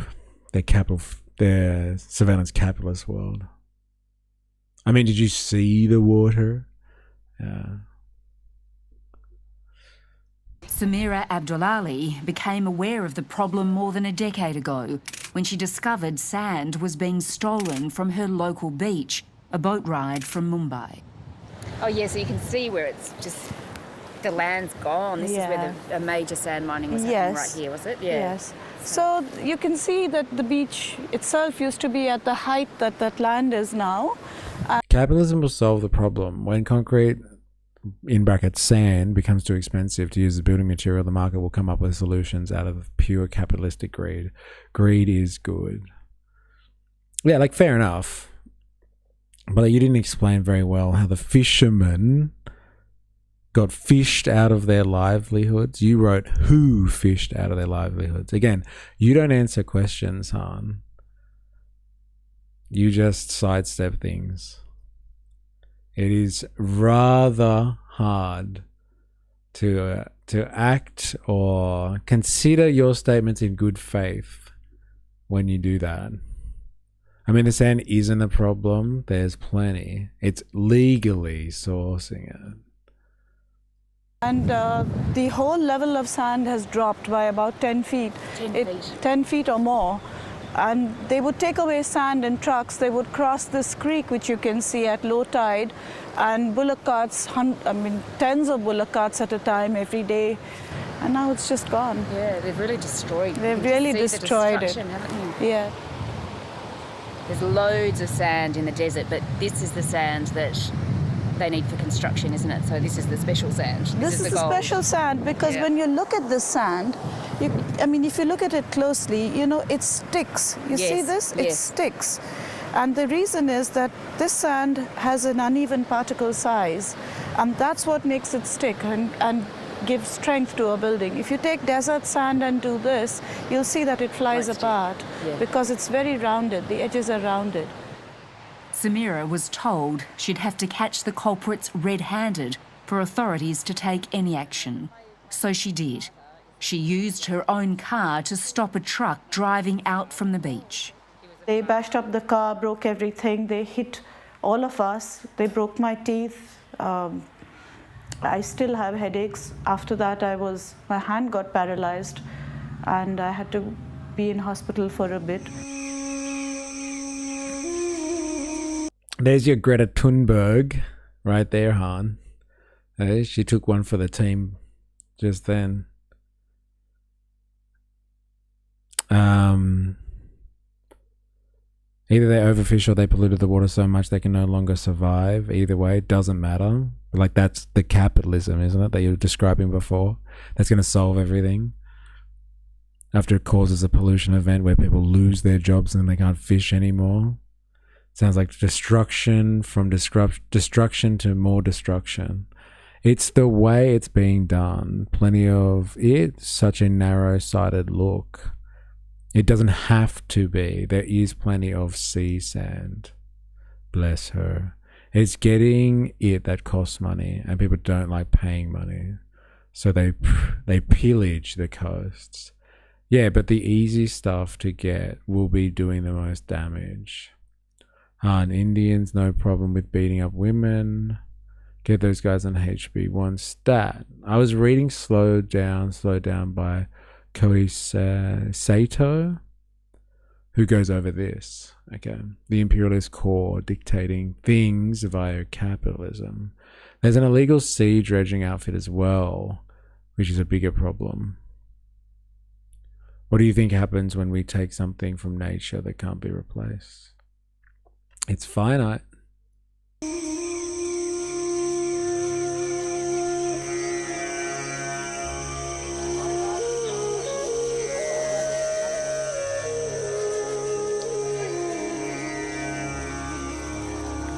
Taking away large amounts of sand can have catastrophic consequences, destroying farmland, causing floods, landslides, and contaminating groundwater. We've come to Boondall Camp. 4S, thanks for hanging out today. Catch you round.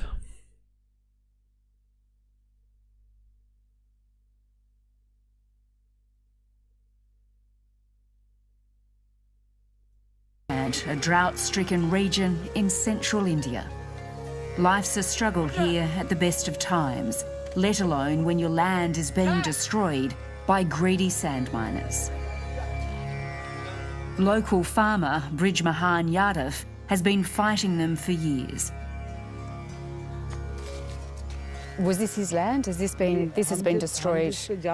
His first encounter with the sand mafia was when they came onto his land in the dead of night to reach the riverbed. And the trucks just come straight through here. बरसात के महीने में ये जब road प्रभावित हुई थी, जब वो आम रास्ता उधर से थी जो आम पब्लिक निकलती थी, वो रास्ता प्रभावित हो गई थी, तो उन लोगों ने हमारा भी एक भीट पड़ा था मिट्टी का, तो उसको फंसा करके और इसमें रास्ता बना ली. So how has this river changed? Sorry, I better read that out for the lurkers. Sorry. Public road was here before. It was washed away in the monsoon. So the sand miners then dug through my land to create another road.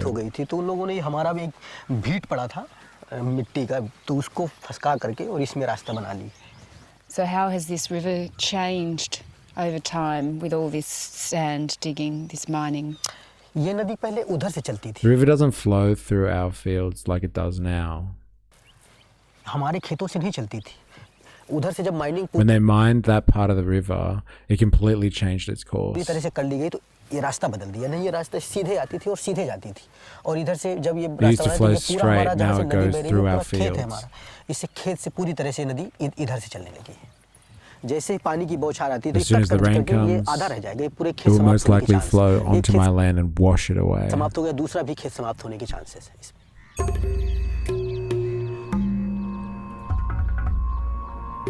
और भी बहुत किसानों के साथ हो रहा था लेकिन कोई This was also happening to many other farmers. अपनी आवाज नहीं उठा पाता था क्योंकि वो इतने But no one said anything because the mafia is so influential. They have police and local authorities on their side. And so began a fight first for his land and then for his life. He was contacted by people from a nearby village who he thought wanted to help him. Instead, they ambushed him. उन लोगों ने मुझे जबरदस्ती kidnap These people kidnapped me and took me to an isolated place. एकांत जगह में ले गए. ये सब चीजें मुझे They beat me up and threatened to kill me if I didn't stop all तुम ये this. बंद करो इन्हें जिंदा नहीं छोड़ेगी, मार देंगे यार. 3 दिन तक मुझे यातनाएं दी और 3 दिन की यातनाएं देने के बाद उन्होंने मुझे They tortured me for 3 कहा कि days. अगर ऐसा काम करोगे They let me तो go तुम्हें and said if I दोबारा अगर continue, पकड़ेंगे they'll तो catch me मरना and I won't survive. Bridge Mahan is in hiding from those who want to kill him. He has a high court order protecting him, but for the safety of his family, he can't go home. It's a long, lonely battle. Fuck that. We want to film illegal sand mining. Sustainable means you can do it forever. Sand don't grow back in a sustainable way. Doesn't he know food is a human right? He doesn't own that food. He grows. Excuse me. Sand doesn't grow back. What? Do you understand how even basic erosion works? I think we should continue mining the sea, like way down. Oh, okay, right. This is another one of those Cthulhu things. That tabla music in the background is sick. Yeah. But it won't be easy. There's a near blanket ban on unlicensed mining across India, imposed by the Supreme Court. But in remote, rural areas like this, it continues with impunity and is often the best paid job going.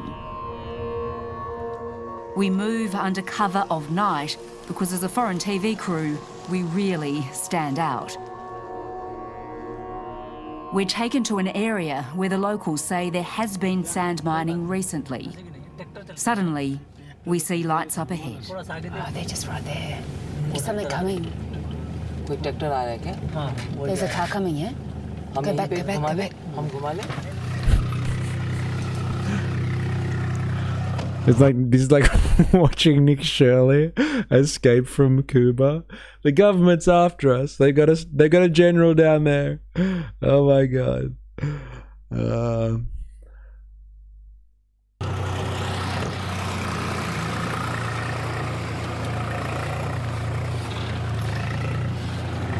So that was just a truckload of sand that's just gone past us, which is almost the proof that we need that there's illegal sand mining going on here.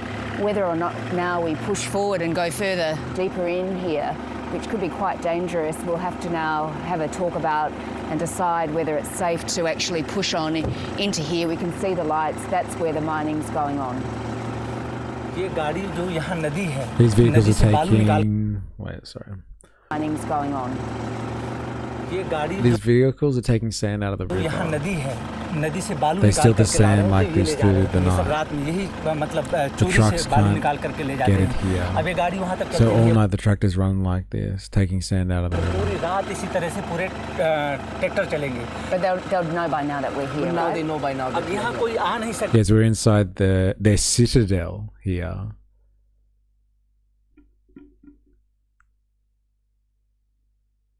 And that's been fortified with lookouts. But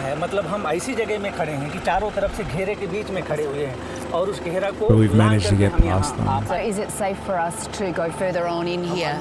It isn't. The car won't make it, so we go in on foot.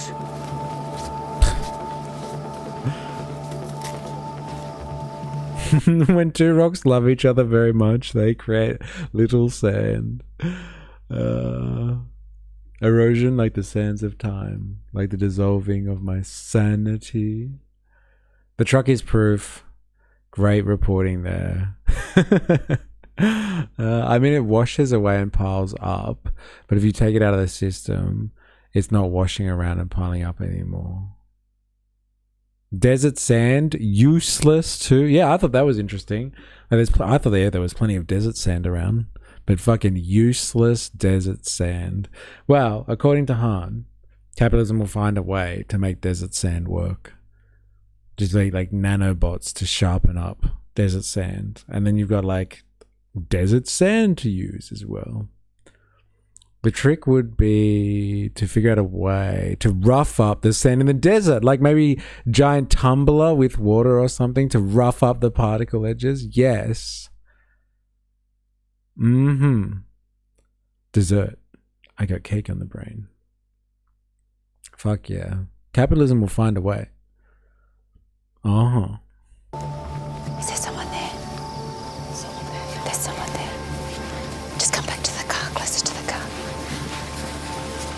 We've seen someone there. We're just a bit reluctant. It's a really kind of hairy situation and we're not sure it's really safe for us to go any further. And so I think it's safer for us to go back to the car and see if they approach us. Yeah, it's like ASMR. It's so good. So here's another one coming, yeah? Is this a tractor coming?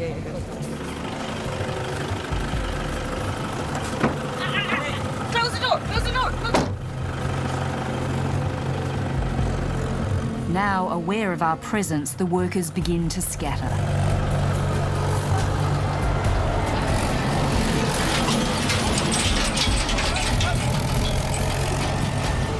It's empty.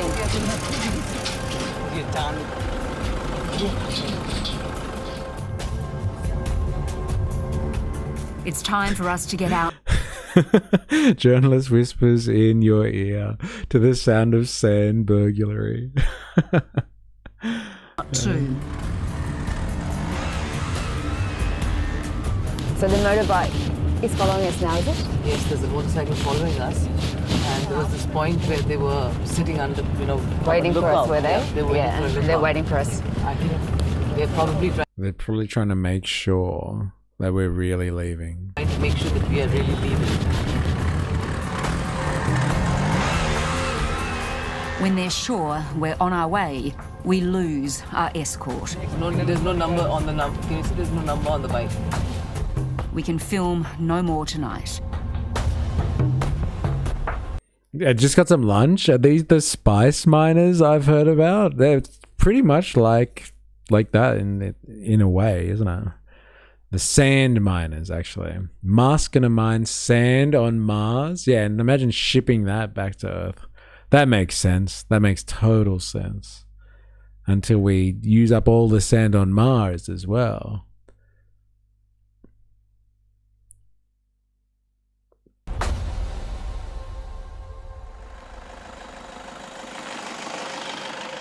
The next morning, we're back. Why are they mining sand? Apparently it's a huge commodity. I didn't realize it was such a hard resource to get. But we're in India specifically here, and they're having a construction boom. And while they've got their construction boom, they need to create concrete, and concrete uses a lot of sand. And so there's an illegal sand mining trade that's riddled with organized crime, obviously, I guess, if it's illegal.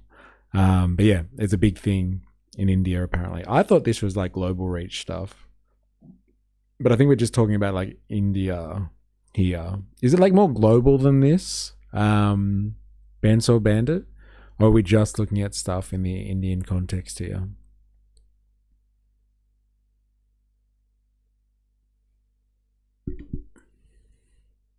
Back. The sand thieves can be brazen enough to work even at this time. And sure enough, we catch one red-handed. Is this the boss? The tractor driver calls his boss, who arrives with an entourage. Truck owner? At first, neither man is keen to talk. Eventually, they tell us they know what they're doing is illegal, but they don't have much choice. I feel bad that I do this job, but there's no other work I can do. I get a little extra money. That's why I do it. Yeah, and you have this fucking woman from Australia coming in here and be like, do you know what you're doing is wrong? And it's dude, I am desperately poor here, and I am fucking struggling to make ends meet. This is why I do it. You fucking entitled Australian woman, you. And don't you fucking judge me. Don't you judge me.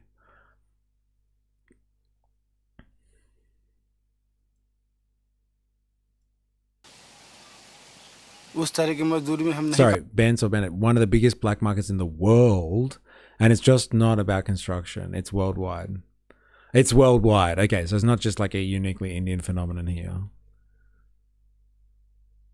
He should get an honest job, like being a call center scammer. The sole reason is the extraction outpaces replacement. If we went slower, it would work. That's my only point. Actually, my kidneys now make new rocks quite frequently. Maybe we could put them to good use. One at a time, baby. One rock at a time. Everybody does what they do to fill their stomachs, or for their stomachs. We're told that each night there are approximately 20 to 25 tractors like this one, loaded with sand, making up to 3 trips per shift. By the time everyone gets a cut, there isn't much left. I have to give money to the inspector and the officer at the checkpoint.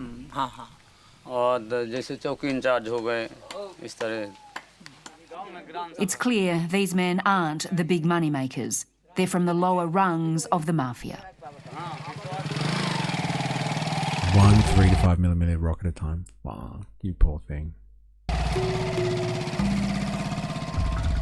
The extent of illegal mining in this district can't be hidden. Day after day, these trucks line up ready to take away tons of sand. Whoa. We count about 35, and we're told this is routine. The central government leaves it to local authorities to enforce.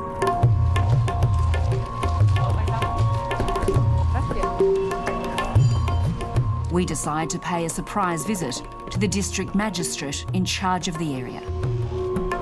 I'm Samantha Hawley from ABC Australia. We've come here to do a story about sand mining, the rampant sand mining that is taking place across this district. Look at these guys looking at it like, who is this Australian person coming here and investigating us? Like, honestly. What the fuck? Like, look at them. They're like, are you serious? Like, we are trying to survive here. And you come over here telling us what we can do with our sand? We have a government.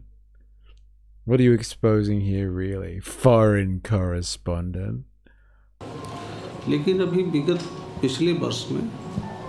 There has been a directive from the High Court.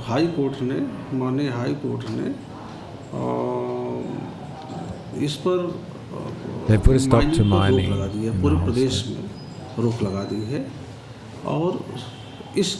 at the time there's no more mining in the area.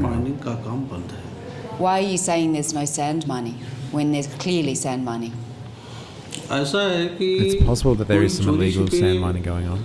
But if we hear there's sand mining going on, we take the necessary action against it and try to stop it. We could be mistaken in thinking there is some sand mining going on here. You could be, so. But what about the sand mafia the farmer told us about? There is no need to be scared. Just go back to Australia, go back to where you came from. Hey? There's nothing to fear. Children building sand castles is the cover story. Just get rid of all the corrupt cunts. Why didn't I think of that? Like, I know, right? It's just, yeah. Fucking hell.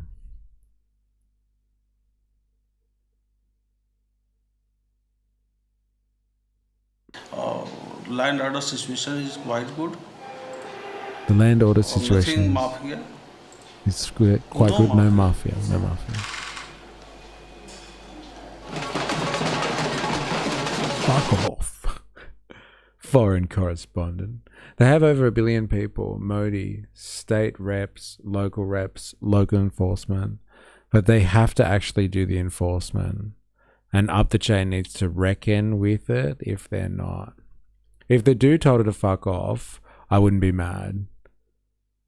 Like, I get the investigative stuff, but like, it's very intrusive in the sense that, like, you know, going to other people's countries from like an advanced, you know, developed country, going to like people that are sand mining and sticking a camera in their face. It's like Current Affair, like gone fucking on holidays.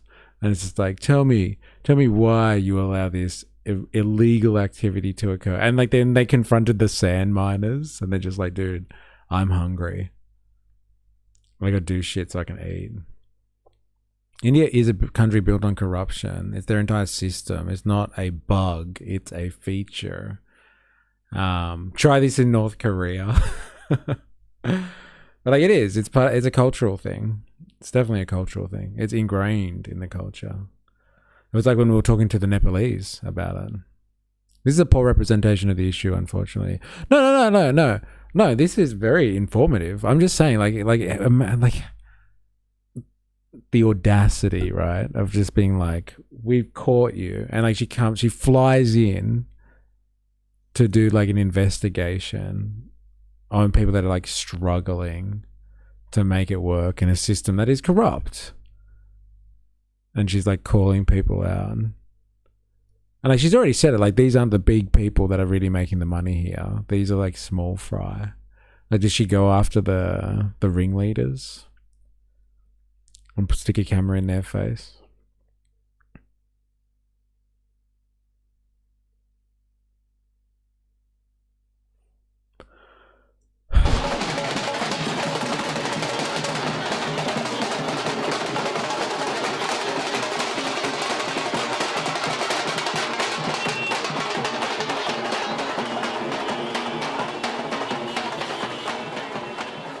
Many of those who've been drawn into the fight are reluctant activists.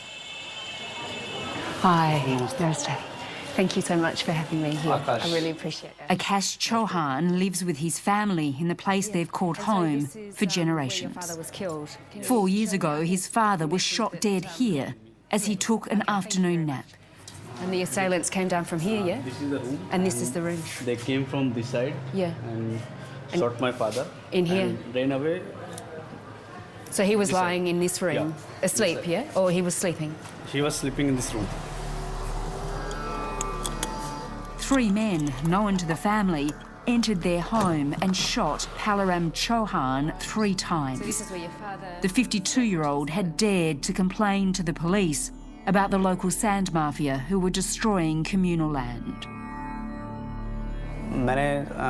मैं जब hospital पहुंचा था और मैंने अपने पापा की जो डेड बॉडी देखी वहाँ पे तो वो जो When I reached the hospital and saw my father's dead body. मैं जब हॉस्पिटल पहुंचा था और मैंने अपने पापा की जो डेड बॉडी देखी वहाँ पे तो वो जो मोमेंट है वो जो सीन है वो मैं कभी नहीं भूल पा रहा हूँ कभी नहीं भूल सकता वो आज भी मेरे आंखों के सामने एज हो जाता है flashes in front you can of me. see the bullets cover No, the bullets have gone straight through. yeah उनके चेस्ट पे गोली लगी हुई थी, उनके चिक्स पे गोली थी, फोरहेड पे गोली लगी हुई थी. कुछ पॉइंट्स ऐसे हैं कि माइंड से स्किप नहीं होते बिल्कुल भी, बार-बार माइंड में वो घूमते हैं. Keep going around in my head. Akash is prepared to name the accused mastermind, a man who will soon encounter at uncomfortably close quarters. मेरे पापा को धमकी दी है कि एक हफ्ते में या तो तुम साइड हो जाओ. He threatened my father and then he either back down in a week or he and his family would be killed. एक हफ्ते में तुम्हें और तुम्हारे परिवार को ठिकाने लगा देंगे. और उसके एक हफ्ते बाद ही पापा के साथ ये हादसा हो गया. A year later, Akash's brother, a witness to his father's murder, was found dead near some train tracks. Police have refused to investigate. Akash is adamant he was murdered too. A simple Google Maps search reveals the extent of the destruction. The white patches mark where the land has been stripped of sand. Okay, thank you. Akash agrees to take us there. Okay, thanks. Why are you doing it if it's so dangerous for you? I'm doing this for my father. If we start filming there, will they try and stop us or? Definitely. Very valuable land for us. Akash takes us as far as the fields his family owns. Class consciousness would elevate the issues that those workers are obviously dealing with. The sand mining is seen as more of a valuable industry than ... regular work. I thought concrete could rebuild itself sometimes. Fun fact, Ravy, oil and coal only exist because the bacteria to break down those bones and organic matter didn't exist yet. I'm too high to understand the answer.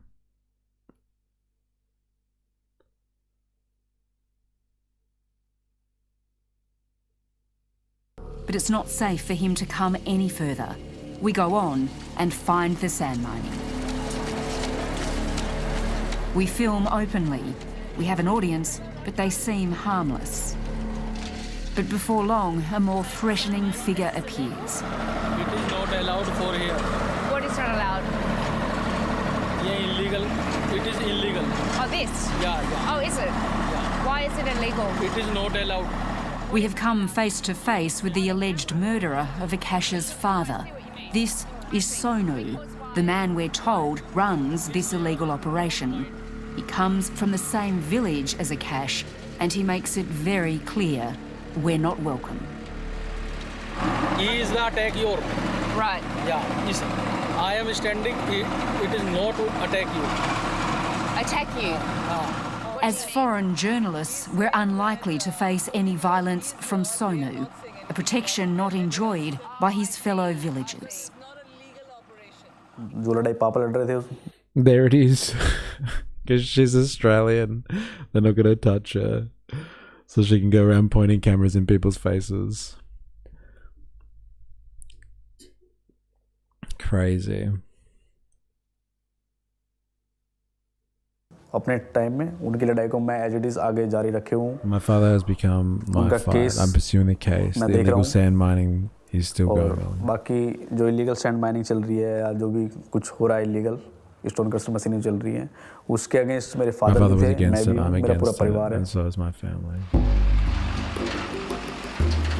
The problem is that no one knows exactly how much illegal sand mining is taking place and how much money is being generated. Conservative estimates put it at more than $250 million a year. Others go much higher. And if anyone does get caught, the fines are negligible. How valuable is the sand even? Well, like at the start of this show, they were like, the sand, like for the construction purposes, I think that was going on, is like worth like its weight in gold. Like it's so fucking valuable. I don't know how, if that was just hyperbole. But they were like, it's become as valuable as gold. Everybody needs a piece of it, and they're willing to trade a lot to get it. And she was saying, like, the industry, like sand mining, is in the hundreds of millions of dollars in its value. I don't know if that translates well into different currencies. Like, what do they mean? Like hundreds of millions of dollars in Australian dollars? What the conversion rate is there? I don't know. And you can see the sand right here, and this is definitely fresh sand. Samira Abdullali, the woman we met earlier on Kihim Beach, spends her time trying to gather as much data as possible. It's a dangerous job. After photographing illegal dredging, she was almost run off the road by someone she thinks was trying to kill her. You can see that this boundary isn't very secure. No, I can see a part of it was missing there, yes. Yes, and we were both driving. He suddenly accelerated and he tried to hit me from the side. But just about here in the middle of the bridge. There's a really long drop there. It's a really long drop. So I just very sharply braked and he hit me on the side and the front rather than straight on the side, which would have toppled us over. I mean, in the heat of the moment, you don't feel terrified, but now I feel terrified when I think about it. Yes. Nearly 7 years later, Samira is still fighting to have the people who attacked her that day brought to justice. Illegal sand mining is the dirty secret at the heart of India's booming economy. But there's little political appetite to deal with it. There's strong evidence that police and other officials are often paid off. But Samira believes that if the government wanted to do something to control the sand gangs, it could. The answer would be the sand gangs. I mean, the fact that people resort to illegal sand mining is part of a larger problem.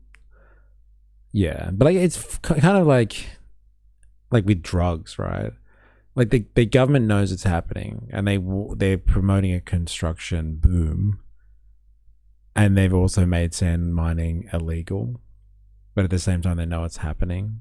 Like, is it just not part of the system then? It's not just a feature. Sorry, it's not just a bug, it's a feature kind of thing. So like if they're going to condone this action, just make it legal. Just make it legal. They're doing it anyway. Well, then you don't have a black market where people make extra money on top. Just legitimize these operations. They're doing it anyway, and they're just turning a blind eye to it. They get high off the spice. I knew it. I knew it. So simple. All it requires is to gather data as to how much sand is required for construction, and to figure out where it's coming from, and to make sure that there are declarations of this raw material in every building project. Which I got eaten earlier, but yeah, government always has to evaluate the cost of enforcement versus the cost of illegal activity. Yeah. It would also help if the Indian government enforced its own laws and protected the ordinary people trying to uphold them. But the future looks bleak, and the sand is running out. And the sand is running out. Yeah, I wonder what the position is now. This is 2017, and they were doing this. Where the fuck were you in 2017? Ask yourself that question. Hey? The fuck were you doing? What the hell was I doing? I can't remember. Very interesting. Thank you for the suggestion, Bandsaw Bandit. Hey? Who would have known? People who live in the Sahara. Hey? Apparently not. Captain Bucket. Apparently you can't use desert sand. It has to be like coastal sands or sands from waterways, because it's like it's more coarse. Desert sands have been rounded,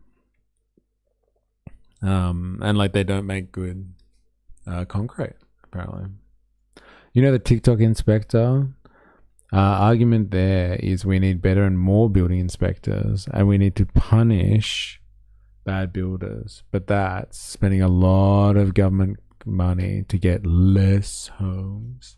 Yeah. Well, like that's like I think a big difference as well is like the standards that are already set in society and the level of corruption that's going on. Like Australians don't expect there to be government officials that you can easily pay off. So the problem can contain itself with lower levels of government intervention. But like when everybody's in on the game, so much harder to enforce the law. Our planet will become an ocean or turn into Venus. The planet will become an ocean or turn into Venus. Desert sand is too smooth and soft and feminine. Damn, it actually would be good if they could.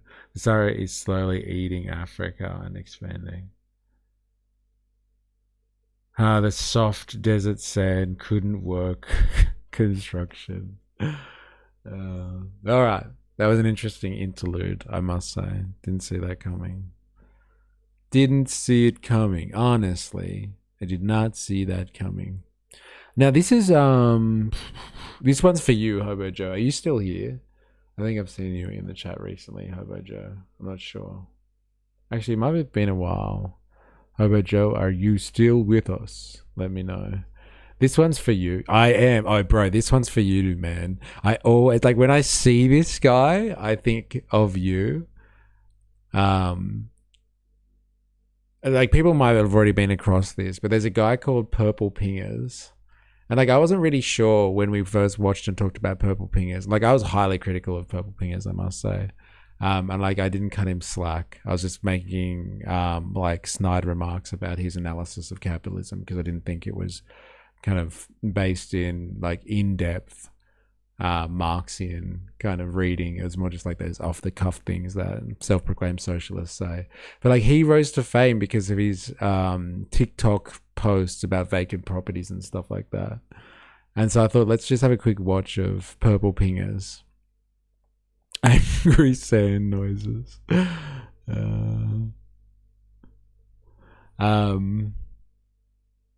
He's for the workers. Yeah, like he's really for the consumer class out there, trying to protect people and make sure people have affordable housing, etc., I guess. But like I didn't understand his history. And so like he got like notoriety as well, because his stuff went over to the US. And so he names and shames people that have vacant properties, which is what we were talking about kind of before with the whole situation in New York and people land banking. So he's this guy, Purple Pingers, the man behind Shit Rentals, it's called, Jordan Vanderberg, aka Purple Pingers, has angered Americans, I would say. So this is like the project stuff, which is pretty insufferable. But like, hey, Purple Pingers, let's learn about this guy. Yeah, he's got the right idea, and he's really helping the rental situation. Like, fucking good on him, eh? He's fine, I guess. Shrugs. As a labor guy, I would prefer less slagging on labor. Yeah, look, let's just take him for what he's doing here. And like I said, like, I've been hypercritical of this guy in the past because of like his lackluster kind of socialistic comments. But like, this stuff is fucking hilarious. Let's see what he's all about. My son came over and saw what you were watching. You got a thumbs up from him. Is it like sand stuff or Purple Pingers? Which one? Benzo Bender, you gotta know. And you can give him a thumbs up right back from all of us. Me especially. He also talks shit about the Greens. Oh, there you go. All right, let's have a look. Well, with Australia in the grips of a housing crisis, Sand one stuff. determined... Okay. Right back at you. Fucking sand mining. I wouldn't vote for the guy, but I do agree with a lot of things he says. Well, let's have a look. But he's subbed. All right. Fuck yeah. Sand Mafia in the investigation. Thumbs up. Fuck yeah. Housing advocate / TikTok star has made it his mission to help put a roof over people's heads. Over the weekend, his mission got the attention of Americans, many of whom now say he needs to be dead. Just a public service announcement for any rich people who live in a rich suburb and land banking an empty house. Just remember to change the lock. This is housing advocate Purple Pingers, aka Jordan Vandenberg. And he's got a message for the owners of some of Australia's roughly 136,000 empty homes. Homes are for people to live in. How much was it? 136,000 empty homes. 136,000. No, it's definitely a supply issue. Definitely. It's not the market at all. Homes are for people to live in, not for rich people to make money off. Late last week, Mr. Pingers let the internet... Stupid hippie, eh? Homes are for people to live in? What a weird world is this, where people can get away with saying such outrageous stuff? Like, homes are meant for people to live in? Far out. Who is this guy? Seriously. No, he was collecting the addresses of vacant properties through his website. There's a link which will let you submit just a vacant house. And over the weekend, he published a handful of said addresses, albeit for a few hours before deleting them, encouraging anyone who needed a house to go for it. Fun fact, squatting in Australia is not necessarily illegal, which is the best type of legal, especially if the front door doesn't actually lock. It's a free house if you want it. In Australia, everyone has the right of entry to a property, an implied right of entry. You can enter a vacant property through an unlocked door, but as soon as the owner of the property realises you're in there, they can ask you to leave. And you can't disobey that order. As soon as you're tampering with locks or breaking windows or something like that, that may count as burglary or trespass, and they may get the... Dilemmas is back. Even if those houses were in the market, it still wouldn't be enough. Yeah, fair enough. Okay. But like, it's definitely not the market. It's other stuff, right? I got a rental to make money and for someone else to pay the mortgage. No judgment. Not judging you. I think what we're talking about here is people not using land productively, which I thought was a libertarian nightmare, but apparently it's completely defendable. But it's a start if they were on the market. Lads, my wife did property management for years and dealt with some owners who had like 200 plus homes and would purposely leave homes vacant. That's mental. Like 200 plus homes. What the fuck's going on there? I bet those rundown shacks would cost over $1 million.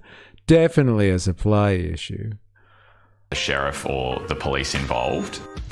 Order. As soon as you're tampering with locks or breaking windows or something like that, that may count as burglary or trespass, and they may get the sheriff or the police involved. For his work, Ping has received a mixed response of praise and death threats. But when news of his exploits hit the States, this is how they took it. Yeah, I wouldn't try that crap in Texas. Arrest this criminal! You will get a lot of people killed. We have the right to remove squatters.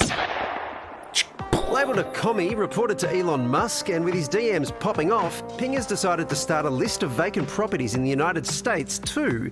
And here's how that went down. No! God, please, no! Anyway, it's all kicking off. So, any regrets? If you need a house, I'll, I don't know. There's like keep letting 100,000 you know homeless where Aussies alone. Like, what's your point then, Dilemmas? Like, you've got a statistic where there's 136,000 homes that are vacant, and you got 100,000 homeless alone. Like, what point are you actually making then? Plus the net immigration numbers, it's a factor. So, like, it is a problem, is what I'm hearing you say then. Like, these things should be given to Australians as opposed to being hoarded by people, I guess. It's never the people with 1 or 2 investment properties who do this, of course. And no one has ever claimed that. Although sometimes people get 1 or 2 and Airbnb them. Yeah, that's another fucking huge thing. Where do you pull all that from, Delivers? You were wrong on your flag thing too, so you're unreliable. Yeah, apparently you have to be a school or a community organization or something, a non-profit, to get free flags. Hey, if I stop all immigration and those homeless Aussies get homed, I could get behind that. Discarded all the naughty nights for niceness, landed in a very common crisis.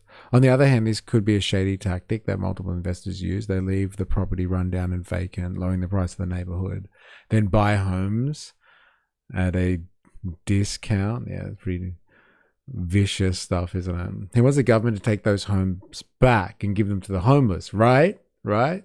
Yes, we have heard that proposal already. Commies repossessing people's homes. The boy's a slag. The best you ever had is just a memory. Is this like song stuff again? Like, am I missing something here? For you to live in. Well, joining us now is Purple Pingers himself. It's Jordan. Jordan, look, I know we're in a pretty serious housing crisis, but do you really think that encouraging people to squat on private property is the way to fix it? Yeah, look, let me answer your question by asking you another question. Do you think it's right that we have thousands of vacant, abandoned homes while we have people living on the street? No, I don't. But is this the right way to handle it, though? I mean, shouldn't we focus it on policy? Yeah, I think there's definitely room to focus on policy, but what do we do in the meantime when people are on the street while we're focusing on policy? Use the word abandoned. Who owns a house and abandons it, Jordan?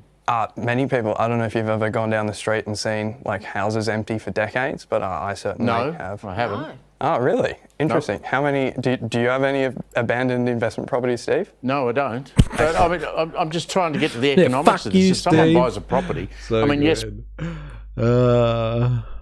And yes, lyrics. Love it when you accidentally sing. Got it. Without migration interest rates would go up. Government needs the numbers. Probably fucking Steve, yeah. The government needs the numbers. Does it though? I'm not sure what numbers we're talking about here though, but like, got it. We've had land banking, obviously, from foreigners, but that's not widespread. There's not thousands of them. On the census night, we had 10% of all housing stock vacant. But like, I asked people for less than 48 hours and I've already got over 300 responses. And like, I'm not the government, so I don't have the resources to ask everyone. But yeah, if you've got like over 300 places that have been abandoned for more than 2 years, some up to 20 years, I think it's a problem that exists. Thank you for clarifying. You are not indeed the government, Jordan. Indeed, I appreciate that. So you put this up. Are people actually moving into these homes? Yes. Not from the public ones, though. So not from the ones you've listed? Yeah. So it's happening, what, privately, word of mouth or something? Yeah. Like if someone needs a house, they can reach out to me and I can send them an empty home. What sort of people are moving into these homes? You're seeing families with kids and...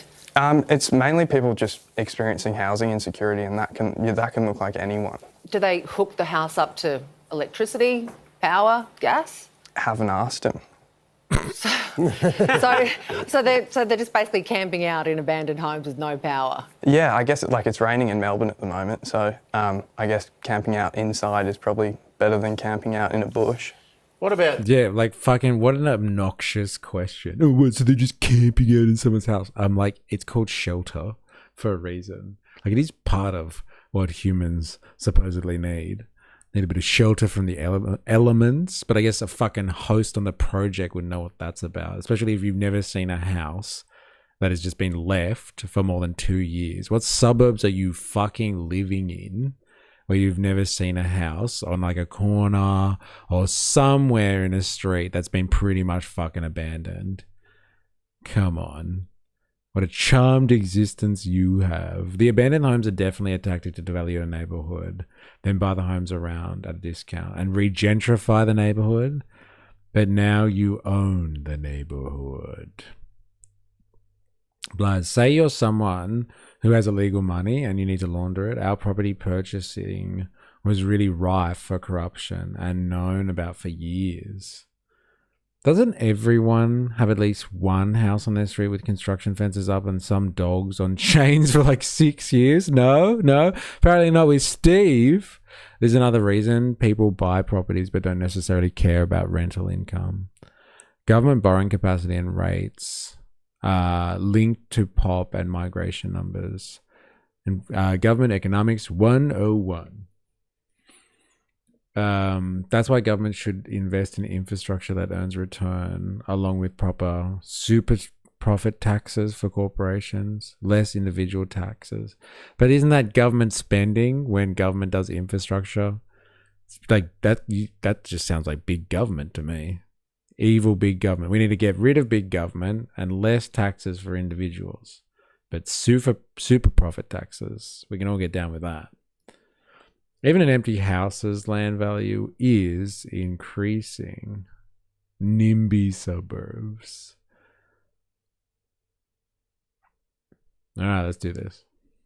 The idea that you might be encouraging people to, break the locks and move into a property. I mean, you say you don't do that, but if someone finds out from you, Jordan, that this house in this street's vacant, has been for 2 years, and it is locked, how do you know they're not going to go around there and bust the lock and get in?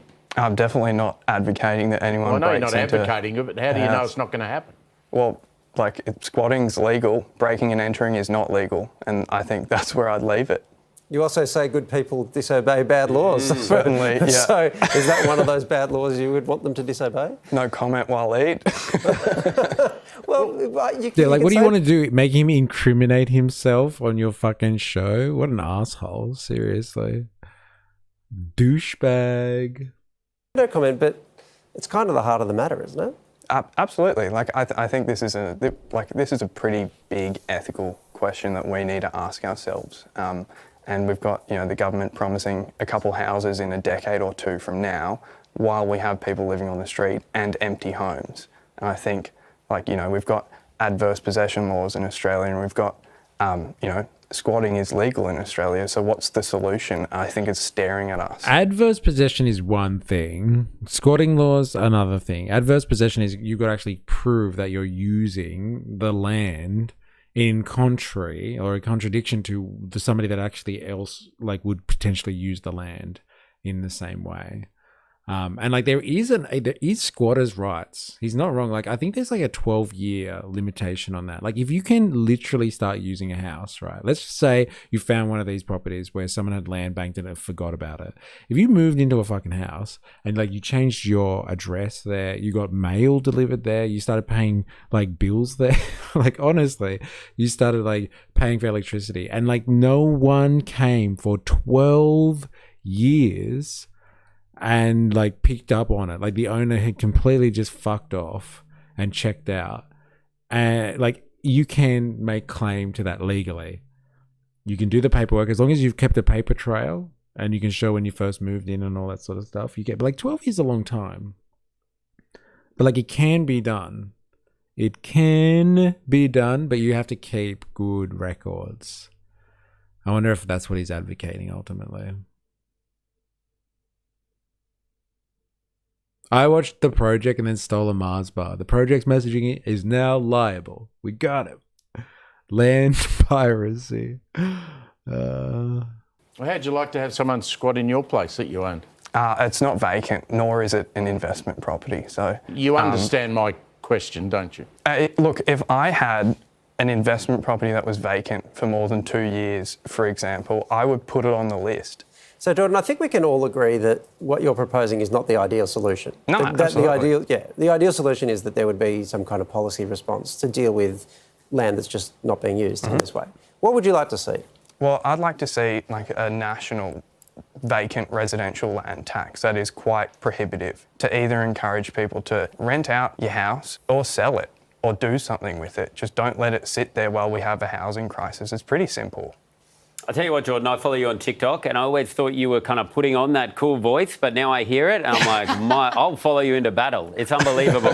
Thank you, mate. Now, this has blown up a bit, especially online in America. How are you going with that attention? Are they angry at you? And Americans can be very angry with people. Yeah, Americans just want to kill homeless people. That's what I've noticed. It's not nice. Well, squatting isn't really legal in states, so is that a concern for this whole kind of idea?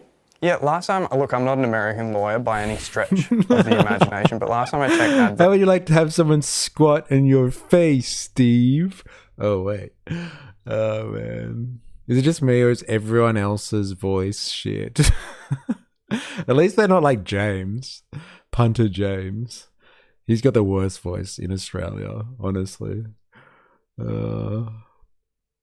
First possession laws existed in every state, each 50 states. So, I don't know, I'd have to ask a lawyer, I reckon.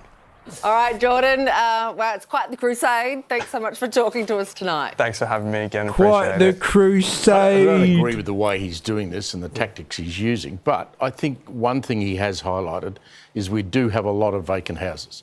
And so I think it's incumbent upon 10%? No, wouldn't be 10%. We should clarify that census figure is not a good figure to use. No, because all that captures is what dwellings were vacant on that night. On one night. And that was during a lockdown. So that could be people who were trapped overseas. There could be people who were on holiday. There's all sorts of things. So that's a bad stat to use. We shove that to one side. Yeah, shove it to one side. Don't worry about it. I think if the house has been abandoned for more than 12 years, the government should be able to claim it, demolish it, and then be used to help buy, scheme, and sold at a discount. I also have a shit voice, so I swear I'm not being mean. I just know the reality. Surely it's better. Like, surely it's better than fucking Punter James. Unironically, one of the better project segments. Unironically, I swear. All right. I really want to do this. And again, this is for you, Hobo Joe, and for you too, Lop Jeff. But like, we're putting together two heavyweights here. We're going to bring together Purple Pingers and fucking Sky News Australia. This one's for you guys. Bring it on. Use for the Help to Buy scheme. Sorry, got it. Got it. Get first home buyers to build property. Oh God. Fucking hey, don't be like that. Where are the pingers and why are they purple? The The great debate. Strange. It's time, bro. Fucking, like, these people have already faced off before on SBS. I want to see them go head to head now because she was lackluster on SBS. And so hopefully she destroys Purple Ping as the fucking dirty commie. Try that in America, you get shot. Absolute trash man posting addresses. Hope he gets doxxed. Whoa. Wait, you don't think it's a legitimate action for him to post addresses of vacant properties? Hope he gets doxxed. Savage, bro. Vacant properties? Like, there's no one in there that can get harmed. They're vacant. Like, what's the worst that can happen? Hell no. Okay, fair enough. Alrighty then. Fair enough. Like, I don't understand what the outrage is. Try that in a small town. Yeah. Also, I want these pingers. Can I just say? Like, somebody had to say it. Where the fuck are the pingers? Mystery. Us. What's this? Sky News. So good. Take that. Yeah. Hey, Sky News is a fucking regular on this stream, so you get used to it. How do we know no one will get hurt? My mother owns an apartment and she's been renting with me because my brother trashed it. Should that mean someone can just live there? Fuck off. Well, like, if she's not there and someone stayed in there while she wasn't there, like, that's what he's talking about here, right? I'm fine with doxing too. Because it's vacant. Seems like a valid excuse. Like, is it been valid? Like what he's talking about? Like 2 years, it's just been sitting there doing nothing. If the doors are unlocked, it's not illegal in Australia. Oh yeah, I'm assuming you've locked up the place as well.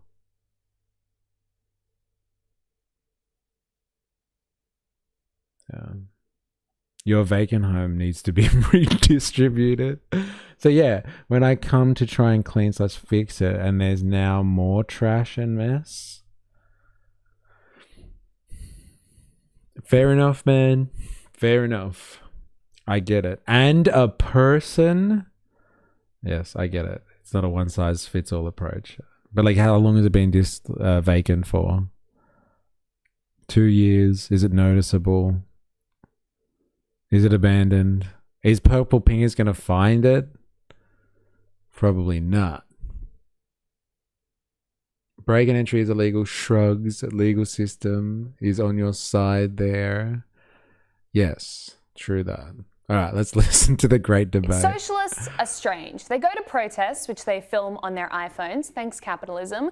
They call for the overthrow of Australia, thanks freedom of speech, and rage about how horrible... Well, like, why do socialists... Okay, I get the whole capitalism thing, all right? Like, oh, they got an iPhone, but they hate capitalism. But, like, what's with the political freedom thing? Capitalism. They call for the overthrow of Australia, thanks freedom of speech, and... They call for the overthrow of Australia. Got it. Yeah. Mystery nourishing us with Sky News. Fucking, that escalated quickly.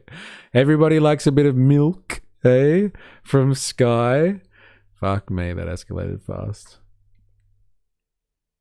It's been vacant for 6 months while he's been in a prison. I could have made it on that list, is my point. Well, apparently it's like 2 years though. Like, what a douche. Yeah, like you could have, like maybe in another 18 months time, you could make it on that list, yes. But lots of people own homes on paper, but don't bother to engage with real estate agents and rent them out or see them or anything.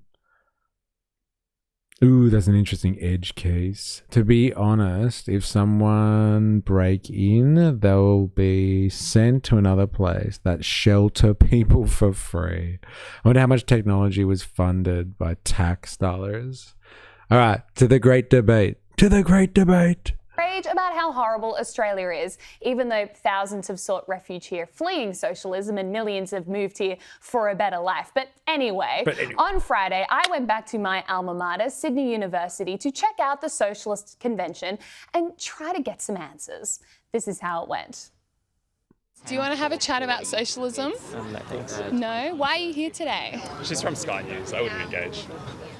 Does anybody want to talk? Have you come to this conference to not talk about socialism? Dude, as if you wouldn't engage her if she was there. Fuck, I would totally engage her. Fuck yeah. This is the event that I have been to. Me and you, Hobo Joe, we're going to rock up here one day, bro. Using iPhones as an insult, but forgetting that workers made that iPhone. So good. Who made your fucking iPhone? I don't know. Fucking Chinese workers. Oh, yeah. Well, it was designed by American workers, I guess. Oh, yeah. Well, okay. Fucking, that's a good system then, hey? Good old workers. Yeah. Go for workers. Fuck yeah. How can all this be solved? That's right. Soylent Green. Sky shits on Australia more than anyone. What a crock. Anyway, let's give people houses. Fuck it. Yeah, that's pretty extreme, man. Calm the fuck down. Because I'm trying to talk to anyone, but no one's down for a chat. It's a shame. That's a shame. Don't really feel like it. Look at her face. You know, it actually felt a lot like true socialism because there was no freedom of speech and no one would dare talk to me because I wasn't from approved media. While they couldn't give me any answers, I'm hoping my next guest might. Each week, I'll be taking on someone with opposing views. We want to break out of the echo chamber and have some real heated debate. So, joining me tonight is Jordan Vanderlam, Senate candidate for the Victorian. Maybe she gives bad vibes. Yeah, I don't know. Maybe. Did you see the look on her face? She's like, yeah, why won't you talk to me? Look at that. No one's down for a chat. It's a shame. Yeah, bad vibes. Like creepy. You know, it actually couldn't give me any answers. I'm hoping my next guest might. Each week, I'll be taking on someone with a post party. Thank you so much for joining me, Jordan. It's nice to be with you this evening. Jordan, you make videos about bad rental properties, things like kitchens being unfinished or bathrooms in poor conditions, even apartments in people's garages. But isn't that just so good? She got crazy eyes. She's hot though, so she can get away with it. She can do whatever she wants. Yeah, lovely input as always, Jumbo Jack. Fair fuck you continuum. They don't talk because they don't want their ideas challenged. Oh, there it is. Eh? Savage take there. Those poor socialists. How could you say that? Fuck you continuum. It's the hot, crazy scale. Of course, that's how the world works. The better looking you are, the more you can get away with. Hey, anyone want to call that human nature? Anyone? Dilemmas? Somebody? That's just human nature. If you're hot, you can do whatever you want. Market at work. No one is forcing people's garages, but isn't that just the free market at work? No one is forcing anyone to rent these properties. Yeah, it's the free market at work, which is why it needs to be destroyed.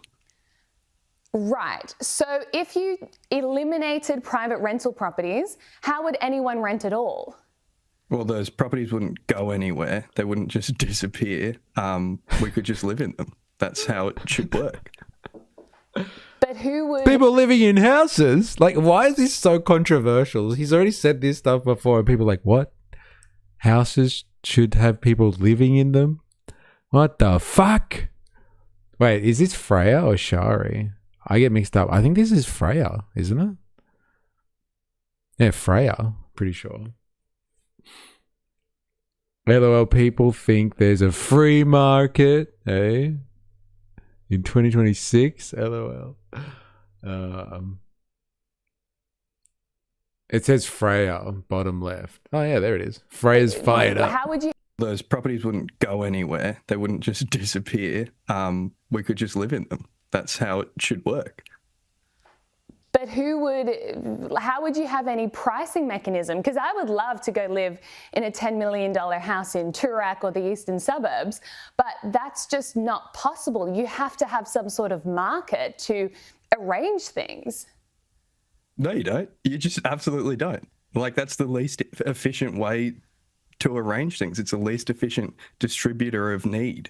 I think, yeah, it's pretty clear that, you know, your main concern is how would people make profit instead of why would, like, oh, it's a way to stop 10,000 people experiencing homelessness every month in Australia.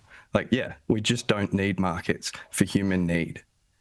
But markets are an efficient way of distributing things. Yes, they are. How are they?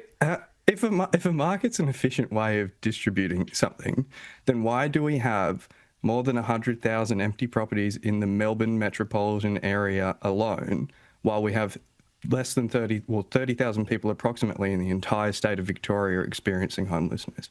Why do we have, you know, Coles and Woolies throw away tons and tons of food every day, while hunger levels in Australia are increasing faster than we've ever had on record? Like, that's just not correct. That's wrong. Oh, God, I can't wait to hear her respond to this. Like, it should be good, right? Yeah, Sky News show cancelled after offensive comments. Is this the bacon guy that got her fired and she had to apologize? Tell me it's the bacon guy, for fuck's sake. That was hilarious. That bacon dude. Oh my God. LOL, don't hold your breath. Come on, she's got to have to respond to it, bro. For sure. For sure, it's the bacon guy. Oh my God, maybe we should watch that next. All right, let's see how she responds.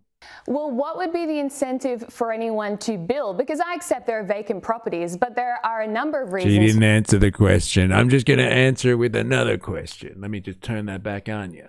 For that. If you're moving between homes, a property might be vacant for a period of time. If it's on the market, if it's waiting for someone to rent it out, there are plenty of reasons for vacant properties. But the fundamental drivers of the housing market are supply and demand. Currently in Australia, we have constricted supply because we have an unproductive construction industry. There's a lot of red tape and government regulations. Yeah, there's too many bureaucrats in construction.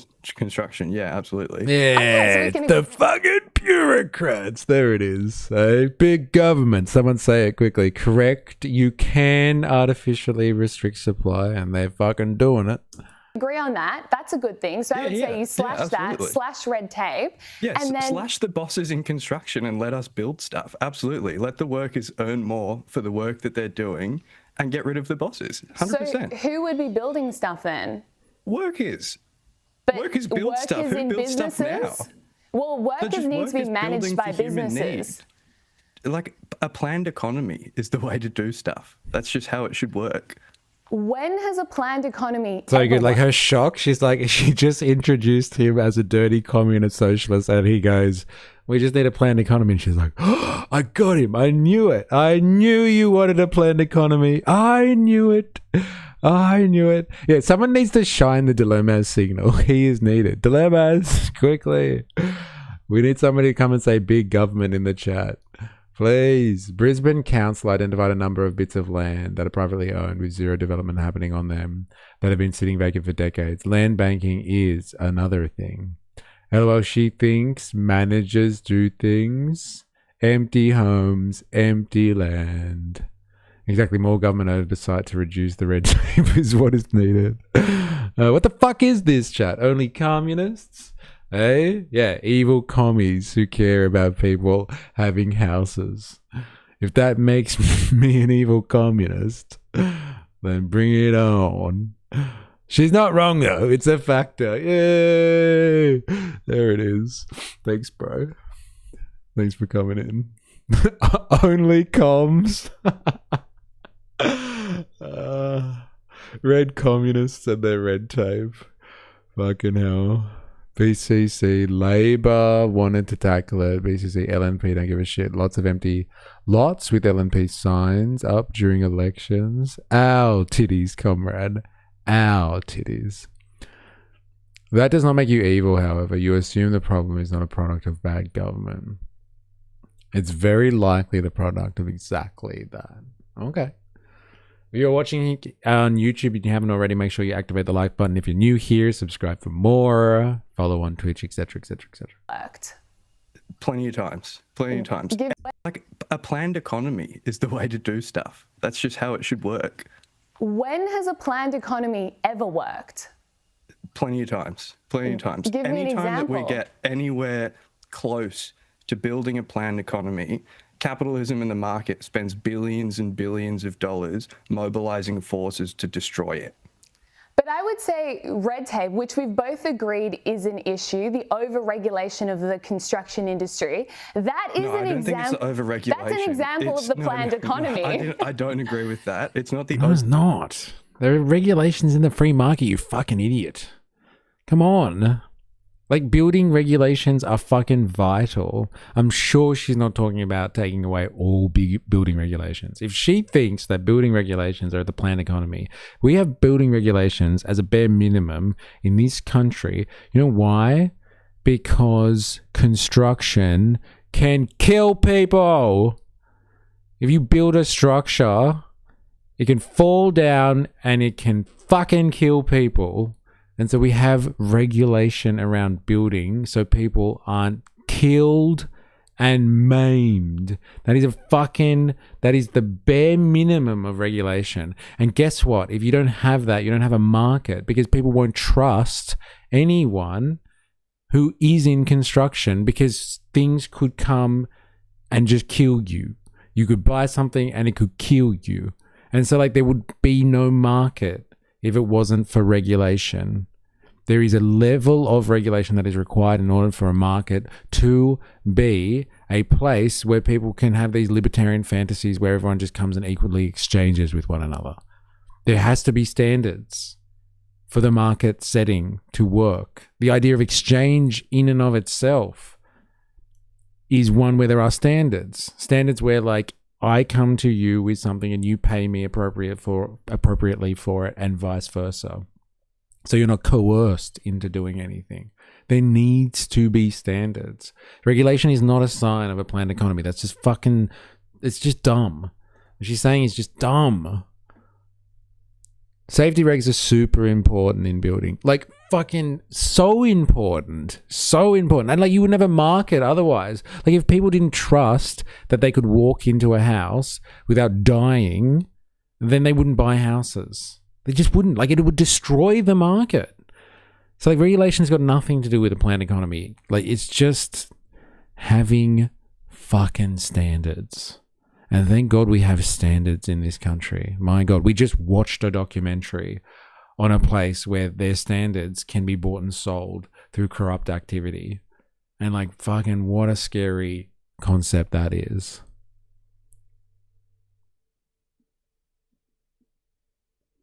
Regulation of the construction industry.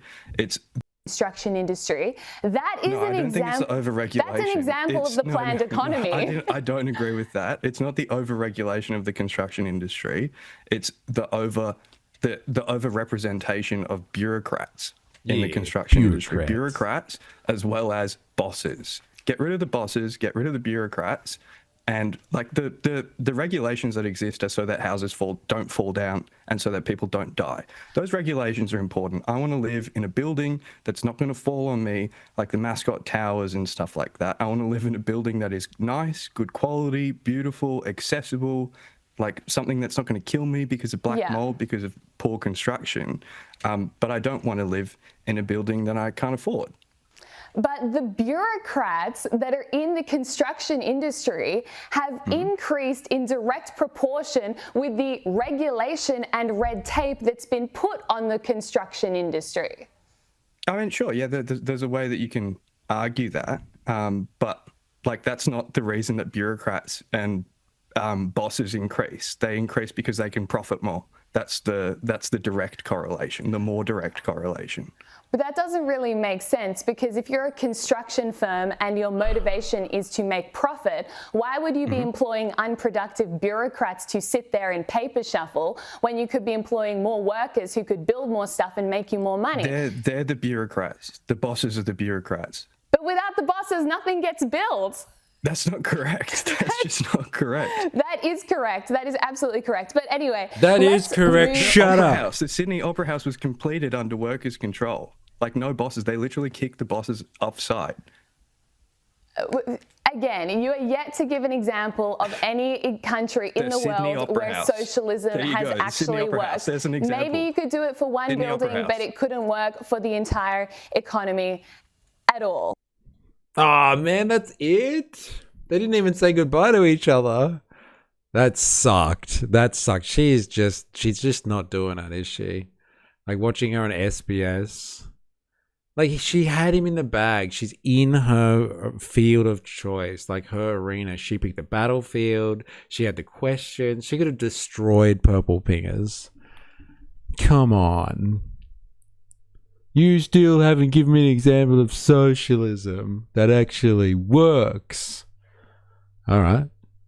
Fine. China. Oh, but China's not socialist. It's capitalist. Oh, okay. All right. Fair enough then. Fair enough.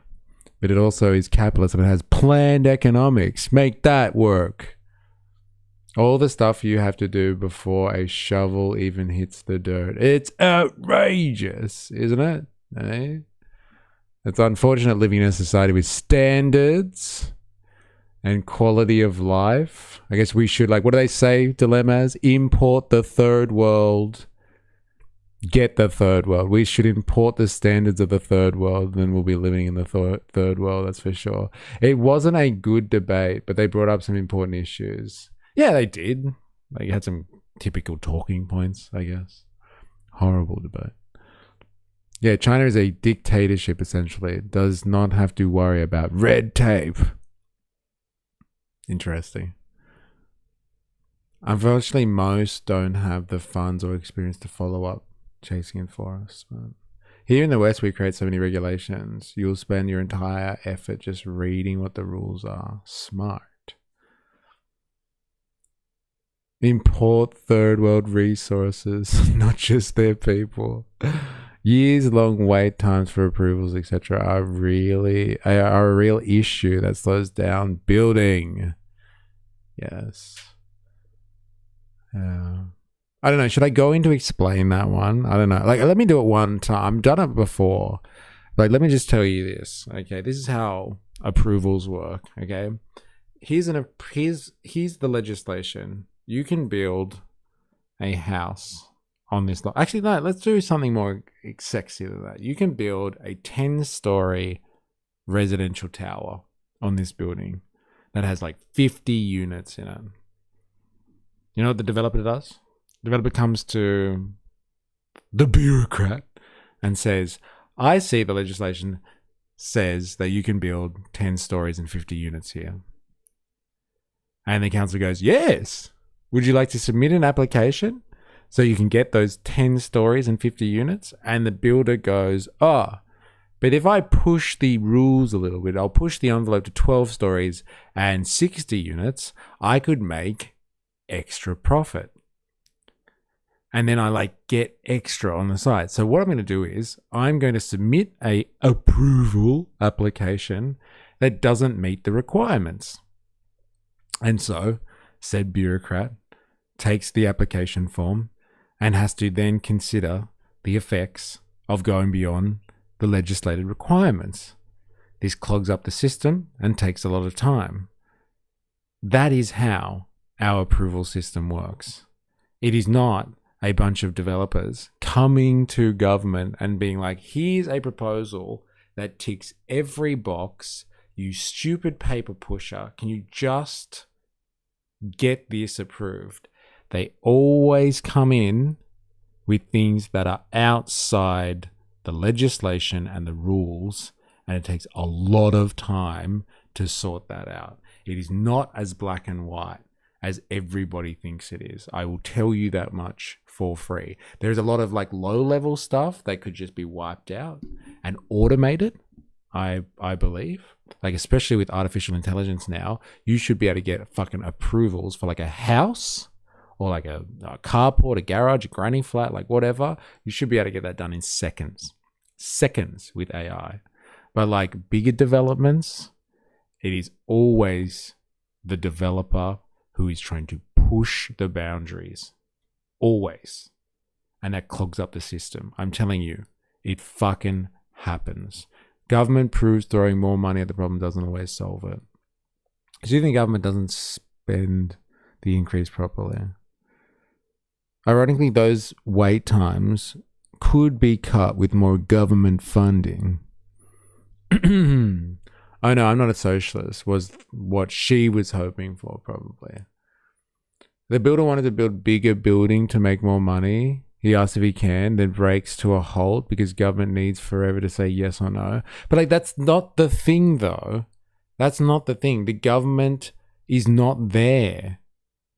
The bureaucrat is not there to decide on legislation. That's what politicians do. So if politicians put the legislation here and say, here's the fucking bar, and developers try to jump over it, and the bureaucrat does not have the power to really consider this without going through the incredible rigmarole, that is a fucking problem that clogs up the system.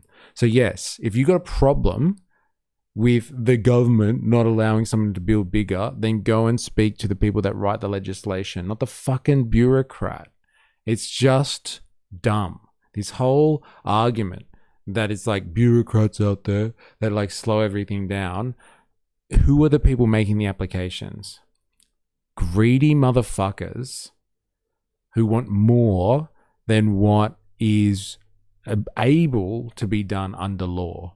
If they cared about the law so much and they were law-abiding citizens, they would just stick to the rules and get it done faster. But it is way more profitable for them to be held up for 12 months and fight over extra stuff that shouldn't be there. It is part of their profit margin. They've already figured it out. If you want to cry poor for the developers out there, then they are fooling you. They are fooling you because they've factored in the extra time it takes to get an approval because they're going to get more out of it in the end. They've already done the maths on this one. They know what works and what doesn't work, and they will just drag the system out as long as possible to fight that fight. It happens all the time. Every single building company is doing something that is not asked of them, ? Really? I find that doubtful. It happens. It happens. Like, I honestly, in my career, would have had, like, out of doing thousands of applications, a handful of applications. And again, we're not talking about small stuff here. A carport, a garage, a fucking house, a granny flat. Like, bigger developments. I would have had a handful of things that actually complied. Everything else would have been pushing the boundary. Everything else would have been pushing the boundary because it's profitable. It's profitable. Like, it's like they set the bar and know what's profitable within the limits. The limits are actually set by what is profitable. And then they go for extra. They go for extra. And they factor in, okay, if it takes another year to get this approval and like I get 5 units, that's like 1 unit in costs. So I get 4 extra units then. Like, I'm cheering. Fucking hold it up for a year. I don't give a shit. Go for it. And that clogs up the system every fucking time. Every time. I can only speak from my experience. Come on, let me have 3-story building in a 2-story neighborhood. Pretty much. No, please. No, please. No. I'm going to appeals. That's exactly it. That's it in a fucking nutshell right there. If central planning is so good, just let the government build it. Don't even contact some private guy. Yeah, I'm down with that. I'm glad you suggested that, everyone. Actually, every 10 years, the government should be audited to remove over-regulation and excessive red tape. Hey, why did this get approved? Remember, there was an election and you elected people who wanted to end corruption in housing developments? Oh. It's all linked. I'm telling you. Yeah, I wonder why they aren't doing that way. I think they are. It just gets nothing done. No, honestly, they should do that. Take housing off the market. That's my line. That's my line, and I'm sticking to it. I'm sticking to it. All right, let's have a look at this one. I do want to have a look at this. I think... Who's this from? Is it you, Bandsaw Bandit? Someone put in someone's take on private equity. It's a right-wing critique of private equity, which I thought is interesting. Brett Cooper. Is this the female version of Ben Shapiro people were talking about? And someone's going after private equity. Private equity is erasing the cities we love. Now, I'm not sure if this is the same type of private equity I know, but I'm going to go out on a limb here and say the private equity, those predatory firms. Oh, it's Ben. Yeah. Private equity are like when firms come in and like gobble up, like buy another company and shell it out, like asset strip it, and then they go back in and like they sell that back on the market or something for an inflated price, and they like recycle through all of this sort of stuff. So like I'm pretty sure that's like the private equity we're talking about here. Firms like predatory companies, and how they actually destroy corporate culture and like capitalism in a way. She used to be on the Daily Wire. Why are we even arguing? Because Barnaby's going to give some of us houses, not me, but some of us, yeah. They're going to take them from permanent residents and give them back out to real Australians.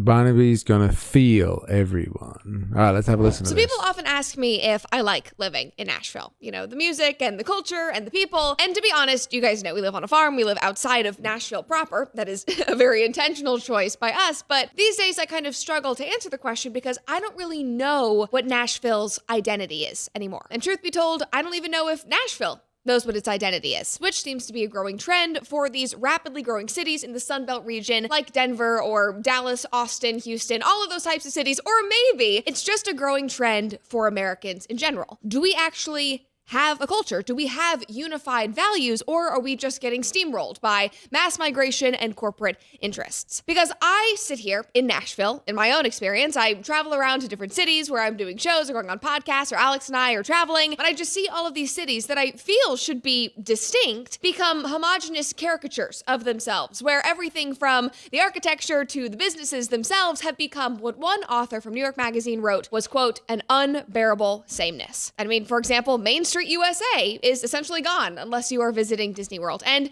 like, who's to blame for this? Is it the like weirdo progressive mayors who oversee the demise of small business, even though they're like waving pride flags and trans flags? Is it the private equity firms? Maybe it's even our social media algorithms, or maybe it's just the lack of unity in America to begin with. Now, before we dive into this thing that has been taking over my mind, I want to thank you guys so much for being here. Thank you for watching the videos and liking and subscribing. And seriously, let me know in the comments. She's unbearable. Who suggested this private equity discussion? Because like it's a real thing, and it's very interesting to see like the right-wing take on corporate predatory activity. Like it's like mass migration and evil corporations, or corporatism, as they say. Crony capitalism is the problem. Actually, capitalism is not a problem at all. It's crony capitalism. That's the real problem. But like, bring it on. Let's fucking go after the capitalist class. Let's do it together. I'll hold hands with female Ben Shapiro if she wants to take on the capitalist class. I just hope her analysis is spot on. Let's fucking do this.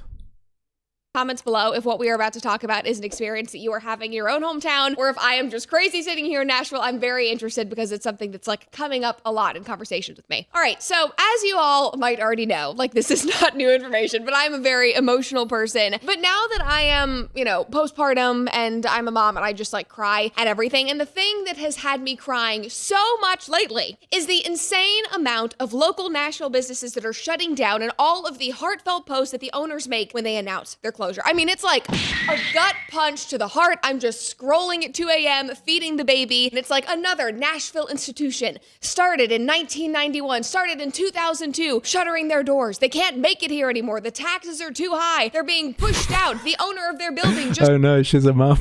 sold it for $17 million, whatever it is, and it is just devastating. Because piece by piece, I'm watching what was once such a distinct and lively and rich, unique city become a blob. And a lot of this does have to do with policy, because in Davidson County, which is the county that Nashville is in, it's like Nashville proper, the commercial property tax has had a historic 45% median tax increase. That's just the median. Some properties have seen a 60, 70%. Like one of the biggest restaurants, like event centers down on Broadway, which is like our main big drag in Nashville, their property taxes increased from, I think it was $120,000 a year to $600,000 a year. Effectively, because now they have to pay that, it made their business not profitable. And that is a wildly popular restaurant on the most populated street in all of Nashville, where all of the tourists are, and they still can't keep up. So think about all of the small mom and pop restaurants, the meat and threes, all of those. I mean, this has decimated. Long-standing business after business. And so, obviously, what is coming in to replace all of this now empty real estate? Well, things like Aloe Yoga and Sweet Green, private equity-owned specialty matcha shops, LA-based acai stores, all of the usual suspects. But now, obviously, Nashville What's is an growing. acai store? I thought it was called Acacia. I thought she quit Daily Wire and is indie now. No, this is what she does. She's at bottom of the barrel at Daily Wire, but seeing as the Daily Wire is going broke, no wonder. I'm not a Nashville native. I'm basically a Tennessee native, but I did migrate here as well, so I'm not going to sit here and be like, all these Californians. Like, yes, I did move from Los Angeles, which I moved to from Tennessee, but I did move from Los Angeles. But anyway, like, growing is natural. Growing will happen. There will be growing pains in any city, but as Nashville has grown and expanded, it seems like it has very obviously lost touch with what made Nashville Nashville. Like, the heart and soul of Music City is now just a caricature of itself that is oriented towards, you know, tourists and bachelorette parties. But the thing that's so sad is that people that are coming in to experience Nashville aren't even getting a true Nashville experience. They're getting the experience that they could get in basically any other Sun Belt city. Like, for example, take an area of Nashville. This is called 12 South. Now, I'm really getting into the nitty gritty here, but this is something that I need to rant about, and you are going to sit here to listen. So just imagine that you are a Nashville resident, and there is a street called 12 South. It's a small street in Nashville, and it used to be a pretty rough part of town, but in the last 2-3 decades, it became a very, like, thriving part of town. It had local watering holes and boutiques, like one little coffee shop, a quaint church. There was like a local farmer's market in the park nearby. People would play pickleball. There's a really, really cute playground, like all of the nice things. What the fuck is pickleball? The comment section is full of people complaining about corporations. Eh? Look at these anti-capitalists complaining about corporations. This is evil communism, what she's promoting here. I first moved here, literally, like, this all changed in 4 years. So when I moved here 4 years ago, like, it was the place where I would go walk the dogs after work. When I knew nobody in this city, it was a safe place to go. It was quiet. It was sweet. When Alex and I started dating, it was where we would go to grab a nice dinner at, like, one of the longest standing restaurants in Nashville. Urban Grub, by the way, you should go if you're ever in town. We would get soft serve at a place called Frice Cream. We would just, like, walk around and appreciate how sweet this city was. Now, if you are in 12 South at any time that is not 11 a.m. on a Wednesday, Pickleball is like tennis meets ping pong. Thank you. I have learned something today. Fuck you, continuum. It's literally like you are playing real life Temple Run. You're jumping over stuff. You're dodging expensive $200 Viore leggings. You're dodging the expensive rag and bow jeans and the Reformation dresses and Lululemon, which is now getting looted by thugs. The parking is insane. They're putting in underground parking garages. And, like, God forbid you try to go to 12 South on a Sunday morning. That actually is where Alex and I used to go to church, and we finally just called it because we just could not handle it anymore, because you show up and you're just surrounded by tourists with huge things of luggage that are standing in line trying to get their hands on a buttermilk ranch biscuit before they catch their flight out of town. And I know it's like, Brett, you sound like a curmudgeon-y local, but this really isn't about a dislike of tourism or growth of a city. It's the type of growth that's taken over that's just so gross and inauthentic and completely corporate fueled. And the businesses and developments that have taken over some of Nashville's most popular areas are these cookie-cutter private equity plans that have been plucked from cities like Austin and Denver, and they're just being brought here. And it's even bigger than that. I feel like Nashville used to have more local amazing restaurants, and now we're just getting, you know, secondhand restaurants from Los Angeles and Chicago. And is she complaining about the local character of her area being destroyed by, like, corporate takeover? Is that what she's fucking complaining about here? Like, how can you sit there with a straight face and complain about the corporatization of all things and the expansion, the never-ending expansion of the market and the monopolization of everything, and not complain about the system that produces this effect? Yes, it's coming after your fucking small town. It's coming after your culture. It's destroying your way of life. Everything that you've known and you've held dear is subject to market forces. Who would have thought? It's, I get to say it once every time, that's capitalism, baby. That's motherfucking capitalism. Like, if you're going to fucking whinge about something and not actually want to know what the answer is to it, then you're just a fucking hack. Okay? You can't complain about this and not want to do something about it as well, or not even isolate what the cause is. It's fucking capitalism. She's complaining about annoying tourists taking over her local Starbucks. Yeah, well, eh? Oh, capitalism. Yeah, there it is. Our capitalism is their corporatism. Yes. Yes. You know the irony about that as well? Like, corporatism is like an actual fascist term as well, which is funny.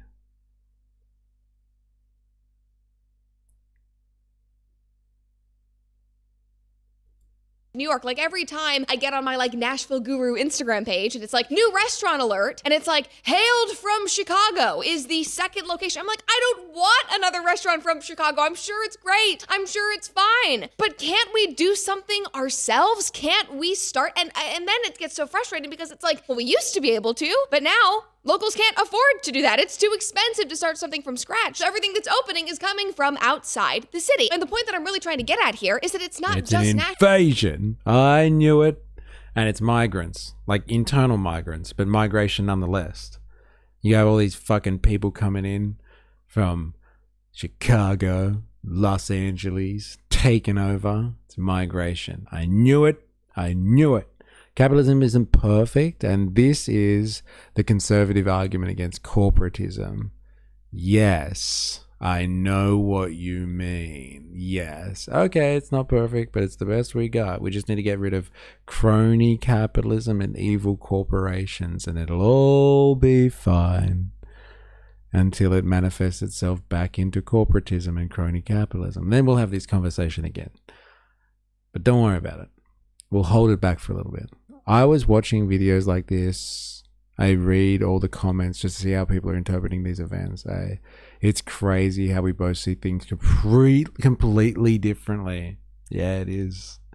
It is. It's happening everywhere. Like the same private equity firm that developed South Congress Avenue in Austin, bringing like all the high-end shopping and the $12 smoothies, they bought up all the real estate in 12 South and they dropped in the identical stores. I mean, the architecture looks exactly the same. The stores are placed on the same block. It's like you got Reformation, Sun Life Organics, Lululemon, all within 20 feet, just like it is in Austin. So now whether you are in Nashville or Austin or Denver or Dallas or Houston, when you pop into one of the city's like trendy neighborhoods, you're looking for a quaint place to walk around, looking for the local flavor, you will literally find a Pastino tapas restaurant, a La La Land coffee with their yellow heart-shaped straws where girls stand in line for hours trying to take an Instagram photo, a Sun Life organic shop where you can get a $25 acai bowl, and of course, a Lululemon. Now, this has become such a constant, like a literal meme on social media, that it became a trend to use the location of a Lululemon to find the most recently developed nice parts of a city. Just watch. I travel quite a lot for work, and every time I visit a new city, I have a foolproof way of finding where the nice neighborhood is. It's called the Lululemon strategy. Every time I go to a new city, I look up Lululemons in the area on Google Maps and use a process of elimination to find the neighborhood with great walkability and $10 matcha. I'm using Montreal as an example because I'm going there at the end of the month. And as you can see here, this Lululemon is in a mall, so I'm going to eliminate that from my search result. What we're looking for are those storefront Lululemons, and that's where you're going to find the bars, restaurants, and a bakery dedicated to fucking brookies. Now, if none of the Lululemons meet the criteria, then I have a backup, and it's called the Whole Foods method. So I'm going to New Orleans the week after Montreal, and boom. It's like, what is she talking about? Like big companies coming in and destroying local culture. Like, that's it. Like, is she be living in a bubble? Like, honestly, like this is the first time she's noticing that this is a fucking trend. Is that like the big fish eat the little fish and destroy all in their wake, and like it just sucks the life out of the community and potentially even the soul of the nation. Like, do I have to say it again?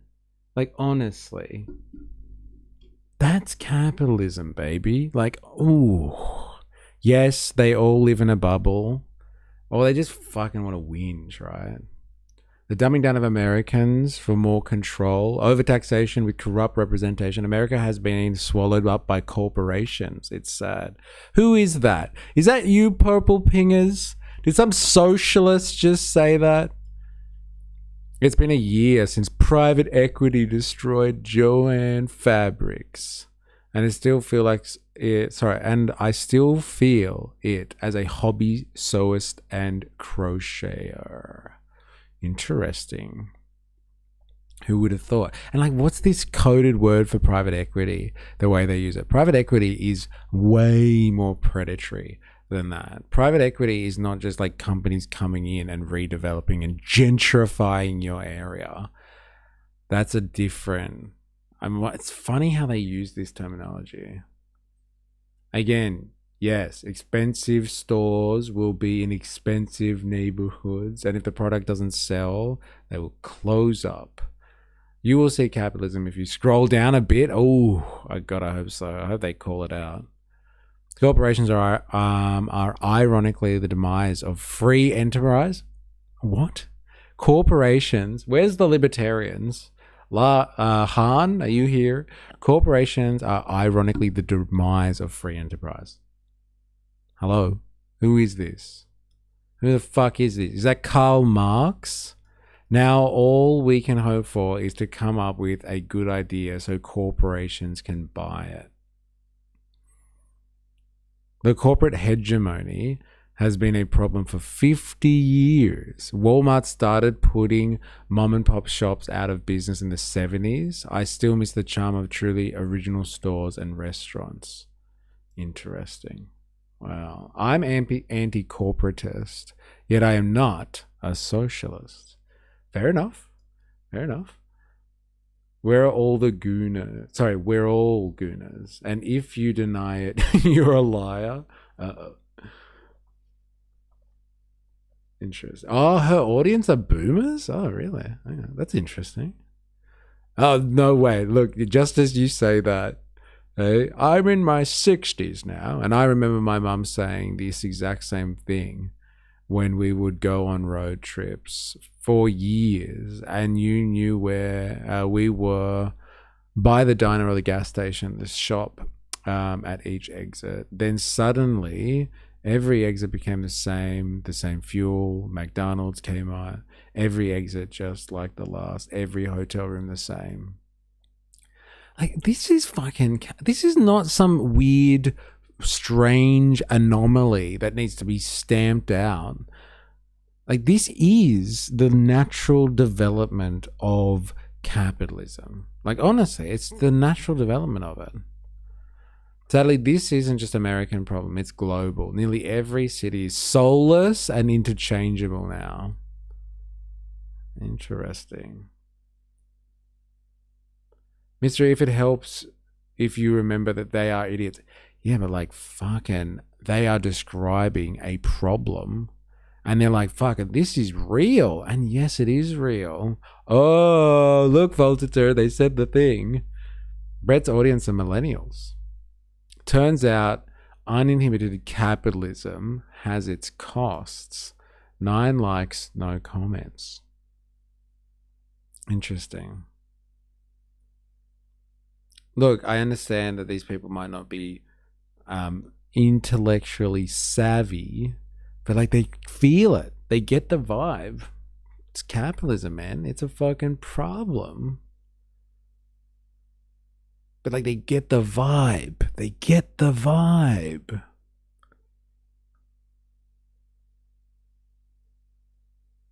The American education system isn't about knowing facts and history. It's the destruction of problem solving. That's fucking depressing, isn't it?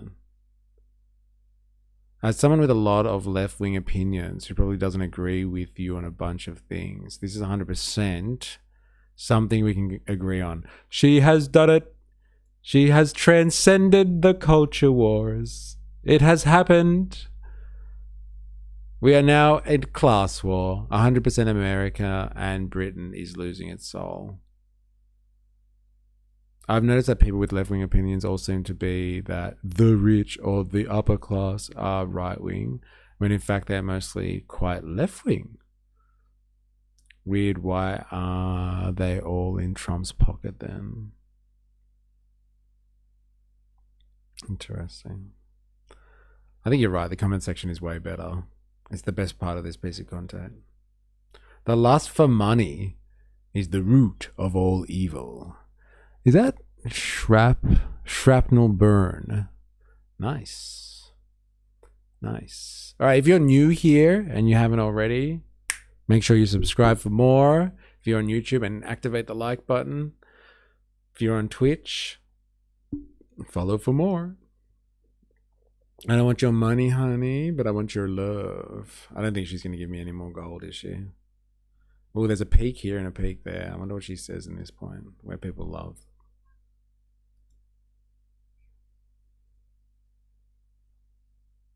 I think it was like $60 million rings have over people. Like what started out as a single store in Dallas, Texas, it rapidly grew to, I think, 20 locations in 6 years. It had a massive influx in cash. I think it was like $60 million poured into it through a private equity firm. It blew up on TikTok, and now it is in all of these cities in these select developments. And you might be asking, like, Brett, are they innovating coffee in any way? Is it like so spectacular? Is it great? No, it's a rounded cup. The straw is yellow. It has like a heart on it, and at some of the locations, the baristas say, love you, when they hand you the coffee. It's like the Trader Joe's, I guess, of coffee shops. And because of that, instead of supporting small family-run local coffee shops, women will literally stand in hours for days or months on end after a La La Land opens in their area to get an Instagram picture with the iconic yellow heart. Like, it is just so crazy. And what is so ironic to me, and I don't really want to like bring politics into it, but it is always the most I want to be told I'm loved. What's wrong with that, Brett? Huh? Yeah, I'll wait hours for someone to be like, here's a coffee. I love you. Thank you. I love you too. Most obnoxious, eat the rich liberal women who eat up this stuff. Like, they are playing right into the hands of these large corporations that they claim to hate. It's also the same types of people who elected Nashville's weirdo mayor, Freddie O'Connell, who literally said in an interview recently that it's not his problem if businesses can't make it here. Buddy, I kind of think it is your problem. You're the mayor. You should be trying to support these local businesses and support our local economy rather than letting your city be taken over by private equity firms out of New York City who want to make Nashville look like Denver and Austin and every other. We've gone to that. It's fucking Wall Street. I knew it. It's fucking Wall Street. There it is. I've heard enough. I want to be told I'm loved too. Don't bring politics into it. Some of us are devoid of human touch and need a little love to stop us going postal. What about the president? Mayors have higher standards, I guess. Yeah, easier to go after. I think a barista should take her by the hand and tell her they love her. Oh my god. We're going up, up, up. It's your movement. The illusion. Being a gooner. Saying you're a gooner. Saying you're not a gooner. Of the illusion of free choice. I'm not a gooner. Fuck you. I think Han needed some love today. Oh my god, he did. He was a bit angry, poor Han. Shane, you're typical US conservative. Yeah, fair enough. Fair enough. All right, I gotta bounce, so I'm gonna leave it there. But this has been an interesting afternoon. This one was for you, Hobo Joe, and whoever suggested this. I can't remember who it was. Maybe Bansaw Bandit. But yeah, Purple Pingers was for you. Han, I love you. It will be okay. Han's not here anymore, I don't think. But yeah, all right. We're gonna leave it there. We'll be back tomorrow. Voltator, you suggested this. Ah, nice. This was your Discord drop. Thank you. All right. Very interesting. Very interesting. Yeah, thank you everyone. 4AS. Thank you very much. Voltator, Ravy baby. Fuck you, Continuum, Comrade. Are you new here? Fuck you, Continuum. Let us know. Let's go for Theory Thursday. Holy shit, it is Theory Thursday tomorrow. Fuck yeah. Theory Thursdays. Thank you, everyone. Yeah, Voltator, Ravy Baby, 4AS, Hobo Joe, Fuck You Continuum. Who else we got here? Just here to watch a trash fire. Blaz, been hanging out today. In and out. I think we had someone else. Shrapnel Burn, I think. New person here today. I think Dilemmas has been hanging out today as well. Jumbo Jack's been in. Bansaw Bandit. What else we had? I know there's been plenty of people in and out today. Oh, Han, of course. Jag was in earlier. Spandonk hanging out too. I can't go all the way back though. Damn. All right, well, thank you anyway for everyone who's been hanging out. If you've been lurking today, thank you very much. If you're watching this after the fact, If you haven't already, activate the like button on YouTube. And we will be back tomorrow, same time, same place. Theory Thursdays. Yes, I'm new, but I watched you some time ago. Ah, okay. Well, welcome to the streams. Welcome to the streams. Captain Bucket. Sorry. Damn, I got forgotten. Apologies. What's my homework, Teach? Oh, fuck. I don't know if I can give you homework anymore. Your essays are too good. Too good for me to handle. But, yeah. We'll be back tomorrow. And until next time, please remember, I am, you are, we are a mystery. See you on the morrow.